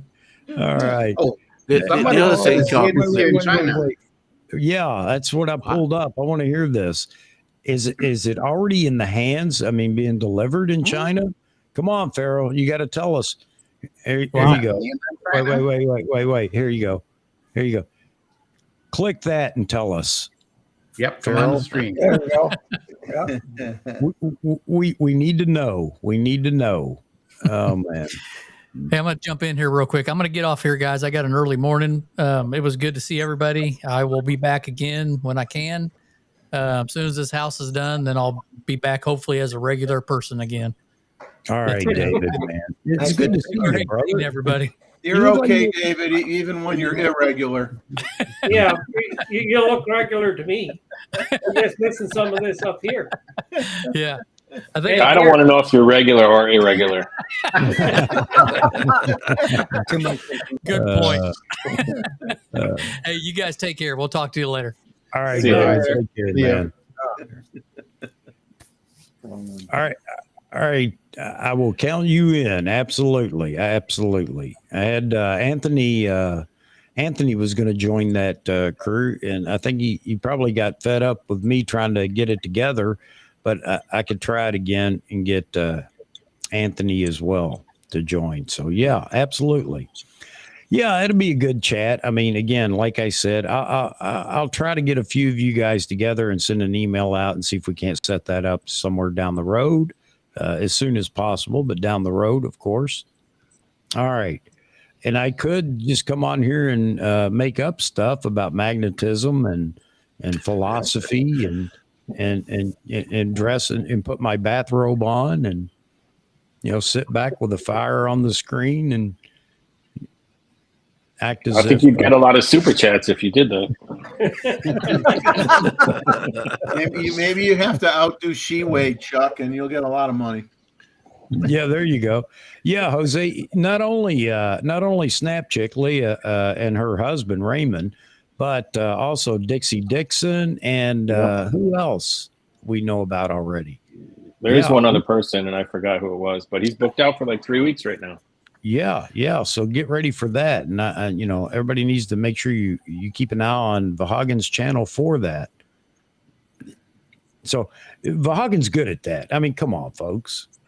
Vahagen is just good at that, being able to talk to these folks and bring them on. Yeah, and he's set up for just that, being able to bring them in, do an interview for a portion, and then have them become part of the chat as well. Well, Pharaoh Man got back to you, Chuck. Yeah, I'm sitting there reading it. Good question. I can see on my shopping app that the store nearby is selling at full price. It doesn't appear to be a pre-order. Man, if you check that out and find out to be true, I wish you'd let us know. Nothing that we can do about it, or it's not going to help us any, but it'll sure. Well, yeah, it'll add a whole new rant to the stream. Chuck will fly to China tomorrow and get it. That's a good question. I don't know that he did, Rakesh. Anybody out there know if Ken did a video or a stream or anything about the Z8? I don't know. Not yet. No. It's unusual that he would miss an opportunity to say how bad it is. And he loves that vivid color. Yeah. Yep. Mookie. Chuck with a smoking jacket and pipe telling us stories about how the Z8 stands for Zen level 8 would be amazing. Yeah. Oh, man. Yes. What is that? Or well, he's got one of his latest videos is called "They're Lying to Us." It could be about the Z8. Who knows? Z8, the government. No, it doesn't aliens. look like he's done one. Yeah, it doesn't look like he's done one. Yeah, I don't follow him anymore either, Greg. I stopped quite a while ago. I got upset with him because I asked a couple of questions, which is another reason why I started doing this. I asked a couple of questions. He wouldn't answer it. And so, I let my temper get the best of me. And I said something very provocative, like, you don't know what you're talking about. Have you ever admitted you're wrong or whatever? And he did answer that when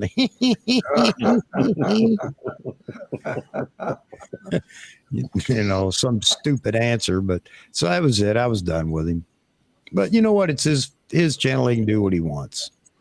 I was kind of surprised that and this is just, I watch Frame stuff every once in a while, but I was kind of surprised when he put out that video. What if Nikon doesn't launch the Z8 tomorrow? I thought that was like, I didn't watch that one, but I'm like, I don't think I would have put out something like that. It was pretty well known that it was going to be coming out and it was going to be a Z8. So I don't really know what his motivation was in. Well, I think his motivation right there was not clickbait, but it was kind of clickbait. Yeah. But I watched it, and he put up some good points. This is, are you going to be upset if, let's say, the Z8 doesn't come out? Wow, man. Right. But I'm saying you're bringing up something where the odds of that happening was like 0.5%. So I don't get the point of doing it. So Wednesday stream is going to be, will you be upset if they cancel the Z8 before they start deliveries? Yeah. Vaporware. Hey, Chuck. Yeah. If I post a link in private chat, can you put it up for everyone to take a look at? Because I don't know if Lens Rentals took this link down, but I found it on Google Cache. But it's actually Lens Rentals. Roger Cicala has a lot of articles about UV filters, and he's actually ranking them in terms of light loss and price and all sorts of other things. I think it might be helpful because there was a side chat going about UV filters and what the best ones are. There it is. Man, that's good. The magic of technology. Here It's we all go. the technology I got, so don't ask me to do anything more difficult. I like it. The only reason I know how to do it is because I asked Mozman earlier. He was going to do this, so no, I'm just kidding. But I do ask Mozman questions. I'm sure he scratches his head like, is he serious? How to find a... Happy to help. So, you know what Dignap says, talk about the Z6 III.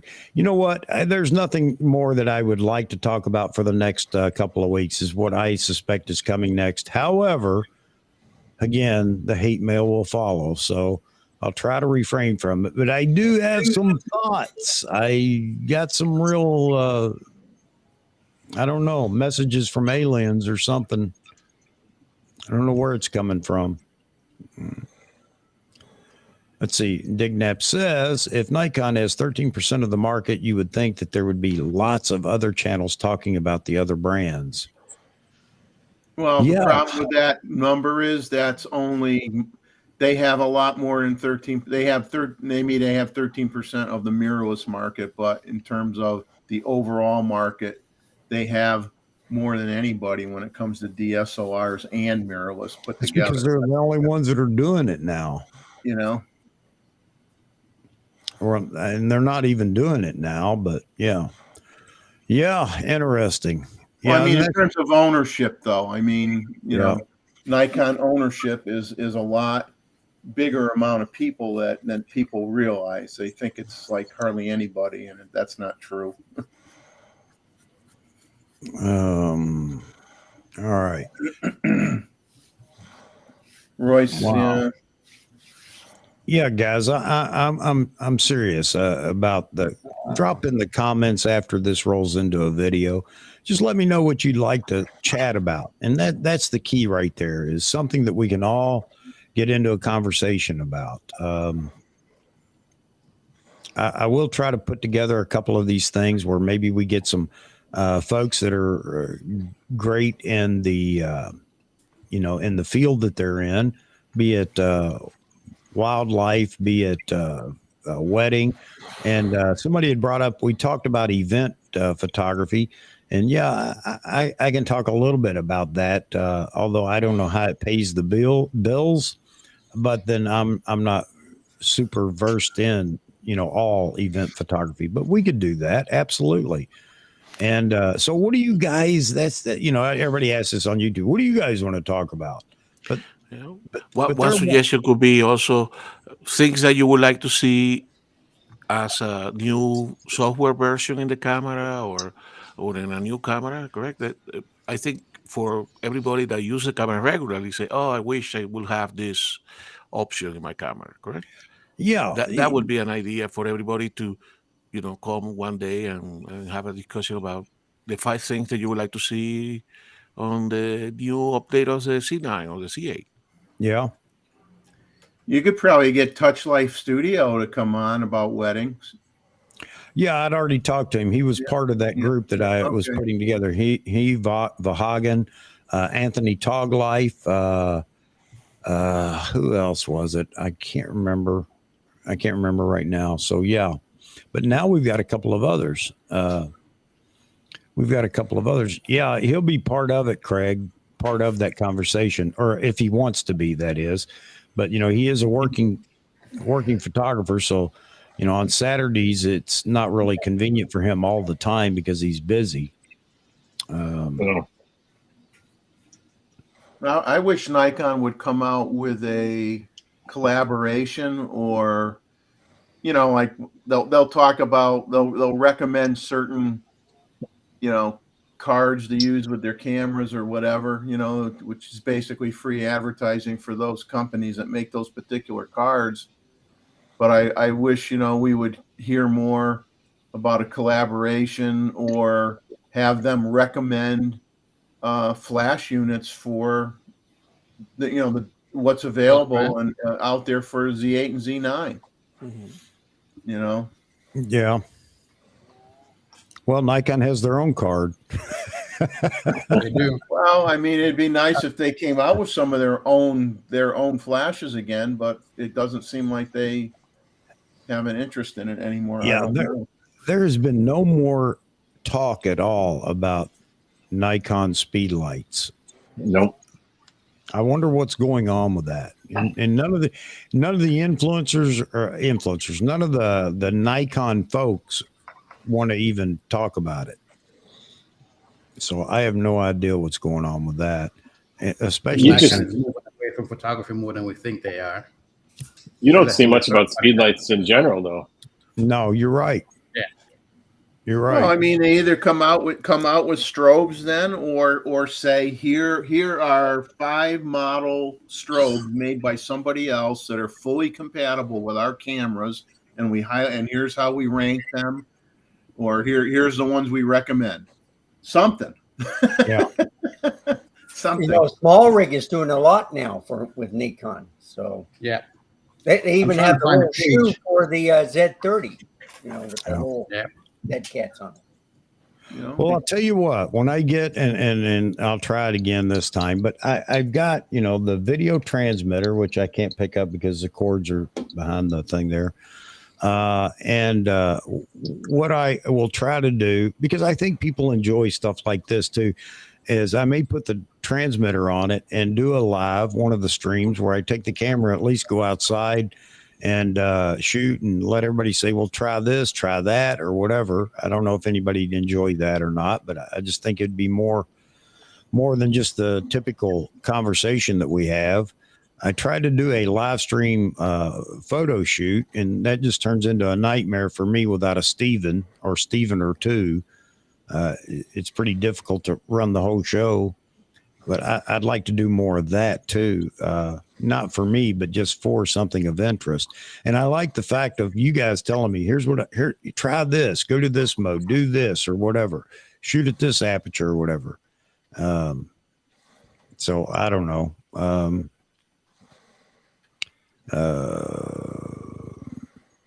There you go, Mookie. Man, you're gonna get an email tonight. Yeah, you're gonna get an email, man. And I want to know why you're not in here right now. Yeah, you got yourself. You know, Chuck's got the hook partially set in you right now. You just don't know it. one more hard pull, man. All right, folks. David Stewart up here in the right-hand corner is going to take off, folks. Everybody say goodbye to David, and I'll let David take the floor for a minute to say goodbye. Well, it's been interesting. It usually is.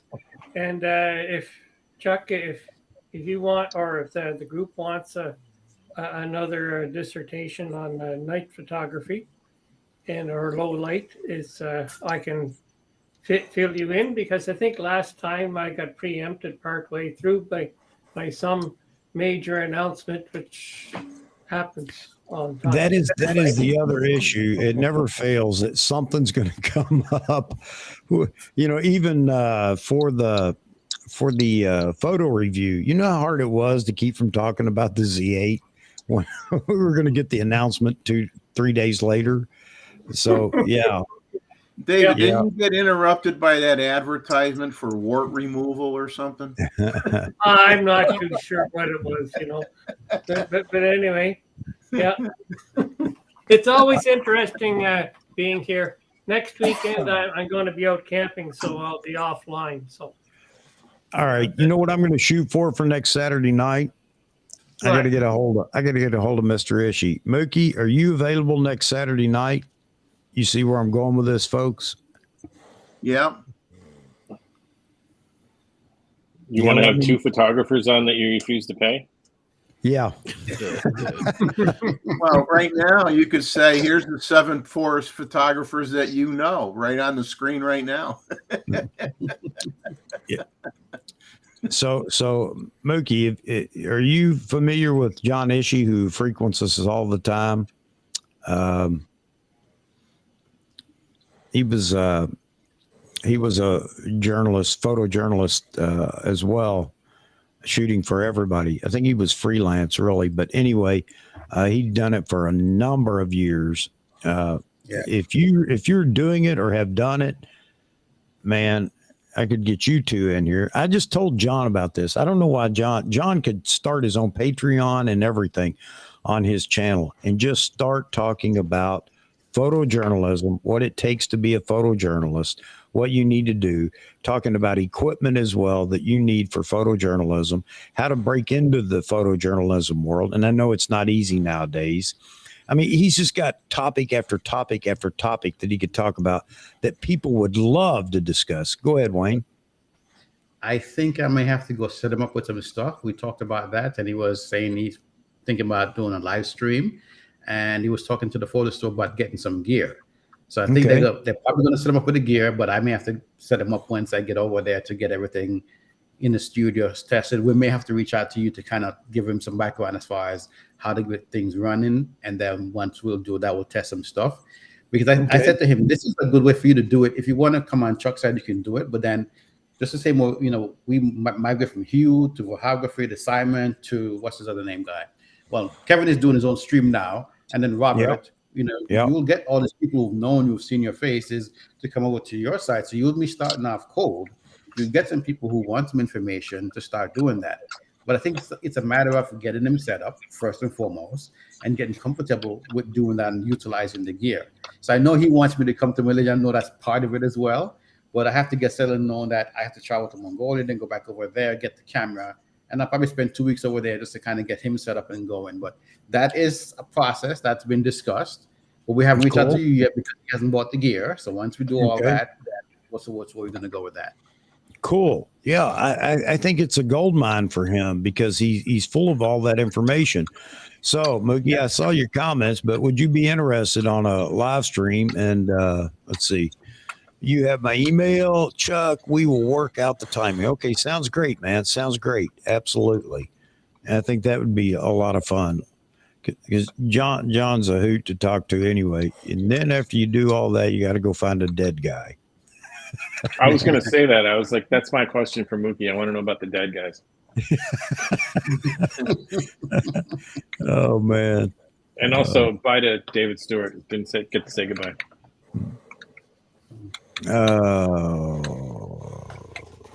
Big nap. There you go. That's a good topic. There's John. John just messaged. I think he was in the listen mode. He's here. Yeah, John, we're going to drag you in. I'm going to see if we'll even entertain the idea of doing it next Saturday night. Maybe Mookie is in. He shot for AP, or I don't know how. You guys know all the lingo, but he's in. I'll give him an email, and I think it'll be a lot of fun. And you guys can talk about searching for the dead guy. I feel kind of. I don't know if I'm going to be defensive when I read this from Greg Cork or Crazy Talk topic. How does age impact activities and effectiveness of photographers? I feel I'm being targeted here. It affects you a lot when you want to shoot low and you know, like the commercials on TV. I fell down and I can't get up. I'm more like I knelt down and I can't get up. Did anyone else notice that as soon as dead body was said, John Ishii appeared? I'm surprised it wasn't where. Literally milliseconds between dead body and John Ishii appearing with it. I know he was messaging earlier on, but he hadn't said anything, so he's awake now. It's just like Wayne. As soon as you said the word video, poof, he's there. Hey, Greg, you know what? I was researching. That's why I was off camera because I wanted to check out a different site for prices and so on. So I was doing some research on the site. You can look over here. So I figured just turn off the camera. Get out. Hey, Greg, I didn't take any offense. I'm just having a little fun with your comment. You know, believe me, I laugh at myself all the time. That's one thing I do. This is a good topic to bring up, Greg. And Greg, you're going to have to come in. I want you in the panel too. You know, that is a good topic because you bring up a couple of points that people need to understand. Because I think a lot of people get jealous of, they don't know how old or what people have done in life. And they get jealous about, well, you can afford it. I can't. You know what? I couldn't either. And you making the point here talking about it. You know, I couldn't. Now I have the funds or I have the money. And later in life, isn't it a shame it's later in life that you have the ability to pursue your hobby? but that's just the way it is. That's raising a family and having responsibilities and doing things like that. So yeah, absolutely, man. I'd love to have you in to talk about that, Greg. I need to get you on the show anyway, man. You're a great guy. You always have wonderful comments. So I wish you'd consider that. So even if it's on your cell phone, but yeah, I mean, we've got some age in here right now. I mean, I think Maz is the young man, but yeah, Maz is the youngster. He's a youngster. I'm sure that Jeff knows what this is, right? Oh, yes, I do. But you can see mine is not. You use that when you're on the beach and you want to skim across the sand. Exactly. But in your case and in my case, you use this too much, you may get into the beach and you cannot stand up anymore. So it's not well used. No angle photography is beyond our capability. Yeah. Good night. Good night to Jeff and Leslie. Oh, Jeff, you taking off? Good night, guys. And Jeff and Leslie, we would like to hear more about the snake trip. Did you find those at that park where they have the rattlesnake migration? That's right. That's right. They were looking for snakes. Well, Greg, I'll tell you with Greg, with your comment is for a long time. I mean, I always had a camera, but for I can't tell you how many cameras that I owned where it was like, okay, the camera with the 50 millimeter lens that came with it. And if I was lucky, I might have been able to buy one extra lens, but for a lot of years it was X brand 50 millimeter, different brand 50 millimeter. So yeah, it's when you retire, you hope you have a little bit put away where you could enjoy the hobby a little more and buy a few toys. Yeah. So yeah, let me share something real quick, Chuck. Yeah. I'm gonna put you on put me on a big screen, and I'll tell you the story behind this. Ooh, wow, that's good. Oh man, love it. So everybody can see this one here. This was sent to me today. I met a gentleman here in Chiang Mai. I've been sitting in a restaurant for the past few weeks, and we just kind of started talking. And he told me, now that he's retired, he went out and bought cameras and just started shooting. Didn't learn it from anything. It's basically self-taught. Just keep experimenting. And I'm like, I'd like to see what you shoot. And it's one of the things that he sent me. So whatever age you are, you can get started with this thing. If you have a passion for it, get your camera and just start shooting some stuff. Not everybody shoots professionally, but we all like to capture what we see. And I was surprised. I'm like, this is really good stuff here. This is from somebody who just started learning in the past couple of years, just playing around with his camera. Doesn't post anything anywhere. He was talking about his external hard drive that had a bunch of fixtures on it, and it, got damaged. And being a techie, I started to ask him about some things and try to help him. And then we got into photography, and yeah, he's got some pretty good stuff here that he said. So I'm like, was Mr. Corker was asking about this, Greg? You can start at any age. Well, no, he's not asking about it. He's just making a statement that, and I think this is what's important. That's what I'd like to talk about in a stream is, it's later in life when you can begin to enjoy your hobbies. And he is now at a point where he can actually, buy some of the things that he would like, cameras or whatever, camera gear and things like that. And I think that's an important message to go out to a lot of people that are immediately drawn to, well, you're just rich. No, not at all. I always ask or try to ask people, well, how old are you? Well, I'm in my early 30s. Well, you got a whole life ahead of you with the responsibilities that you need to fill, unless you're rich. I mean, I understand why you can't afford to go buy the latest camera. I understand that, and they get a little perturbed. But look at the age group that we have here right now on the panel.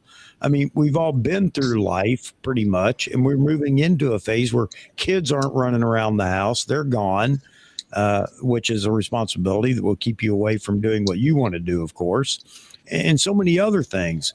So I would hope that they understand that. Just have some patience. And that's really strange coming from my mouth, isn't it? Have some patience, because you too will move into this phase of life where, you'll have the extra income and things like that, and the extra time, less responsibility for, keeping the family fed and all those kind of things. And I think that'd be a good conversation. I really do. I would hope that the younger generation would at least listen to a little of that. At least later on in life, they'll go, oh, now I see it. Oh, they were right. Yeah, we were, because we've been there. So anyway, time and health. That's what we need. Time and Yeah. health. That's the most precious thing for us. Yep. I would say, And no you matter know what age you are, you're an expert in your field because you think you know everything, and then you learn some more and realize that you were wrong. You don't know everything. That's right. And for anybody out there that may be in here listening right now, if you're 32 years old, I'll trade you my Z9 and the Z8 when it gets here to swap ages. I dare you to take that if possible.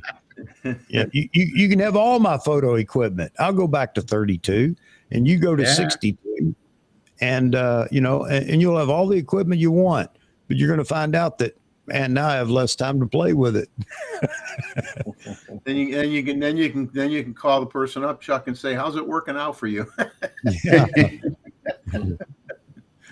Oh, whoa, Randall! Whoa, Randall! That's craziness, man. Golly! Now I feel Now bad. think about it. Ecamm Live, because we were talking about Ecamm Live. It's a nice program, but what you do, you can add more people on it on your stream right now, and it's expensive. I know that. Yeah. But Ecamm Live can only invite 3 at one time. So you're better off with Restream. Yeah. See, what I liked about Restream was it just seemed like I could get more feeds or whatever. Yeah. Why do I want that? How many feeds do I use right now? None. I have the ability to have 4 different feeds with the ATEM Mini Pro, but all right, man, brother, I don't even know. I have no words. Thank you so much, Randall. I just love your show. I love what you do. Thank you. I appreciate that. Man, I'm blown away now. That's it. I'm done. Show's over. I can't. Oh man. You're not done. You're just going to take that $100 and go buy some M&Ms. Well, yeah. Just leave the stream up. Leave the stream up. We'll chat. We'll wait for you to get back. We almost had to do that one night, didn't we, Maz? Yeah. I think it was Greg Corker said something about he wishes he had pre-capture. And that was when Wayne was showing that lightning photo. But if you don't, hold on. I think I have sorry, give me 1 second here. Let me take off. If you don't have it, get one of these. It's a Pluto trigger. It's about $120. And this will trigger off of sound. It'll trigger off of lightning. It'll trigger off. It comes with a laser. So if it breaks the beam, it'll fire the shutter. So these things are amazing what you can do with these. Water droplets, lightning, all kinds of stuff. Wow. I'm buying it. No, to tell you the truth, I have been. That's one of my requests for Nikon. I would like to have something that allows the C9 or the C8 to work like a track camera. This probably can do some of that. Yeah, exactly. And I'm intrigued about that type of photography, Wayne. That for me is amazing. Photographing that type of weather. Provided you're not in danger, because I mean, being outdoor in a high point trying to take that kind of photos, you can be in trouble. Yeah. Actually, that was taken here from the balcony of the hotel we're staying. I think John should show some photos from his balcony as well. That was some interesting weather. But Mossman, I mean, pre-capture, for instance, I have been playing the last 2 weekends. We're trying to do some pre-capture. There is a lot of stuff in our cameras that I don't think we have explored. And certainly on pre-capture, I find out the last couple of days that certain modes of autofocus, for instance, like the 3D tracking, much better for pre-capture, or work better for me. So I would like to know what others have experimented with pre-capture for special type of, obviously, wildlife, which is what I do. But it's their experience. That's kind of interesting. That's But interesting. Yeah, I haven't played with pre-capture enough to even have much of an opinion on it. I played around with it when I first got the Z9. I think when I was out with Vahagen, we were shooting surfers, and I think that's when I first played with it. But other than that, I haven't really used it, and that's probably just because I never think to use it.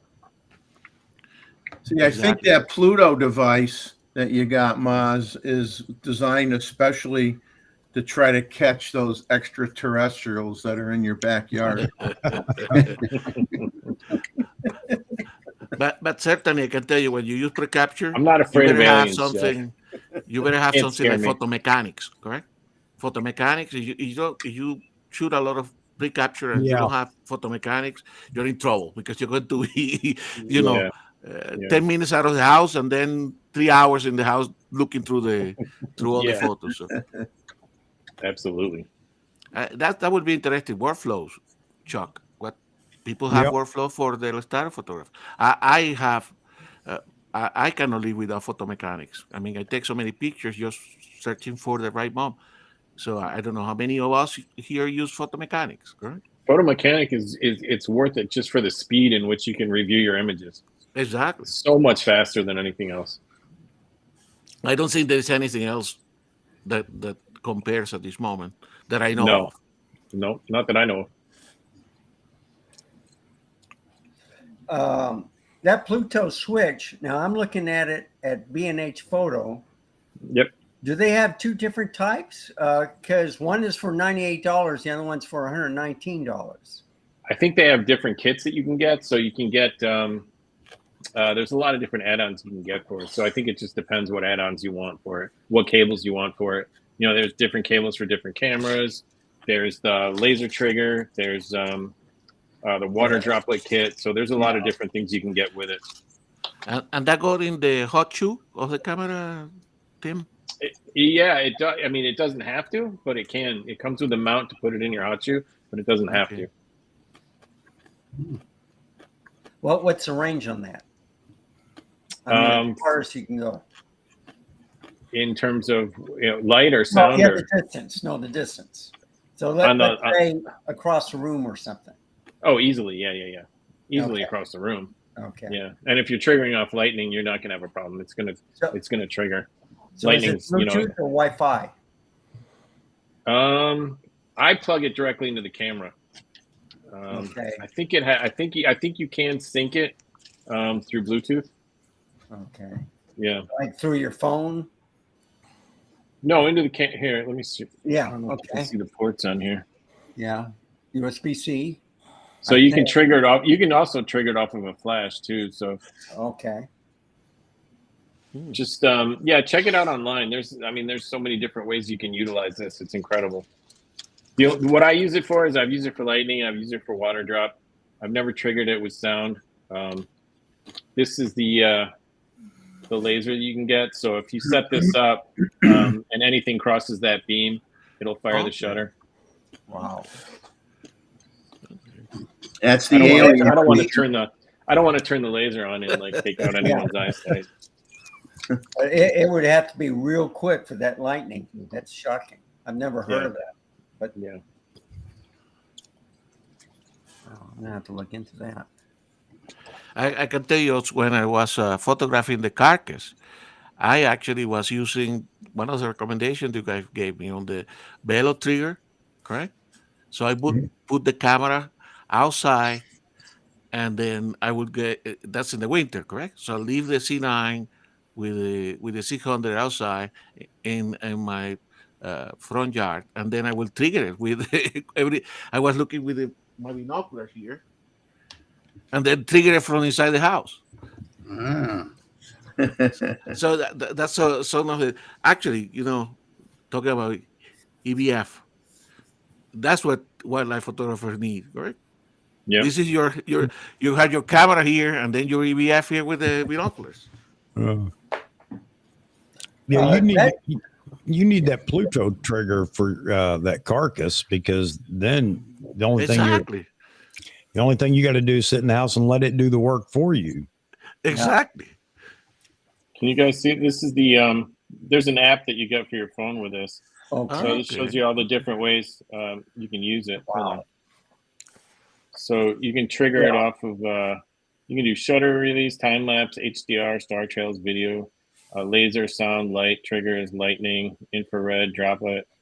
So many different ways you can do it, and you can set all that from the app. Excellent. Yeah, there it And is. if you do water droplet photography, you can set your delay, your drop sizes. So you have a lot of control over. That's you need the additional water droplet piece, but the control you have of it is incredible. Here we go again. I have a priority list of things that I need to get first, or I want to get first, and then Mozman's got to come in and, well, here you go. This does all this, and blah blah blah. Now I want one. More money for B&H. Yeah. Mookie asks, are those Nikon binoculars to you, Gustavo? No, unfortunately not. These are Swarovski binoculars. Yep. With binoculars and telescope and that kind of thing. This is, I think that my theory, buy good one, only one for the rest of your life. So this is Swarovski. Actually, this is an interesting thing here for those that do wildlife. This is actually Arca Swiss mount. Oh. That you can put on, this is on your binoculars. So that you have two tripods. Correct. You can put this, or if you want to, you're waiting for something, you can put your binoculars in your tripod, and then change for the camera when appropriate. So, good device here. Yeah, and I just want to let everybody know about something I saw on sale at B&H the other day, and hopefully it's still on sale for those that might be interested. And I can't speak about the quality, so I'll just give you the specs. It's a Wise WISE 2 terabyte CFEB card, and it's really a card that's for video because the minimum write speed is 400 megabytes a second, which you need 325 megabytes a second to do 8K 30. So if you're shooting 8K 30 or slower, you could use this card for video. And it's a 2 terabyte card, and it's on sale for $400 for 2 terabytes. Wow. So if you're into video, it's called a Wise WISE 2 terabyte card at B&H on sale for $399.99, and it maximum read 1700 megabytes a second, maximum write 1550, minimum write 400 megabytes a second, which isn't fast enough for 20 frames a second stills, but it's fast enough for up to 8K 30. So Jeff, I know you were there in the Paul photo video chat yesterday, because I saw your name around.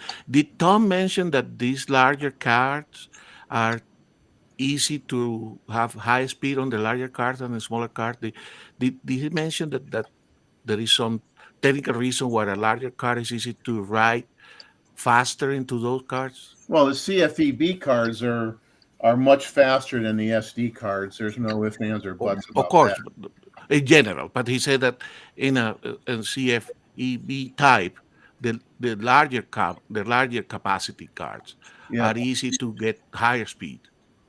Yeah, that's true. Actually, I think it might be the other way around. At least it was the other way around at one time. Okay. The smaller capacity cards at one time were faster. I don't know if that's still true or not. I think it's the middle capacity cards, because the absolute lowest capacity cards were slower. At least they were in the beginning. Okay. Yeah. You had to go up to 128 gig at least to begin to pick up the speed, if I remember correctly. Well, to me, lower is like 256. Not that low. These new are 2 terabytes or 17 1.5, whatever this new, I think 13.6 is what I saw from somebody, up to 2 terabytes. They're saying sustain write speed of like 1200 to like 1700, which is really good if you're going to do 8K RAW. But you don't need it that fast for 8K RAW. You need it for AK60, but you don't need it for AK30. No. Well, for raw, it's a whole different compared to UHD. It's I looked it up. AK30 raw, you need 325 megabytes a second, sustained. And you're going to get 400 from this card, and you're going to get 2 terabytes for $400. I mean, that's a bargain. But I mean, it could be made like crap. I don't know. I don't know enough about the quality of the card, but from a spec standpoint, because they're saying, oh, normally it's $750, but you know, who knows? They always inflate the normal price anyway. But well, I can tell you, like 8K24 on my Sony can go up to like 200 megabits, which it's at, what is it, 420, not 422, and one of the rating is at 400. Hang on, let me get the camera. But yeah, that's what I'm saying. The higher level of that, you know, you want raw, it's definitely going to be that.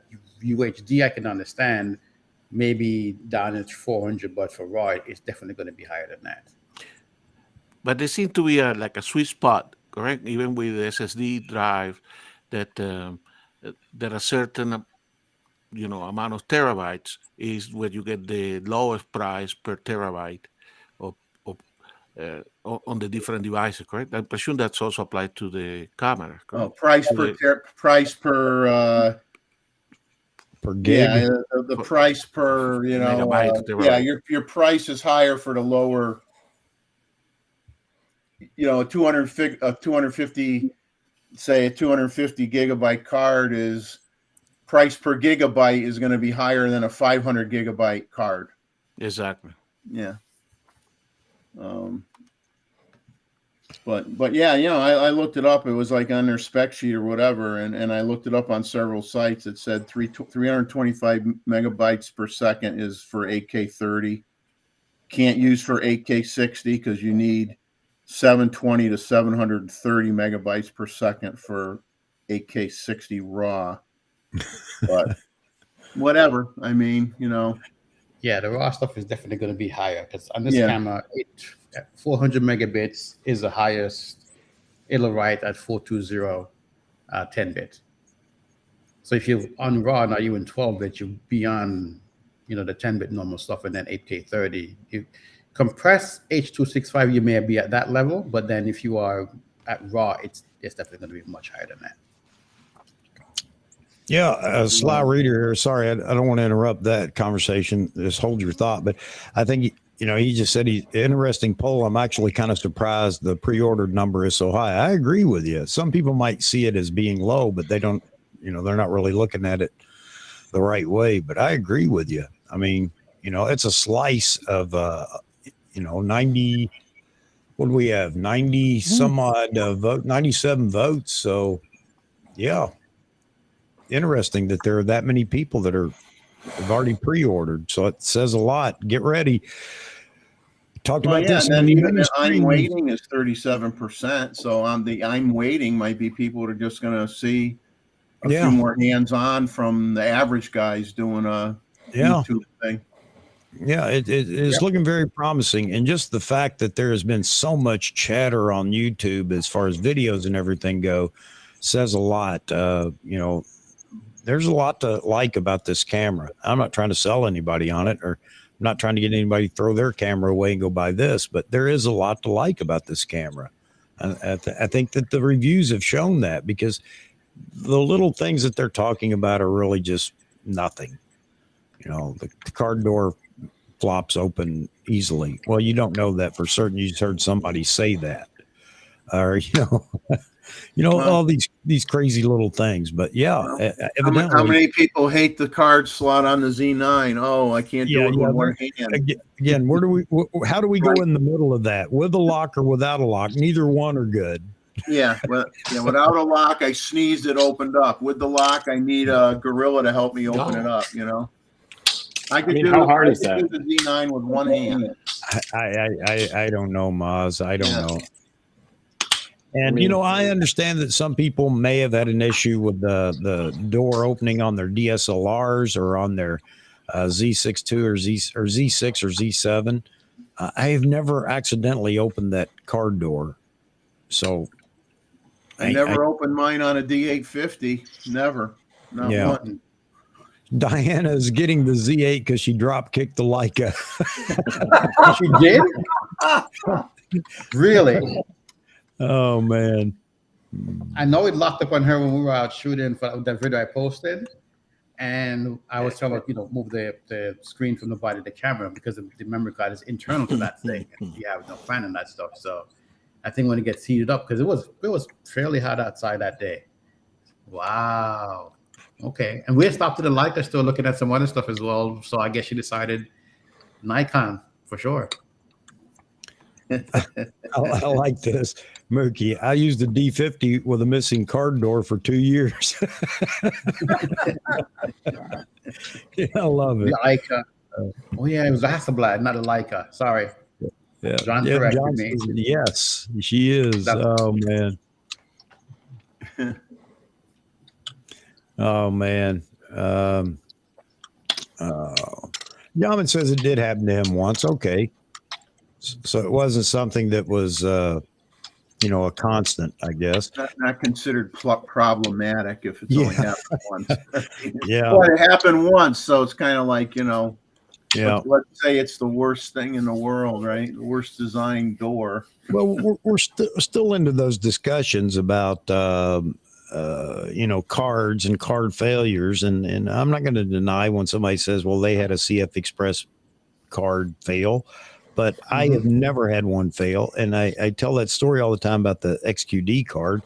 I literally ran it through the wash cycle in my pants pocket, ran it through the dryer, high heat, and pulled it out afterwards, and it worked just fine. Didn't lose anything on it. Still had photos on it, by the way. Same here. So I've been downloading data on 2 CFEB cards. Since this Z9 came out, and minimum 3 times a week, and I've never had any issue with any of them. Hey, Farrell, thanks for at least checking, man, to confirm it. So he says he called 2 stores. Z8 is in pre-order only at the moment. So thanks, man, for following that up. Nick says, somebody will complain. Someone will say it's too black. Yeah. We want a more gunmetal color. Yep. But John Ishii had a XQD that platinum broke. color. Yeah. Maz, weren't you telling me that you saw people complaining about the thermoplastic of the Z8? Like, people were acting like they were engineers and really know the structure of the material. Yeah, that was on Nikon Rumors. People complaining about, all of a sudden carbon fiber reinforced thermoplastic is just plastic, Yeah. And considering BMW build a car out of it is kind of crazy. And there's a video up there on the site now showing that the Japanese company with an entire frame of a car that they built out of this. Was it 1,000, 100 or something? How many was it? 100 something pounds? I don't know. I didn't see. I just thought of something, guys. Hang on. Does anybody know? Because this is going to rule out the Z8 for a lot of people. Is it built in Japan? No, it's made in Thailand. They say that. Oh, that's it. I'm could be in China. Some could be in, that's it. I'm not buying it. If it's not built in Japan, I'm not buying it. There you go. It's always something, right? This is where the guy says, "It's over, man. It's over." I hadn't even thought about that till now because I haven't heard anybody complaining about it. But maybe now they'll find out. And that's it. I'm not buying it. It's built in Thailand. You know how ridiculous that is. If it was made in Japan out of balsa wood, people would still prefer it to a camera made out of magnesium in Thailand. There's a small percentage of people that would argue that. You're absolutely right. Yeah, I can only buy it if it's made an iPhone made in China. Yeah. Oh man, we are a weird bunch of people, photographers, aren't we? I mean, no, we're not. Not us. Those guys. Well, as long as you don't ask my wife, because I don't want to know her answer. Oh man. But they made a lot of mention to the type of composite material they're using in this camera, correct? That was part of their rollout a special type of composite material they're using on this one. So about a company in Japan that is, so that's where it comes from. I don't know if that means they're being actually made there, the bodies. But yeah, Mark Cruz made a point to talk about that. exactly. About the company that does that and how it's been tested, and it's some remarkable plastic. But I mean, they're doing remarkable things with these composites now. The fact that they were using also a mixture of materials to actually help with the heat dissipation, correct? So part of the chassis is still made of a magnesium alloy. The way where the sensor and the lens align, that's all magnesium.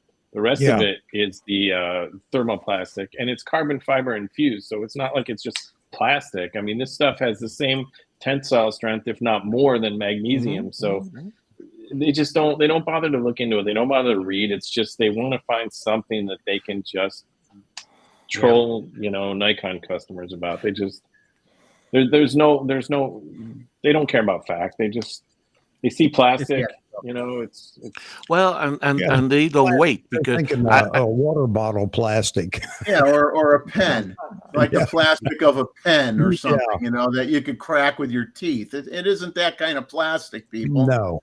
They're making cars out of it, and they showed you the video where they did a crush test as far as the energy absorption if you get an accident, and they basically showed you a compressed metal, aluminum.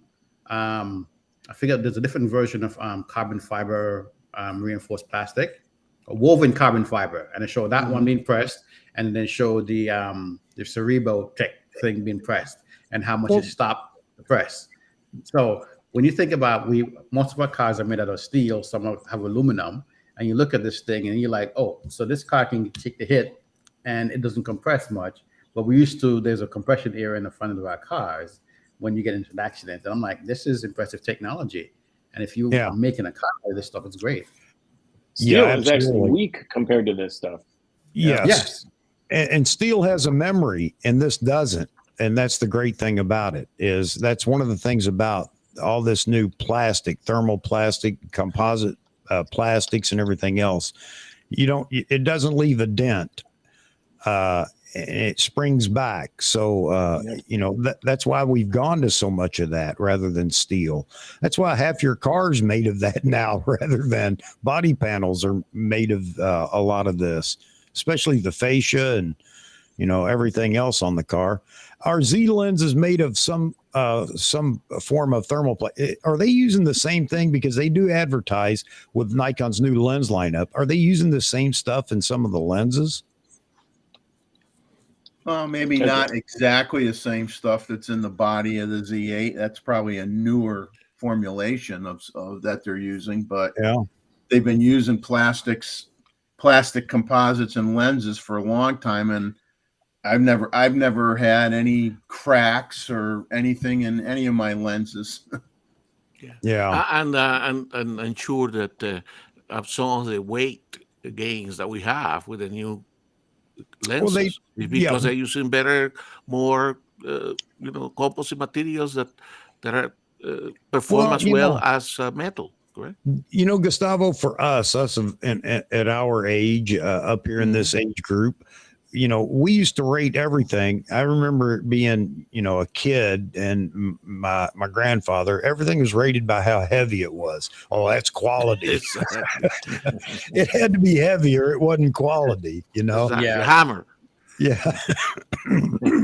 The heavier, the better. That's what Leica hangs their hat on, right? I mean, I have so many people that would talk about the old Leicas, and they'd say, built like a tank, heavy as a tank, built like a tank. Yeah. Still do today. Yeah. Yaman says the thing about the Z8, why it fails to replace the D850 is because the rubber swoosh thingy extends for less than half of what it did on the D850. Oh, the monstrosity. How dare they? Yeah. I again, back to that D850 thing, it's not that I don't care or whatever. It's just gone overboard. And I have asked people in the stream, and people have given me their reason what a D850 had to be, or in mirrorless, and everybody's all over the place on what they want. And that's why I made the absurd comment the other day about, if you remember one of those mock-ups that they did over at Nikon Rumors, just as a joke, that weird looking camera with lenses sticking out of it and everything else. That's what you'd get if everybody got what they wanted in the D8 or Z8 as a D850. Then that's what it would look like. So it's just crazy. Throw a couple more of these comments up here real quick. So Sly Reader, people come up with a lot of excuses when the real reason is they can't come up with a $4,000. Yeah, I know. Right. You're absolutely right. You know, that's one of those things that we know that, and they may not think we know it, but we do. And I said that there are a lot of people out there that can't afford it. Therefore, they're going to run it into the ground. And that shouldn't be the case. You know, you should be happy for anybody. You know, should I run somebody into the ground? They get the 600 f4 TC lens because I can't afford it. Should I run it into the ground? That's just a junk lens. You don't need it. And it's just overkill and blah, blah, blah. No, I'm happy for those that have it. I really am. But, well, and also the fact that people go and criticize based on specs, correct? The specs are still, specs, correct? Let's wait until the cameras are out and people start using it. Probably, maybe there is genuine reasons for being things that are not what you expect. You know, how you got to ask somebody that like the SEPA rating for the Z8, you know, it's whatever, 200 and whatever shots. 270 or something They're crazy. concerned. They're concerned now because they're only going to get 270 shots. Did they get into photography last week? I mean, seriously, if you've been into photography for any number of camera announcements and camera whatever, has any camera ever been limited by what the SEPA rating said? And the answer is absolutely no. Why do people still want to believe that? It's been answered over and over again. This is why I say, if you got to ask that question, is it really limited to 270 photos? Then you haven't been in photography very long. Yeah, you'd have to be getting that if you were shooting in Antarctica. But there you go, though, Gustavo. Specs.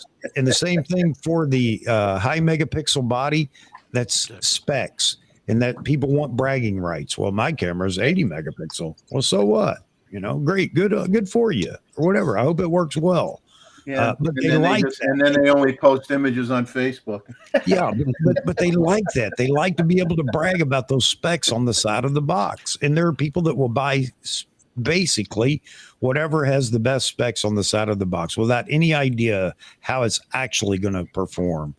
It's a shame, but there you have it. That's why, you know, Nikon still has to play that game as well. I mean, they gotta balance that, you know, trying to keep the specs up, but deliver a product that's extremely good. And Sony and Canon as well. And that was back to the issue. And specs, you know, there is a lot of you can make. It's like statistics, right? You can make with it whatever you want. Yeah. Because I think going back to the discussion we have earlier about the EVF, correct? The different EVF for different cameras. Yeah. Some of the people that actually uses the Sony cameras and the Nikon cameras and the Canon camera, they still say, hey, with that resolution of the Nikon cameras, that's the preferred EVF, just because it has high luminosity. They don't have any kind of stuttering. So there is many more than just the number of pixels in the EVF.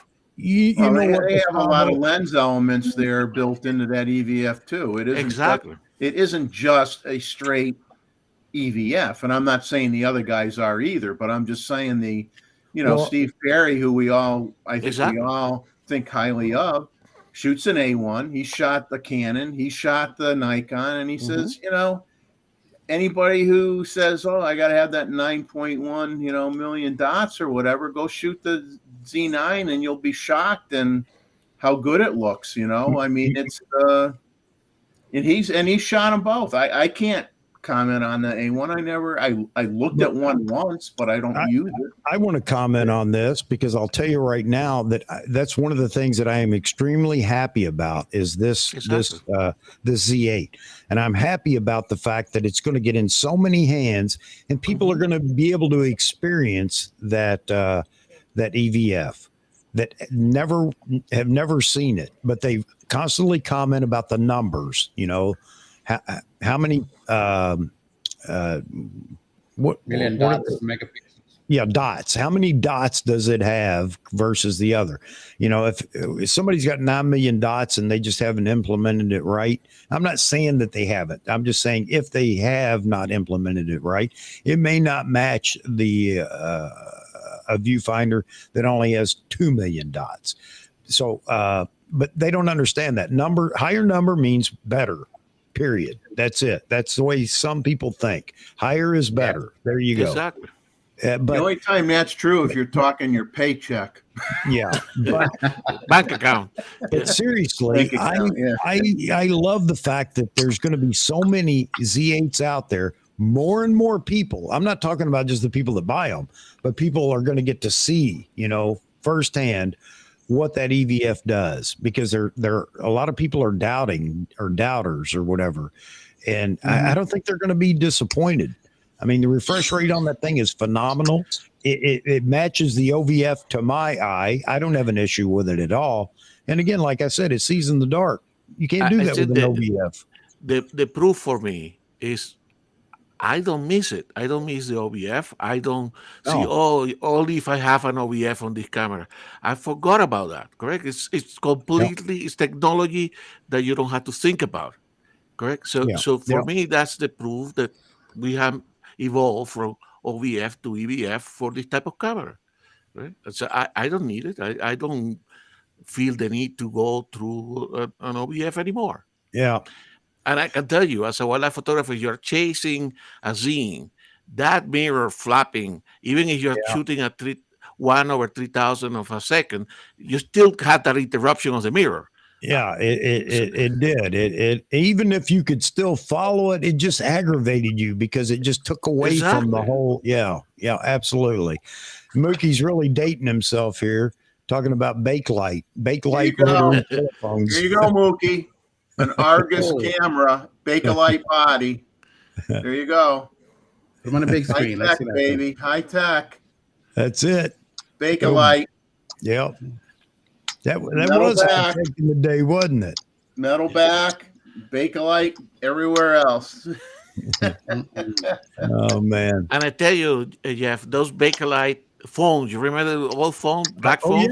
Yeah. Those were heavy. You try to maintain a conversation there with that phone. That probably heavier than a C9. Now that the was the old radios. Your old radios were made out of Bakelite. And those things were.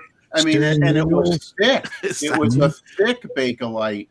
Steering wheels on cars. The old banjo steering wheels had the Bakelite rim on them. Yeah. Yeah.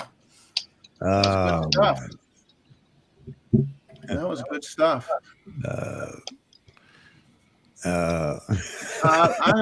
Wayne, you know who? I mean, John's talking about someone. Bobby just posted another Z8. Who's he referring to? Maybe Bobby Tonelli. Bobby Tonelli? Okay. I don't know. He has a different site. He has like a tech site that I was looking for his regular site. It wasn't on there. So he's another tech site. I'm trying to find the video, but I have to figure out what the tech site is.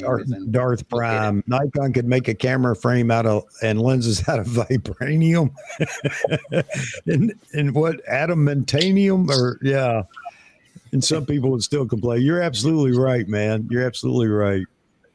Geek culture. It's called geek culture. Well, that's who he's shooting for, working with, Geek Culture. Yeah, it's because he has his own site, but then he just did a video for Geek Culture. I remember the days when cars were made with wood or fiberglass. Yeah. Oh man. Oh. Are we dating ourselves slightly? Slightly.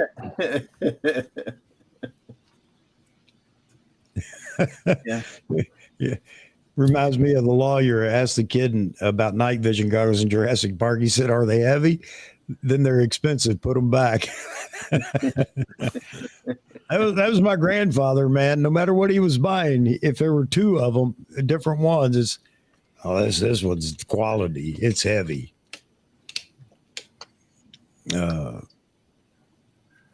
Oh man.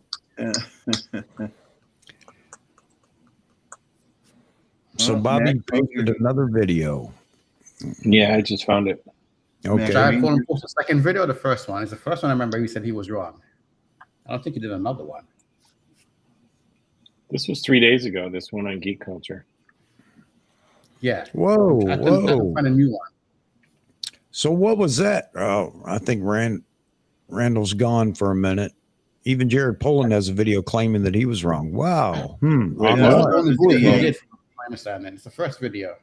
I didn't watch it though. I don't watch it. Wait. The Jared Poland video, that video claiming he was wrong. It's not that he was wrong about it. He actually had more bad things to say about the Z8 in terms of autofocus than he did the Z9. Yeah. He wasn't wrong about the specs on the camera or the way it functions. I think he was wrong about the price, right? Yeah. Oh, okay. Yeah, he hasn't done another one that I'm saying here. It's the same one. John saying, "What a beauty, Jeffrey," talking about your camera. Rakesh says the official rating seems to be 340, not 275. Did they change that when they? What rated? SEPA? SEPA. Yeah. You know, it doesn't matter because you're gonna get 1,000 shots on that battery and not have a problem. Yeah. Matt Granger proved that he did a shoot and it was like 3,000 shots he got in a day and took some video with the ENEL15 battery. No problem. Yeah, that's a lot of shots. That's crazy. Yeah, that's it. I just get tired of addressing that. There are a couple of things I just get tired of addressing, man. It's like, come on, people. There's 97 videos out there that will tell you that don't worry.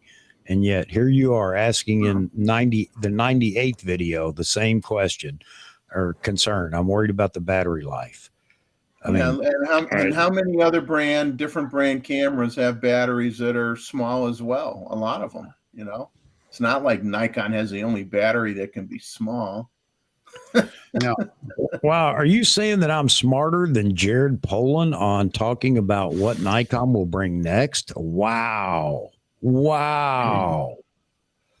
Yeah, these guys are right. It wasn't price. It was the size of the sensor. Yeah, I never thought it was going to be a high megapixel sensor. Man, wow.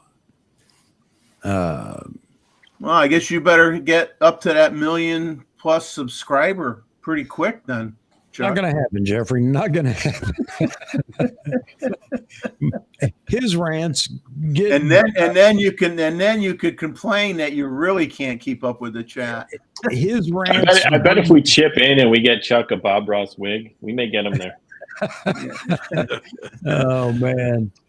Yeah, his rants bring subscribers in. My rants drive subscribers away. So I don't know. I've got to study him. That's what it is. I haven't watched him in so long. I need to watch him and figure out, learn something about his rants. But, again, like I said, man, you can't deny the success of that channel. I mean, whether you like it or not, you can't deny the success of that channel. But Chuck, for sure you don't want the million subscribers, you want the Steven. Yeah, I want a Steven more than I want a million subscribers. I got to tell you, you're absolutely right. I want a Steven. Maybe if I can drive Fro out of business, I can get Steven to come over and help me. Just get some interns from local schools. Yeah, you got to do the phone. You got to do the phone bit. Yes, Nikon. Yep. Evelyn at Nikon, isn't that it? No, every time I think somebody says that, get an intern, Maz, I think of Seinfeld. Are you a Seinfeld fan? Did you watch that? Yeah, I've watched that. Yeah, absolutely. Oh man, the intern. When he goes in to meet the dean, or whoever she is, and she goes, You gotta go out. Want me to let you you out? may or may not live with a chicken or something like that. Thank you, Mookie. Man, I'd appreciate that if you'd subscribe. But man, don't go out of your way. Just drop a like, and I'll be happy, brother. All right. He's got another one for you. You got to shave off your head of hair. I did that for almost 7 years when I was in the Ranger Battalion. Shaved my head every Sunday night. Oh man, I don't mind. It grows back. I got to go get a haircut again already, man. I mean, look at this mop. It's a pain. There you go. Aperica Industries. I got to get that. I got to find that clip and, make sure it isn't too long to play on one of the streams. I need an intern and play that. Oh man. Well, guys, I got to run. Delay. All right, Wayne. Thank you for being in here as long as you've been in here, man. Appreciate it. Thank you. I love having you in here. Now, huh? I love having you in here. Oh, it's a pleasure. I love being here with you guys. Well, I keep watching for your, I check the bell, the whole thing to get all notifications, but it seems like I'm getting them late or whatever, not right away. What's up with that? There's something weird with YouTube because there are times when I don't see your thing and I'm like, what's going on? It's you put something out and it's not there. And like I'll be on my phone, it's on my phone, but it's not showing up in the computer and I keep refreshing the screen. So yeah, what's up? What's up with that? I don't know either. All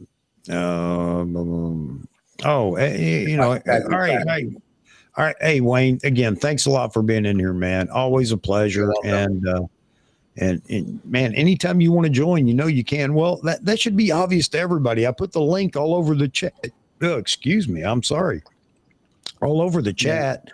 I mean, again, is anybody else out there doing that? They don't care. So Wayne, will you be able to join from Mongolia? You think it would be easy for you to join from there? I think once I get set up, get a SIM card in, I may not have a spot with a computer just yet, but we'll figure that out. So yeah, I should be. Even if I'm listening and coming from the phone, at least I have that. You're going to have to get Elon Musk's satellite internet. Oh, no, it's not bad. It's like where we're staying is with family. So it's a matter of, whatever technology is not, because sometimes the speed is not fast. We may stay with our sister, and usually they have like just basic internet. So usually I kind of lick my phone for stuff. And it's kind of hard when everybody else is in the house. Like she's gone right now. I have to do all these things and talk. So, yeah, we'll find a spot to do that. All right. But we'll catch up. We'll see you guys. All right, Wayne. Okay. See you, Wayne. Stay safe. Okay. Take care, buddy. Bye. All right. GZN3 GZ mail. I'm just going to call you GZ. GZ. GZ says, now the EVFs have a refresh rate over 100 as the norm. I'm confident in using them for how I shoot motorsports. Absolutely, man. Exactly. Absolutely. I assume you've actually had a chance to look through some of the EVFs out there that are at 120 hertz or whatever. But yeah, I'll tell you right now, you absolutely can. There is no blackout. It's like, it's scary. If you turn the sound off on the camera and you're looking through the EVF, you won't even know you're shooting. It's that transparent unless you turn on the blinkers on the side of the EVF or on the side of the LCD, or if you of course turn the fake shutter sound on. And there is another one I like. People are complaining they don't like the fake shutter sound. I mean, of all things to complain about, well, I don't like the way it sounds. All right, turn it off. Well, then oh man, never mind. That's one thing I don't miss either. My camera is not in silent mode, but it's actually no shutter sound at all. I don't miss it. Yeah, I don't miss it either. But it's just more of the, another reason to, I'm not going to buy it. I can't buy it or whatever. So I'm going to find something to complain about. Oh man, Farrell, you mentioned it too late. What's going on in Mongolia? I'm planning on going there in July. It sounds like Wayne will already be there. And let's see if we can't get you hooked up with him in an email contact or something. Yeah, Wayne's wife is from Mongolia. So they're going back to stay with family for a little while. She's going to see the family, and they're going to stay with the family for a little while. I'm sure you would enjoy that, actually, linking up with some more people. That'd be great. I will, Farrell, send me an email to the channel here, and I will make sure I pass that on to Wayne. If you want to, that is, you want to link up. All right. Man. Is this Chuck, have you seen GZ in here before? Yeah, I have. Not often, but I have. I'd love to see some of his work. Yeah, absolutely. Yeah, that's a good point. You still in there, Jeezy? Yeah, man. I'd love to see motorsports. Absolutely. Yeah, you're right, Maz. Why didn't I think of that? Man, you're going to have to find a way to share something with us here so we can see. Share a link to your site or let us know what your site is, wherever you're posting your work. I'd love to see it too, because I'm all about motorsports, man. Be it motocross, supercross, road racing, Formula, F1. I'm not so much into NASCAR anymore. It just got too stupid for me. But anyway, yeah, even drag racing, love it. So absolutely, I would love to see your work. All right. 55 people in here. Man, I'll tell you. I started this channel. I had nobody for my first two. Well, I take that back. The one, well, I had nobody really. You had you. Yeah, I had one person, me. Yeah. No, I had one person in the, and I've told that before, one person in the, just viewing, not in the chat, didn't say a word. And then afterwards sent me an email and said, you put me to sleep. And of course, I told my wife and she said, well, yeah, you put me to sleep too. So anyway. Let me show you something here, Chuck. Yeah. Put me in full frame here. So this is the yearbook, Formula One, on 1988. Yeah. Okay. Belgian Grand Prix. All these pictures, mine. Well, you're going to have to raise it up a little more. Can you raise it up a little bit? Yeah. And there you go. Wow. Cool, Gustavo. Cool, man. Very cool. So let me ask you a question. Is this from some vantage point? Well, no, it couldn't be. No, I was at. You get an F1 pass because that's one of the hardest. No. It's this was the Belgian Grand Prix. Okay. That, it's a country road. Obviously, so you have to pay to get to the road. You're picking around the circuit. You bring your food, and because I have attended that before, I brought a little aluminum ladder, and I was able to shoot from above. I was the only photographer that took that action. Cool, and it made the book. And it's a long story, but I'll tell you a little bit here. I was traveling to Egypt the following week, correct? So I was living in Holland at the time, so I took my roll of film. I knew I got it. Okay? Manual focus. Yeah. ISO 400, one of the first Fuji film. Exactly, was Fuji Chrome. So I took it to the camera store and say, hey, I think I got something here. Could you develop this? He called me to the office and say, hey, Mr. Rugetto, you have to come and see this. So I went there, but I was traveling. So I actually wrote to some British magazines on Formula One, and they say, no, we are not interested. But I wrote to the owner of the team. Yeah. And he replied to me like in a week, hey, nobody has this photo. I would like to get some copies. Of course, you're dealing here with a multimillionaire, correct? So I'm not going to charge him any. I just make some prints, send it to him. And then he said, okay, Gustavo, why don't you come and to the Spanish Grand Prix and bring the photos? And I brought the photos to him. And I was with the team the whole weekend. Yeah. And I got one of those passes that you can go everywhere. Yeah. So I went everywhere. Then he said, hey, one of my sponsors wants some pictures. I sent him a bunch of prints, okay? Large prints. Yeah. And then he invited me to another Grand Prix, the German Grand Prix. And then he hooked me up with the actual, official book for Formula One of that year. And I got published on that year. Man. And I still make and this is 1988. I made 2,000 pounds on this photo. Oh, Wow. And so I'm published. I may not get an NPS, but I'm published. Well, you should be able to be an NPS. Exactly. I made 2,000 pounds in 1988. There you go. Man, congratulations. That's fantastic, Gustavo. Yeah, when I was living in Europe, actually. Nowadays, the hardest press pass to get for photos is the F1 series. It's the absolute. You have to intern. Literally, you have to intern with another photographer for years, literally years, to actually get the opportunity to be a Formula One photographer out there. It's crazy. No, I traveled with a team. Okay, so I saw them every day, building those cars in and then dismantling. For the 3 days, I was in the same hotels and actually my pass will allow me to go to the other team's pits and shoot from. I was inside the pit when they were working with the cars. It was a fantastic experience. 3 times I did that.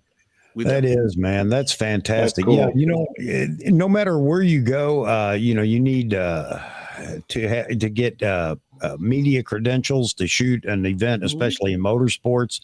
It's so difficult with a lot of different motorsports, and you have to be sanctioned by a paper or outlet or something, yada, yada, yada. But if the team invites you in almost every motorsport, that's you're in because they can bring you in under their team creds.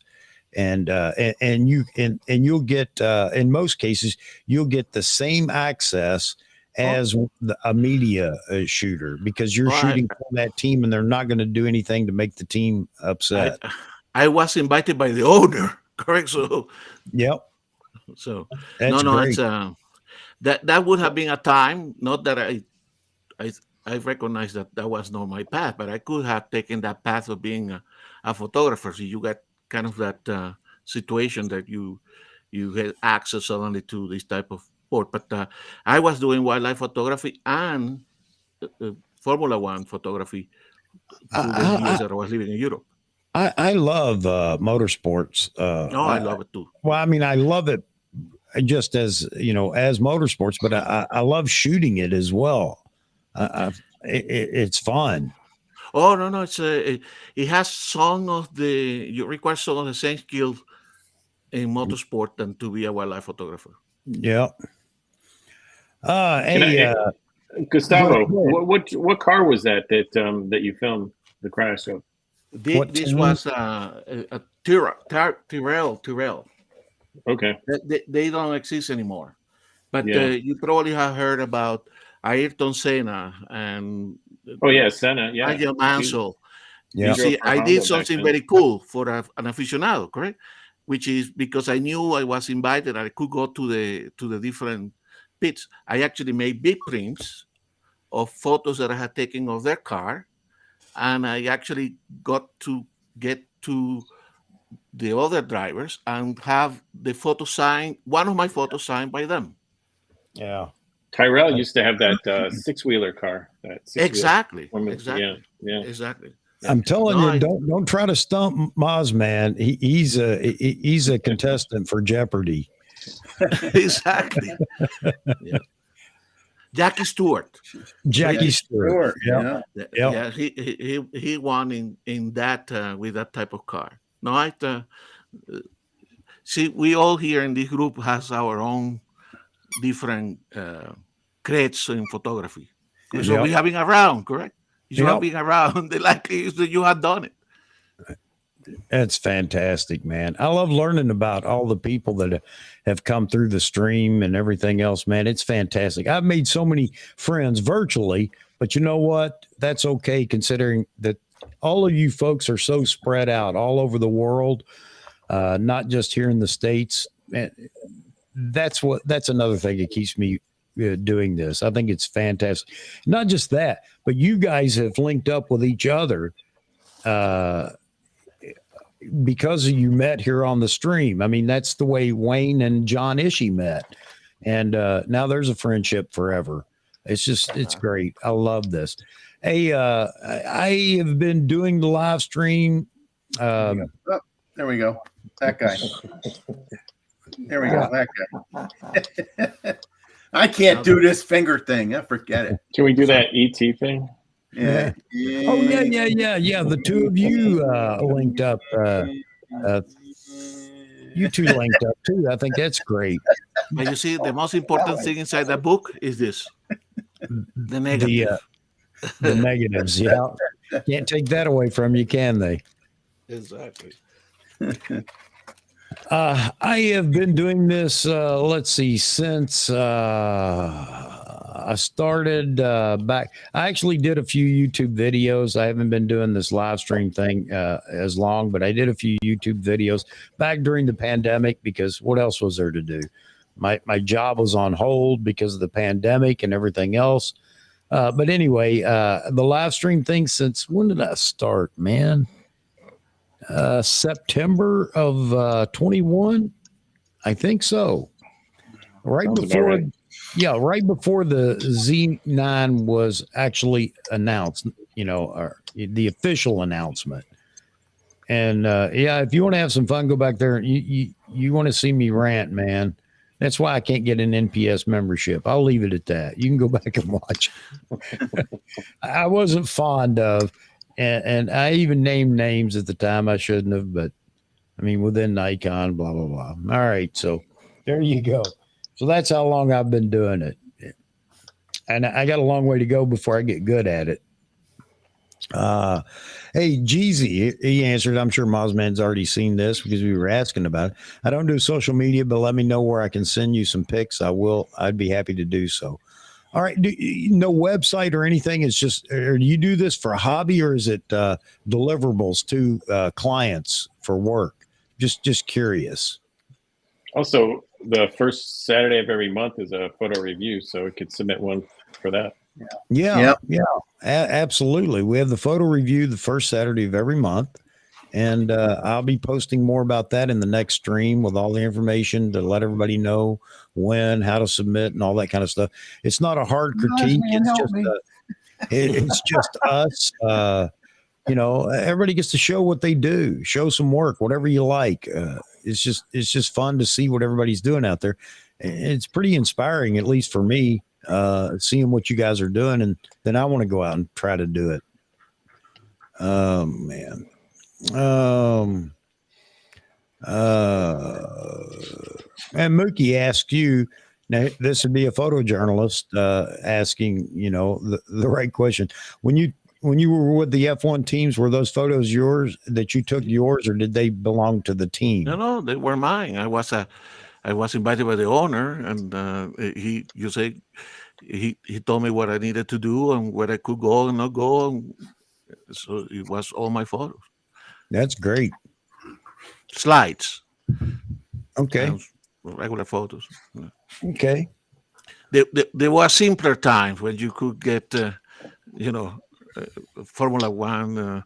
I mean, nowadays you cannot even go to a stadium with a decent camera, correct? Gustavo, what camera were you using back then? I think that F3 HP. Wow, that's right. Cool.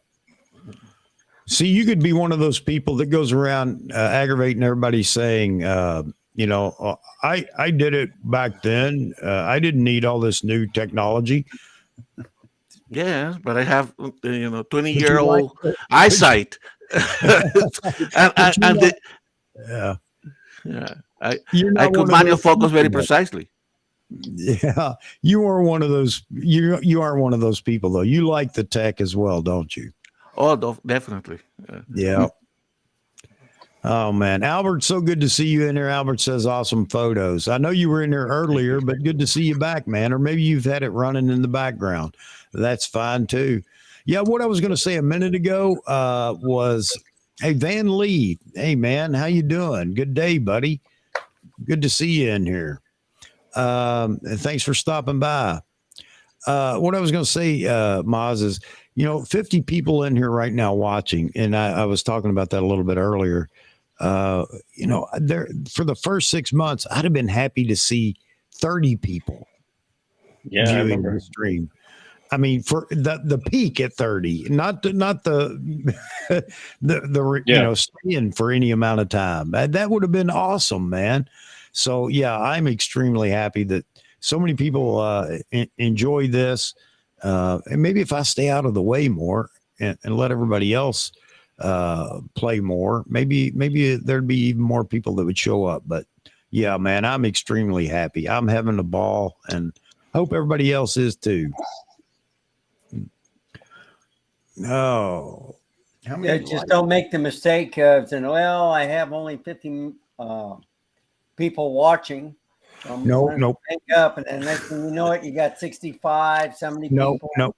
And the next thing you know, Peter Gregg shows up. How are you going to tell Peter? Now, Sorry, Peter. He will show up Wednesday if you're going to talk about gear, because he has everything. Okay. Yeah. I mean, Peter Gregg shows up. How do you tell him, hey, Peter, I'm sorry, I'm shutting the stream down? I mean, you just can't do that. So, yeah, gets up at 4:00 in the morning to come join a live stream. That was amazing. Oh, man. All right. Well, he gets up early because it's Christmas every day at his house. So, easier for him to get up at 4 than it is for us. Yeah. 4:00 in the morning, we get to see the Christmas room. And I was spent. I was done. And oh no, I can't go anywhere now. But he livened it up again, though. He definitely livened it up. All right, guys, I got to go take a leak, and there's still so many people in here. I know we get the audience from Asia, and I really appreciate that. And that's the whole purpose of the Saturday night stream is, we get to see another part of the world. The Wednesday stream, for all you that are in here now, then I doubt there are many from UK. We get the European group that comes in. So trying to make it convenient. I can't make it convenient for you folks in Australia. You guys need to move the continent a little, one way or the other. Make it more appealing in time. Van asks, will you guys take care of your gears like a baby? I take care of my gear, but I'm not afraid to take it out and use it. I'll leave it at that. So Jeezy says, purely a hobby, Maz. I've been offered money for some of my pictures I've taken, but it's too much hassle to get into that. Yeah. Copyright. Yeah. Oh, yeah. There you go. The whole copyright thing, man. You're right.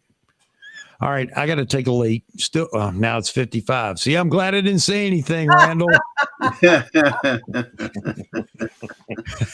Well, actually, it was 59 when I looked at it, so you lost 4. Well, yeah. Yeah. People come through, just stop by for a minute or stop by for a little while and then go on somewhere else. I've often said there are probably 200 people or more that come through the stream any given night or day. But because people are coming, staying a while and leaving, I mean, how many people are honestly going to sit through 4 hours of a live stream other than us? And so, all right, I got to go take a leak. I will be right back again. Sorry, I'm over my limit, and my shaking knee is letting me know right now we got to do this. I'll be right back. Van Lee says he's very sensitive about dust on or in my gear, especially viewfinder. I'll shoot in the rain. I'll put filters.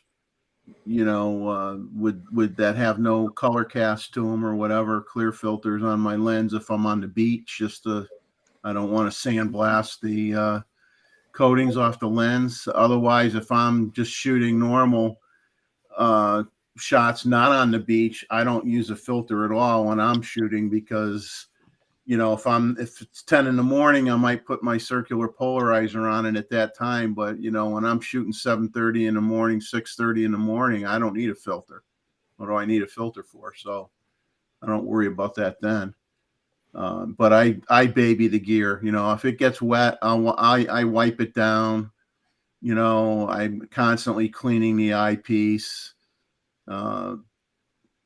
all the time, and I get nuts when I get a dust speck, and especially if it's on the sensor, it drives me absolutely crazy. I mean, I will spend hours trying to get rid of it, and which is horrible.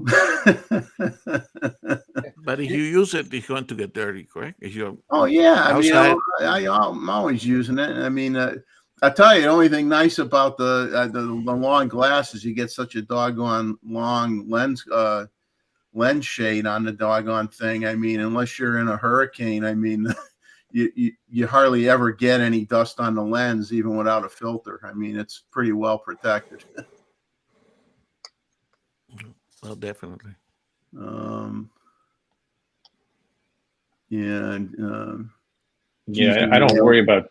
I don't worry about dust. I use my gear. I don't abuse it. I try and keep it in good shape. I put straps on it, but I don't tend to worry too much about dust. It's going to happen no matter what you do. But I agree with you, Jeff. The lens hood, that's the best protection, correct? Yeah. I rarely use a lens without a lens hood. Yeah. Well, I want it just to block the light coming in on an angle. Exactly. Yeah. So I'm always putting a lens hood on. I mean, I know a lot of people don't even use those, but I think that does create a visible difference in your photos, with having the hood on versus off. Yeah, I mean, they're not decoration. Yeah. Serve a purpose. Yeah. I mean, some of them are pretty funky looking, but I wouldn't call it decoration. Oh. I show you one that is funky. We're going to see the funky chicken here.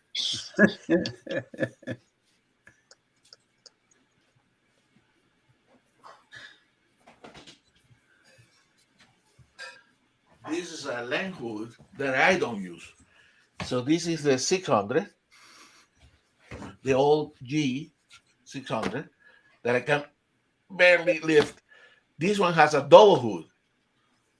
Wow. Yeah. It comes with a double hood. I mean, you don't need that double hood. I had always shot that with one single hood. So that makes it even more impressive. But I don't think it's this is the one that I'm.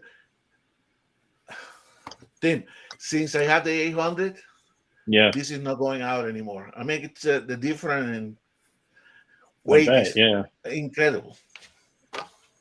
You're gonna sell it? Likely, very likely. I think I'm going to try to trade it and eventually get the new 600. Call Verhagen up. He might buy it off you.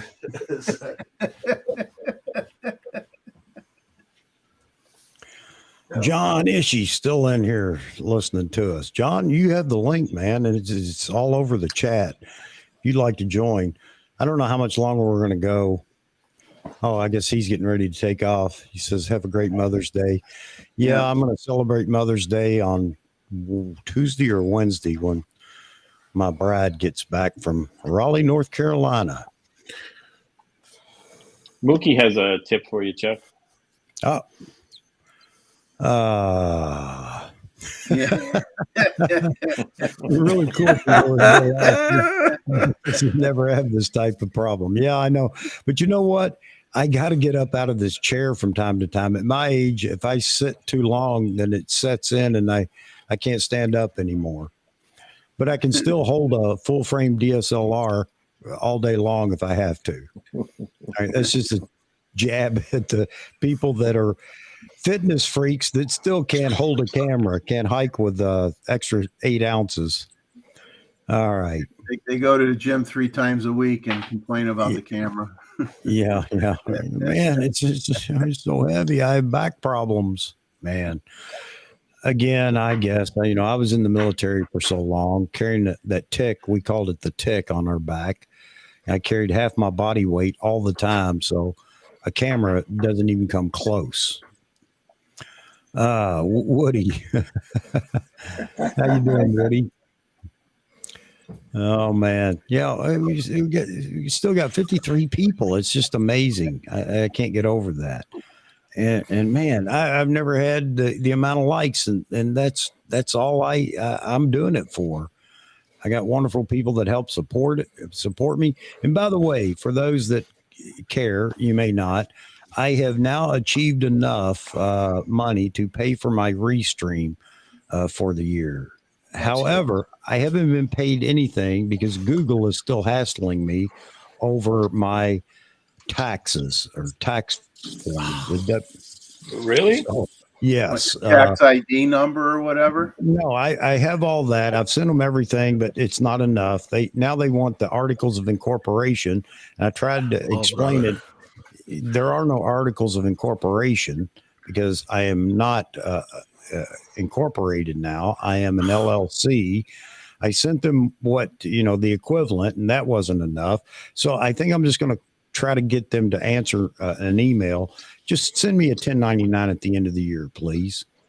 Let's just skip to the, let's get past this. I tried to do it through a business, through my LLC, AP Studios LLC, but I just can't get past this W-9 form. It's not right. And they want more, they want something else and blah, blah, blah. Just send me a 1099. That's what everybody else says they do.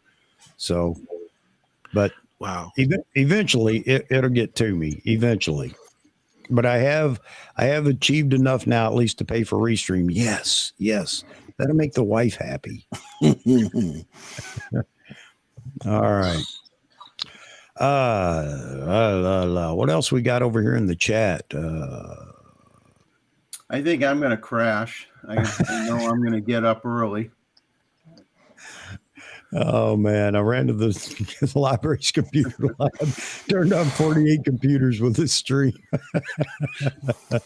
I couldn't ask for sharing any more than that, man. That would be great, Mookie. Thank you. All right, Jeffrey, I know it's getting late, man, over here on the East Coast. Yeah, we're already into almost a 5-hour live stream. Everybody still asks me, why do you go so long? Nobody wants to watch it that long. Evidently, there are some people. So that's right. So, because other live streams are shutting down and they look for anything, and there you are. Yep. So, but we have some great. I don't want to watch gaming either. Good night, Jeff. I'm going to say good night to everybody. Take care, Jeff. Everybody on the chat. Thanks for coming on, as always. And get out there, get some great images, and have fun with your camera, no matter what type of camera or brand it is. It does not matter, baby. That is right. All right, everybody go over and check out Jeffrey's channel, Selective Imagery. Go check it out. Drop a like, drop a subscription to Mr. Jeffrey Neville. Thanks a lot, Chuck. He's a content creator, and if nothing else, just help him out. He provides content. It's out of his own time. Go check it out and drop a subscription. I know he would like that. All right. Oh, man. 48.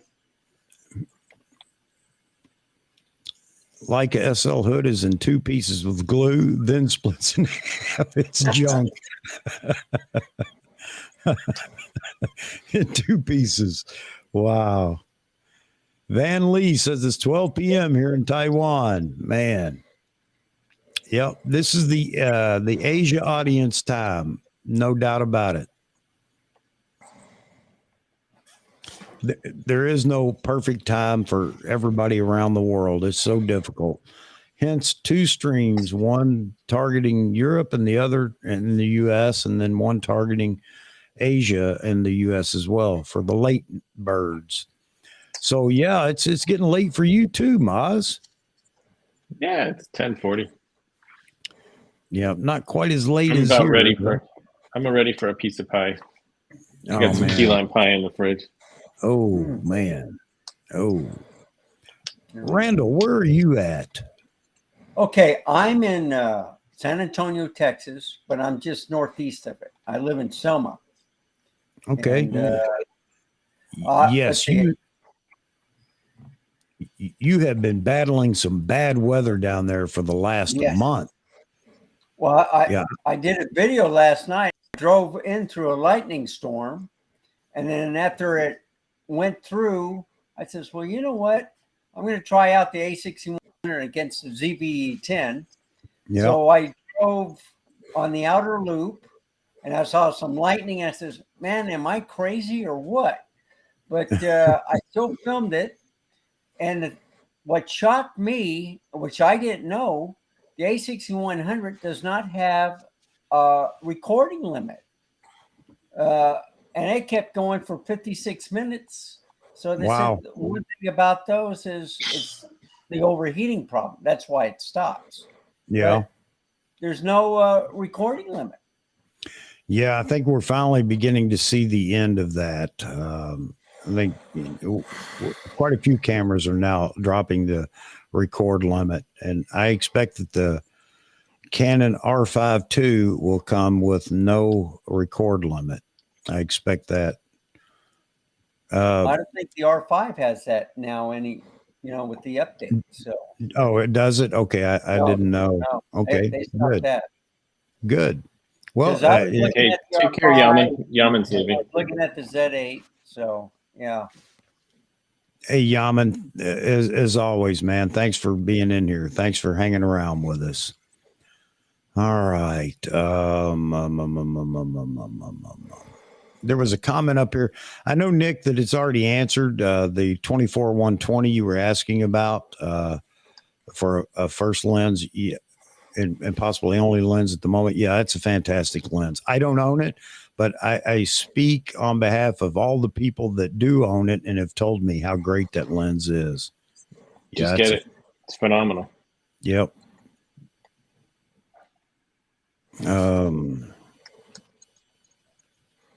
Man. Now, what I do is when my cameras overheat or something, I just turn it off. So I got another camera active. Yep.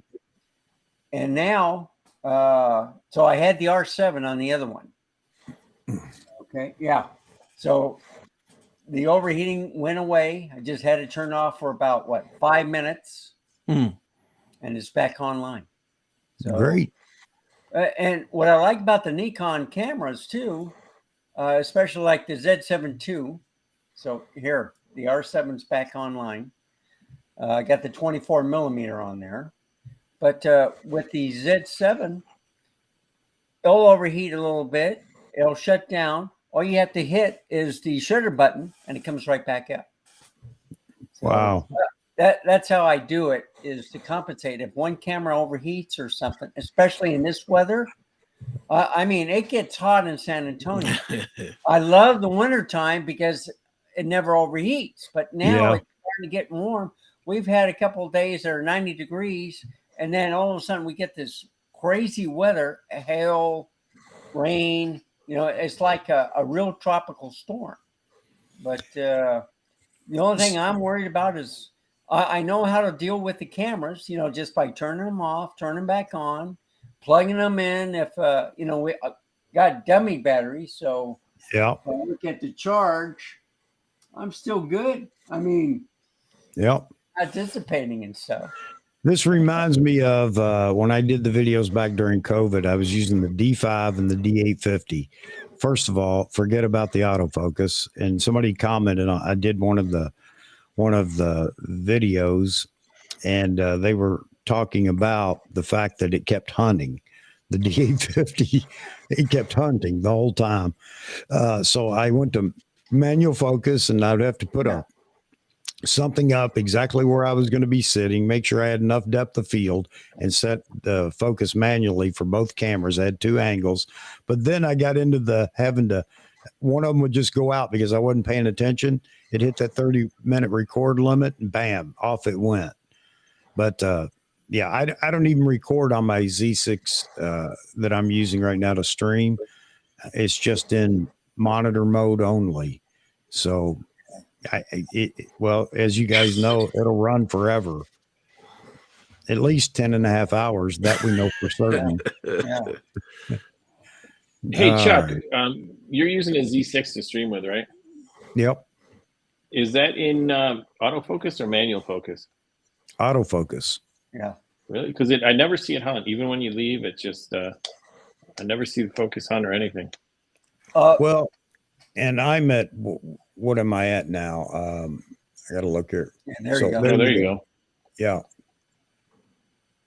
Oh, I got to hide my eyes. That's the hardest thing to do when you're trying to, because it's looking for the eyes. Yeah, that's why I say, man, I am extremely happy with this camera for what I'm using it for. Now, it's overkill, obviously, but yeah, man, this is fantastic. But then again, I'm only, so you're talking about if I get up and get out of the frame, it really doesn't change much. I'm at 20, probably, no, 18 millimeter maybe focal length right now. So, yeah, that's the 14 to 30. And I'm really happy with this lens. It's perfect for what I'm using it for. It really is. So, yeah, man. So this is the RF 24 millimeter on the R7.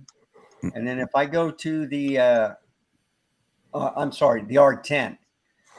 If I go to the Z7 II, this is the 28 millimeter.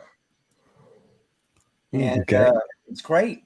But, you know, for the streaming, I think the 40 millimeter is fantastic. And I got that on the ZFC and the Z30.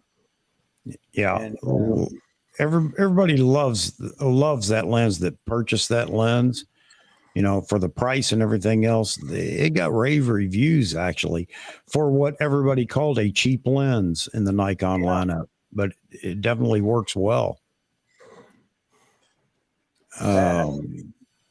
So, Mothman, what are you using right now? Mm-hmm. Oh, I'm just on my laptop right now. Okay. In here on my laptop. Okay. It looked good.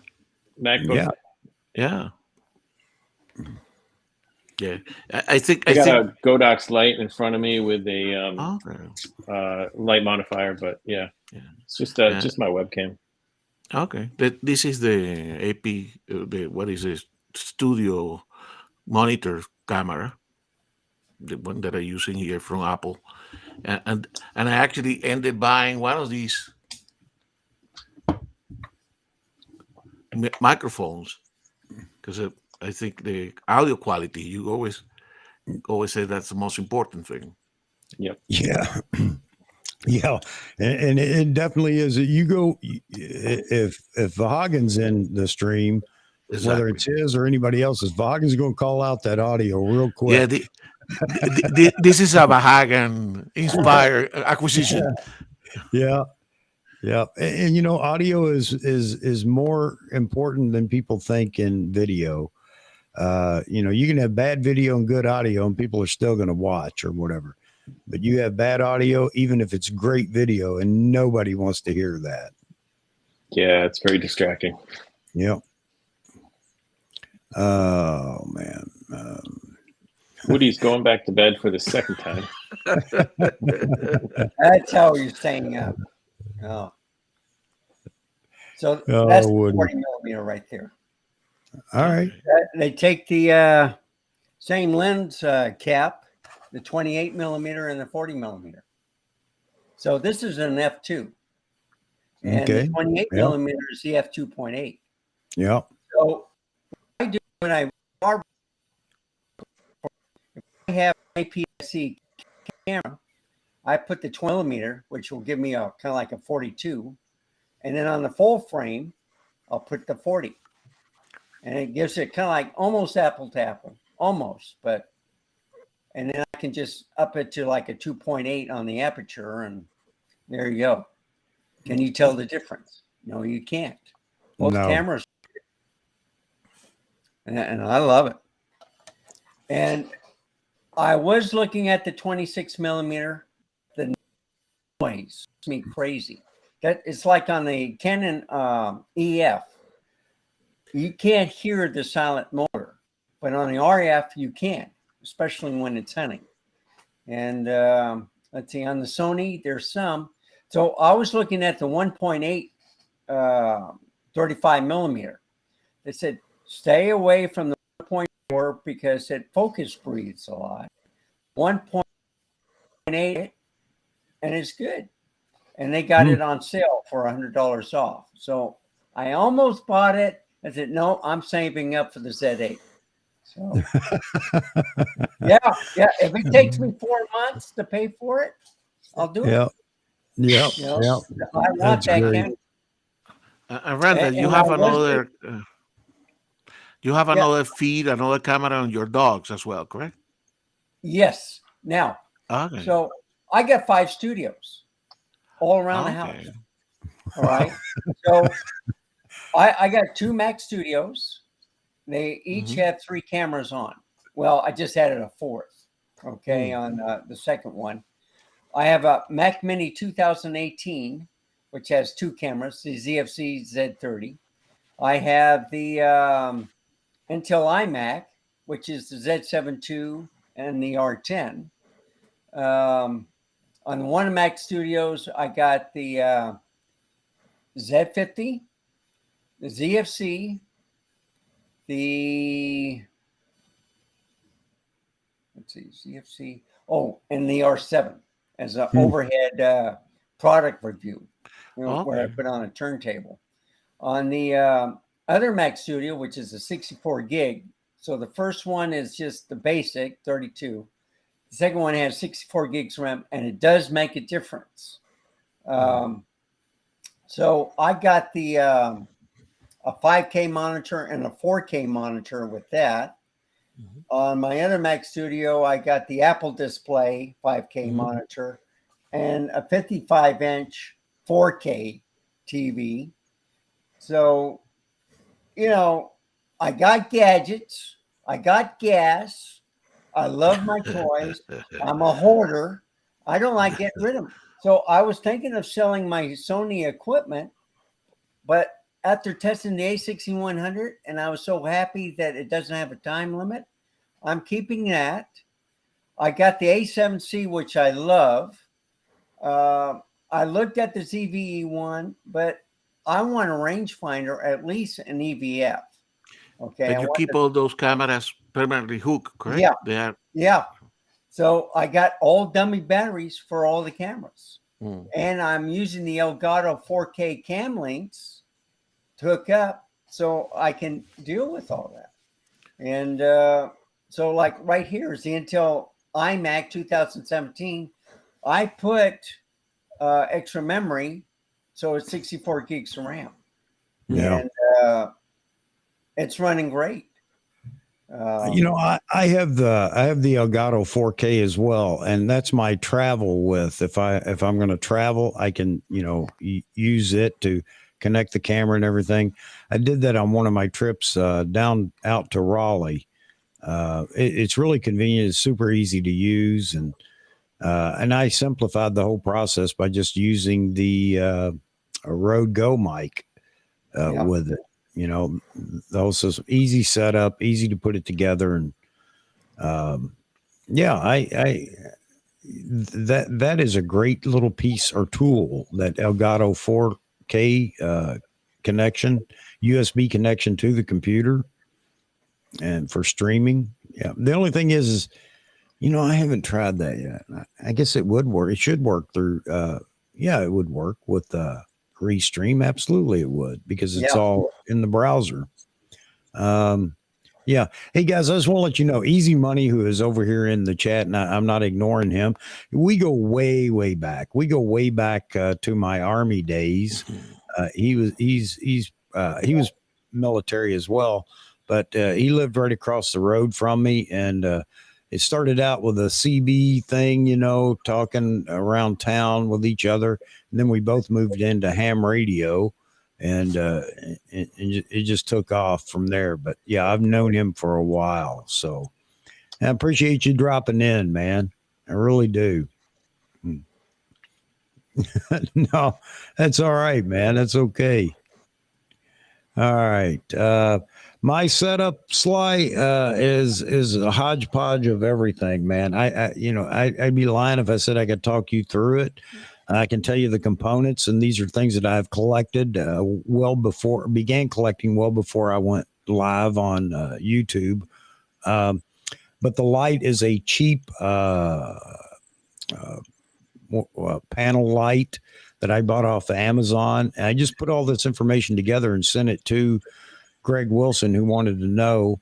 And I put it in a soft box, one of the fold up soft boxes that actually clip around the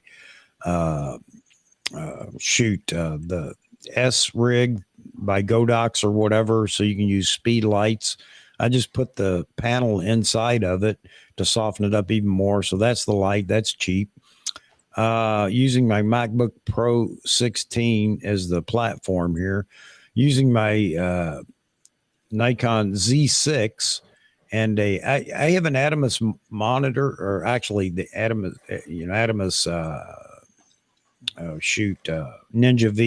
Ninja 5 on top of the camera. It's actually on the handle on the cage on the camera. And I use that because it gives me some feedback here initially setting everything up.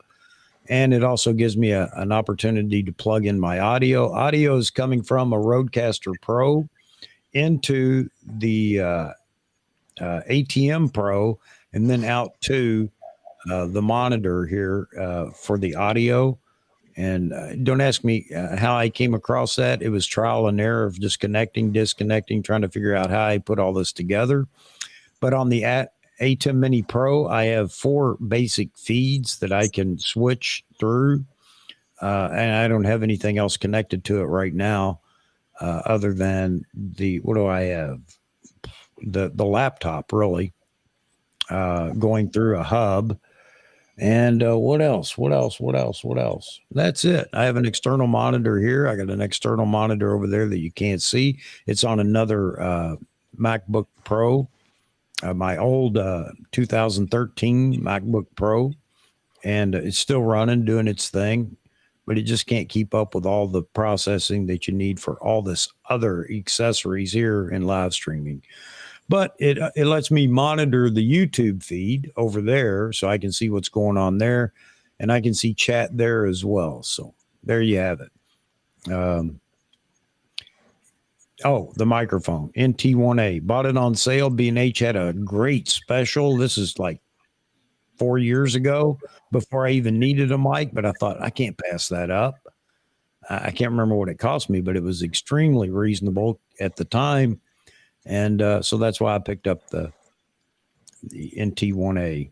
So there you have it. Yeah, Mookie says DSLR shooter has a lot of tips. He does. I've been watching Caleb for a long time. Yep. He does. He does a lot of he scours Amazon looking for products that are quality and will work for video streaming and things like that he showcases quite often. Mm-hmm. So I do like watching Caleb over there. I agree with you. Good tips for live streaming.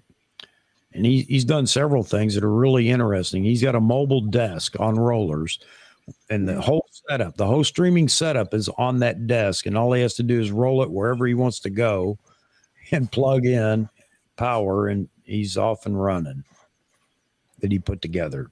And he likes to share all that information of how he did it, what he did, and everything else. So yeah, if you guys want to really see some live streaming, do it yourself, and with other products, quality products that he finds, or name brand products, check him out over there. It's Caleb over on DSLR Shooter.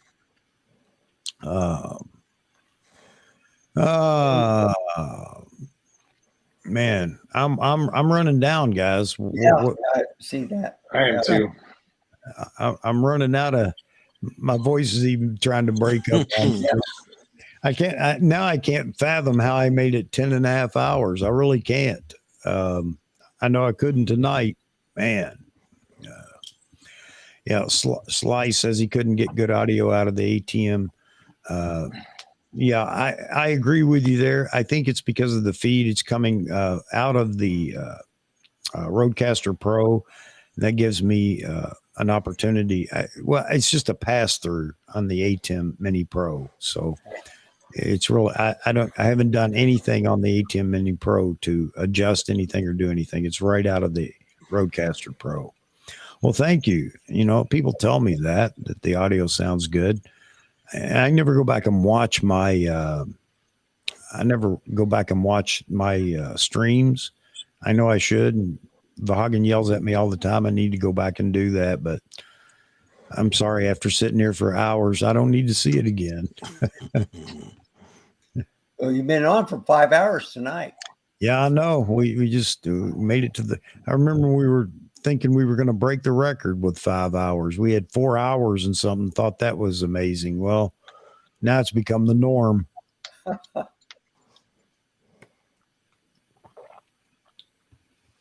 Have you ever tried to do it on Wednesday, or you just it's just a different crowd on in the afternoon? It is, because it's a different time frame. You know, I get a lot of, like I said, a lot of people out of UK, a lot of people out of Europe. Yeah. But it's in the evening, which is convenient, you know, for them. But it's Wednesday night, and you know they don't want to stay up late or anything like that because they've got work the next day or whatever. So yeah, if there's something significant going on, I got to tell you, I can't leave the stream if it's really hopping and people are really enjoying it. And there, you know, if there are a lot of people in viewing, yeah, I'm going to stick with it just because I can and I do enjoy it. But so yeah, on a Wednesday, we don't typically go any more than we've gone 4.5 hours, but it begins to taper off. And when it begins to taper off, that's when I think, okay, here's my chance. Let me get out of here. Yeah. Well, you know, a lot of them are doing now because they're not getting that many people watching, but they have a cutoff time. All right, I'm only going to be on for 1 hour or 2 hours. I got things to do. So they usually stick to the subject. They don't have a Stephen either, but they only answer the ones that do a Q on the question. Yeah. And that way you don't have to look at the other chats that people are communicating inside the chat. You just skip over them and just look for the QQQ or the Q. Yeah. And that helps out. Yeah. If there's somebody significant that would come in on the panel, I've done that before and asked everybody to please put QQQ, because here's the other thing that I really love about this. And it happened on its own, is all the sidebars that are going on over in the chat. And I love the fact that people are over there oblivious to what's going on the screen. That might offend some people hosting a stream, but it doesn't me at all, because that's what this is about. Again, everybody over there in the chat that are just chatting back and forth between themselves. I think that's fantastic. You know, this at least provides an opportunity for everybody to get together and do that. So, if it's somebody significant, then yes, I would ask, you know, QQQ for a question for whoever that individual was. So we make sure that, because I want to keep them engaged with the chat. That's my goal. And there aren't a lot of the big names that really want to do that, I don't think. You know, they don't mind an interview or whatever. And they'll say, oh yeah, I'd love to, but I don't think that they really want to, you know, interact as much with the chat. But anyway, that's one of the things that if you're going to come here, you got to be ready to, from start of the stream to the end, is interact with the folks in the chat. So, because that's what I missed, man. That's one of the reasons that I've said before. I could never get an answer to a question. Couldn't get anybody to acknowledge that I even was alive. Not just me, but everybody in the chat was the same way, except for maybe some of the favorites that they knew or something. So, you know, hey, let's change that around. Let's give everybody a platform to just come on and have a good time. Well, have you ever thought of doing what Hagen is doing? Is you get someone like maybe once a week, once a month, just for an interview purpose? You know, I don't have that gift of gab that he has. He is good. He is the silver-tongued devil, man. And you know, and people, what am I trying to say here? There's just something magnetic about him that people, you know, will talk to him about that kind of thing. And the other thing is that I don't get starstruck, man. I've had plenty of meetings with so many different celebrities and heads of state, even heads, you know, countries. That doesn't affect me anymore. I've gotten numb to it, and I look at everybody like, man, you put your pants on like everybody else. So, you know, I just can't handle the arrogance that comes with it. Not all of them are, but you know what I'm talking about. Yeah. But you know, he's great at it. He really is, Vahagan. And he's bold. I mean, he will just come out and ask, you know, hey, would you like to come? The other thing is that his channel is obviously a lot larger than mine.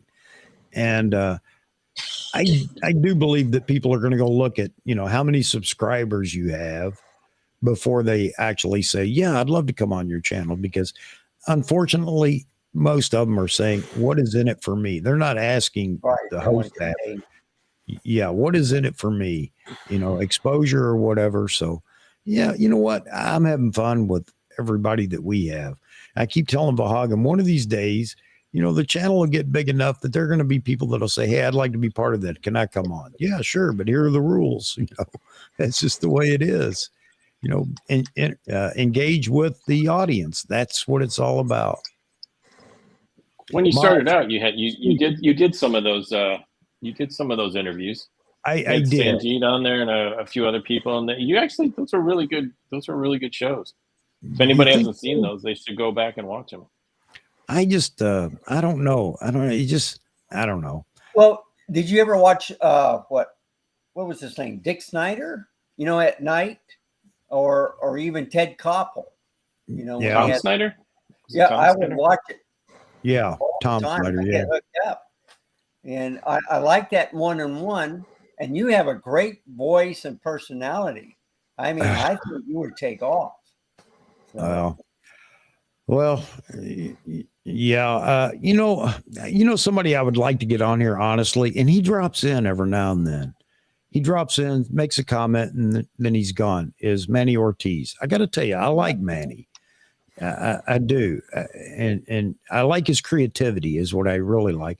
But the other thing I think that I like about Manny is he doesn't like to speak off the cuff. He likes to be scripted. And he said that. I think he just, in his video for the Z8, I think he was talking about that again. You know, he says, I have ADHD and, you know, and I need to be scripted and whatever. But I think that's the genuine him. And I wish I could, crazy of me to say, but pull him out of that shell, man, because I think he'd be great at just enjoying a conversation with everybody or whatever. So yeah, maybe one of these days, And Vahagan, I will say this, Vahagan always says, hey, you need to get this person on your show. You need to get that person on your show. And, you know, he said that, he says that to him while they were on the show. Hey, you need to go on Chuck's show. And I'm thinking, man, you know, they're going to make the circuit. Most of those folks feel like their time is precious, and they can't just do the road show on live streams. But maybe I should. I just think I would mess it all up by, you know, trying to push them into, hey, we got a question over here. But I think that's more important to me, is that they're coming on not for me, but for the audience. Right. Mookie, you forgot Mike Douglas in that. Yeah, Mike Douglas. Mookie's coming. Yeah. Yeah, he's got them all listed just about, doesn't he? Who's the guy that was married to Marlo Thomas? Yeah. Phil Donahue? Yeah, Phil Donahue. And what about the I could be the angry photographer interviewer guy? What's his the guy that had the people throwing chairs at each other? Oh yeah, he just passed away. Yeah. Did he? Jerry Springer? Yeah. Right. Yeah, he just passed away. Pancreatic cancer. That might be You guys fun. remember Morton Downey Jr. smoking cigarettes, and he had a Yeah. It's very similar to Jerry Springer. Yep. Merv Griffith. Yeah. There's another episode, Seinfeld episode. Oh man. Was it Dick Cavett or Merv Griffith, Mozman, on this episode where Kramer pulls all the set out of the trash? Oh, when can? he's got the old set? Yeah. Oh, I can't remember. I do remember that episode there. He lugs it all up into his apartment. People show up and he plays the music and brings them in, and he's sitting there with his little notes or whatever, asking questions. What a great show, man. Such a great show. Yeah, it was. I loved it. In the Army, when I was in the military, everything we did, we could relate to a episode of Seinfeld. No matter what it was, there was a way to relate it to a Seinfeld episode. Oh, man. Yeah, Merv Griffith, that was it. Yeah. Oh, man. Wait a minute. Wasn't it Merv Griffin and Andy Griffith? I think, well, Andy Griffith was right, but I don't know. I thought it was Merv. It's Merv Griffin. Okay. Yeah. Okay. Griffith is Andy Griffith. Right.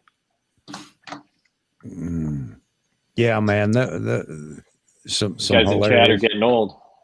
So, yeah, absolutely. I would try to bring up, my wife would do something. I'd say something like, Seinfeld episode, whatever.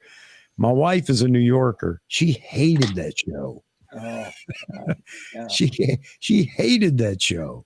I think because she felt like it was belittling New Yorkers or whatever, stereotyping or something. I don't know, but I thought it was hilarious. I did like the one episode, because I work at the post office, is where he was bringing Jerry along. He went to an apartment and he was showing him, the mailman was showing him how he distributed the mail, and then they left. Jerry was impressed, and then everybody came out the door and they handed each other their mail and stuff. I thought it was great. But, yeah. Newman. Yeah. And Farrell's talking about the one where that was the doll that looked like his mother too, wasn't it? The toys, or maybe it was another episode that was just about dolls. I don't know. There are so many episodes, and again, we used to reference it all the time. Everybody started laughing. Yeah, puffy shirt, you name it, big hands, man hands. Just one episode after another. Festivus. All right. Festivus, yes. I thought Gustavo's over there thinking, what are they talking about? And No. I love Festivus. Yeah. Oh man.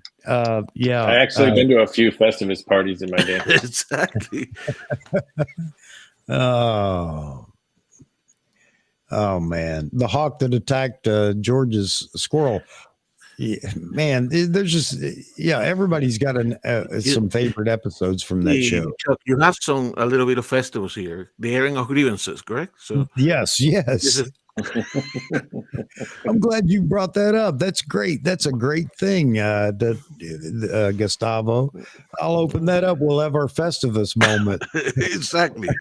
On the live stream. That's great. We're gonna. Although I think in the live stream on the last day of the year, it was a little bit of a Festivus. There was a lot of airing of grievances that show of yours. Yes, there were.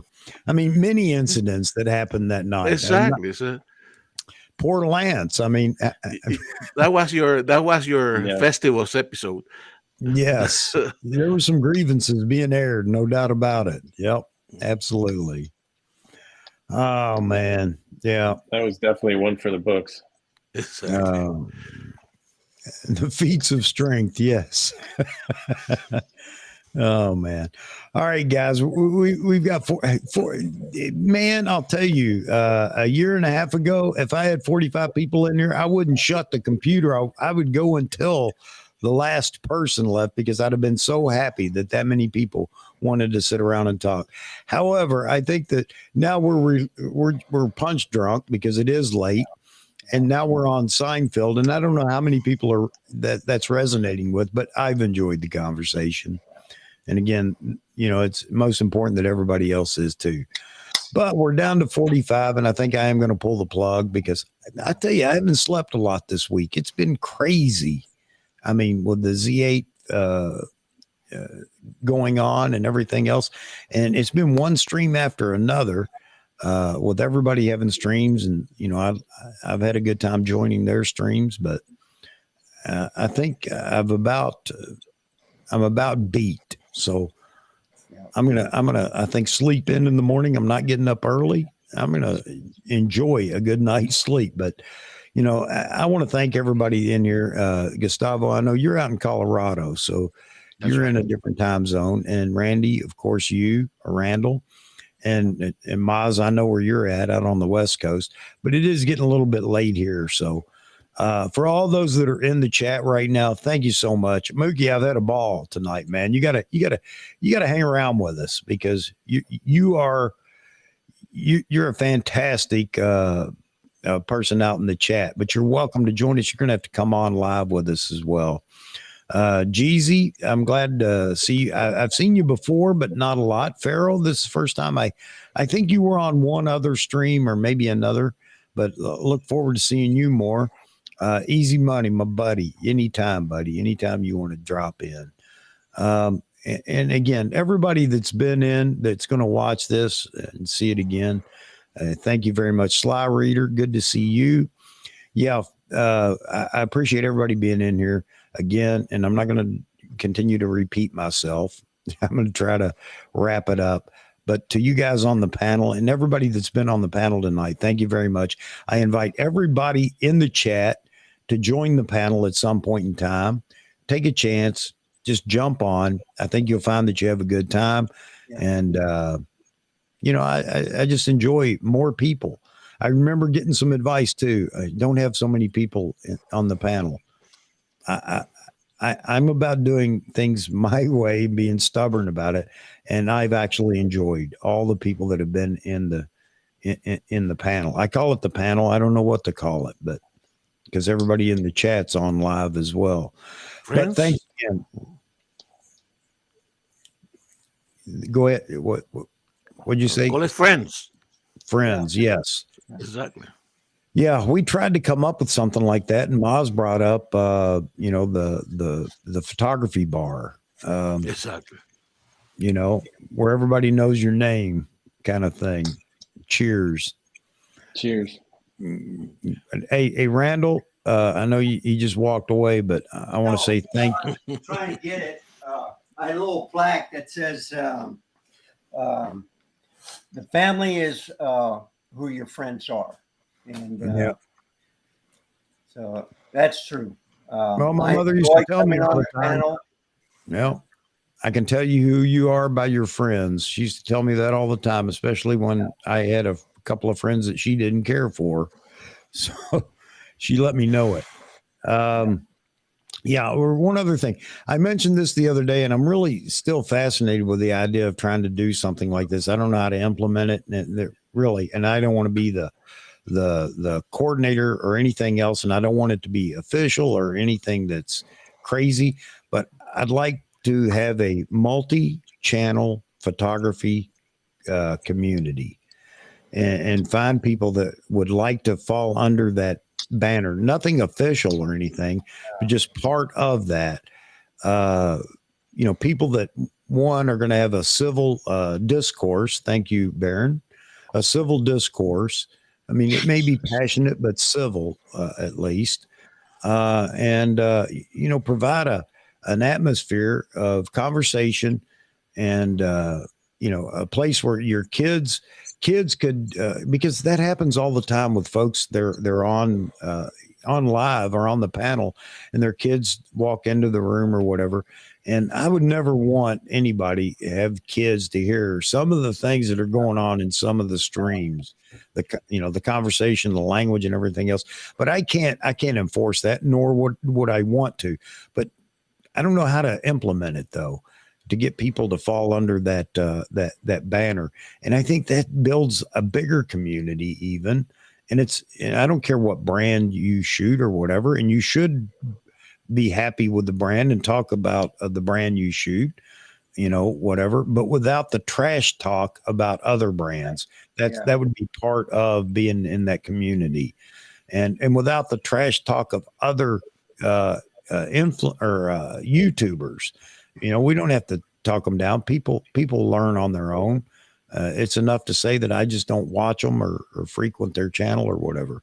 But anyway, I'm still trying to play with that. I don't know how to do it, but I'm hoping that. Do you have a dirty word list? Well, you can do that. You can do the subscriptions where you can only. Yeah. Well, that's just it. I don't want to get that formal. I just, if it just became a verbal thing where people said, I want to be part of that, just say, yeah, I'm part of, for lack of a better term, the MCPC, the multi-channel photography community would be enough. And then people know, and the community builds from there. It all cross-pollinates for people, and you can enjoy many different channels that fall under that without any worries about, the battle going on in the chat, over there with people calling each other names. And, man, I don't want any of that. And I go back to, if we all got together face to face, nobody would do that. Why is it we do it on YouTube? I don't know. But there are some haters out there. Yeah. Well, Easy Money says ladies. So I guess he wants more women on the panel too. Oh, we've talked about that, and Vahagan's actually achieved that here now. He's had a few ladies on the channel, but now this week he's got this month, because I think Dixie Dixon's on at the end of the month, but he's got Dixie Dixon and Leah, the Snap chick. And there is, I can't, the camera store. And there's another, the camera store. And he just had Zara on. Yeah, absolutely. And by the way, the camera store lady is Jordan's wife from Chris and Jordan. Now with, okay. Yeah, I didn't know that. What's that? Petapixel? Petapixel. Yeah. Yep, Petapixel. They have a new video on that with the Z8. Yeah.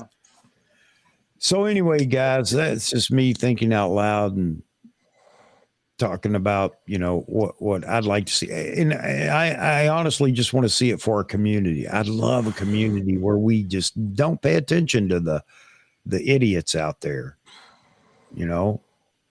So anyway,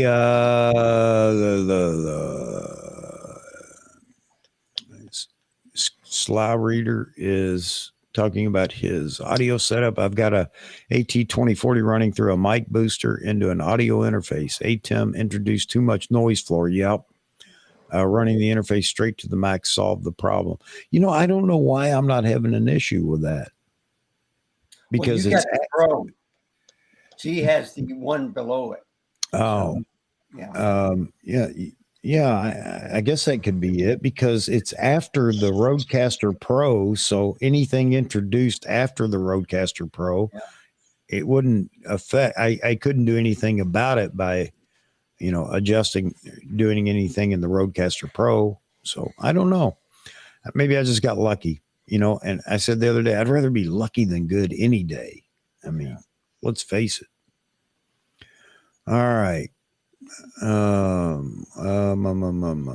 gotta go now. I gotta go see these other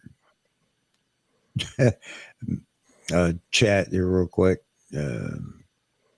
Grays of Westminster mentioned your marathons in their recent post. Did I hear? No, I did not.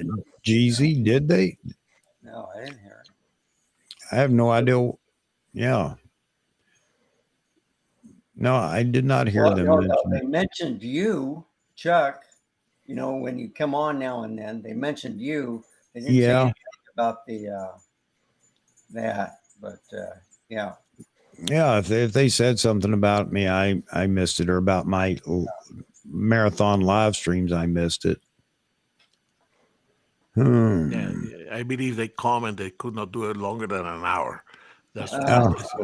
Yeah, they get tired. They gotta have their Exactly. coffee, and they want to. Yeah. Yeah, they can't take more than an hour. Yeah. Yeah. Well, they're running a business too, so That's true. Yeah. yeah. But I think their live stream is after business hours or right at the end of business hours. Yeah. It's in the Yeah. afternoon. Yeah. Like a 2 something in the afternoon for them. Yeah, it's Yeah. 2:15. Well, that wouldn't be the end, Exactly. would it? No. Okay. You know, I honestly look forward to their stream. I really do. I can't say I'm always interested in the topic. I'm not always interested in the topic. You know, when it gets into the old film cameras, and I'm glad that it's there for those that really want to get into the old film cameras, but that's not something that's interesting to me, but I'll sit No. through it. No, it's a good channel for sure. What was your favorite episode? Was that the one where Khan spilled the coffee over the laptop, or? I don't know. I can't say. I'm not sure. Well, I know I like it when they bring Gray on, and then Exactly. Oh, yeah, there you go. Yeah. I can say Exactly. I love it when Gray is on there, because I love his. If we're going to talk about old cameras, I want Gray on there because he's going to relate it to shooting rock and rollers and music in the 60s. I love listening to that. I really do. There is always a story associated with that particular model of the camera, and that makes it very interesting. So Yeah. I agree with you. I'm not into old cameras. I shot them when I was younger, but I think it's very good. They should be part of your coalition. Yeah. It's a very decent channel. Yeah, and I look forward to it. Again, like I said, I refrain from making comments now unless it's about the content. Even then, I refrain from making content. So I don't want them to think I'm over there drumming up business via their channel or anything. But I can't go if I say anything. Then there are going to be 5 or 6 or more people that are going to say hello, and I can't ignore them. And I don't want to take away from their stream. And I don't want to be seen as somebody that's trying to do that. But yeah, I do enjoy it because I love listening to Becky talk, and Khan's always entertaining, especially with the Z8, because this is not the camera that he wanted at all. And it's evident even still with him talking about it. But he'll get the camera he wants. It's coming somewhere down the road. But this is not what he was looking forward to. Same thing with Roy. Yeah. Other than a battery grip. Yeah, well, it's too big. It's bigger than the Z9. Might as well get the Z9. But he wants the price of the Z8. Yeah. I understand that. Yeah. But boy, he has a camera collection. Man. Gee. Yeah. And then he's going to retire. So what is he going to do? He's pretty much retired now. He's been kind of retired, although I guess somebody keeps goading him into another project for them or something for product photography. But yeah. Roy is funny in that somebody will mention something, an F-mount lens, or even going way back, or a camera or whatever, and Roy will turn around and reach around and grab it and put it up in front of the camera. It's just amazing how many cameras and lenses he has. Yep. He can make money, just use it as a museum. People just walk through and you can tell them. We say that all the time, that it's Roy's Nikon museum, But yeah, he has some cameras and some lenses. All right, guys, I am running down hard, man. It's been a rough couple of days trying to keep up with life and doing the things I need to do and should do, and then having a good time with everybody in the live streams and on the blah blah blah on the show. Yeah, I'm fading, Chuck. QRT. Yep. All right, my man. Q code for you. Yep. All right. Good night, everyone. We got 46 people in there. Everybody that's in here still, thank you very much. And again, I invite you to become part of the panel, become part of the chat. However, if all you want to do is just turn it on and listen to it in the background, so many people tell me that they enjoy that, and I understand that as well. I'm just glad that folks want to join in or just want to tune in to listen, if nothing else. All right. Yeah. QRT, easy money. Yeah. All right, so let me leave it on a ham term. 73s, everybody. Yeah. Pretty much goodbye, and thanks again. Thanks you guys being in here. Talk to everybody on Wednesday, and again, if you have something that you want us to talk about, give me some ideas down in the chat or down in the comments after this, and we'll make it happen. We'll make it happen. But you gotta want to participate yourself. That's the key. Don't make a comment about something and you don't want to participate. All right. Talk to everybody later. Thank you very much. God bless. I'll see everybody Wednesday.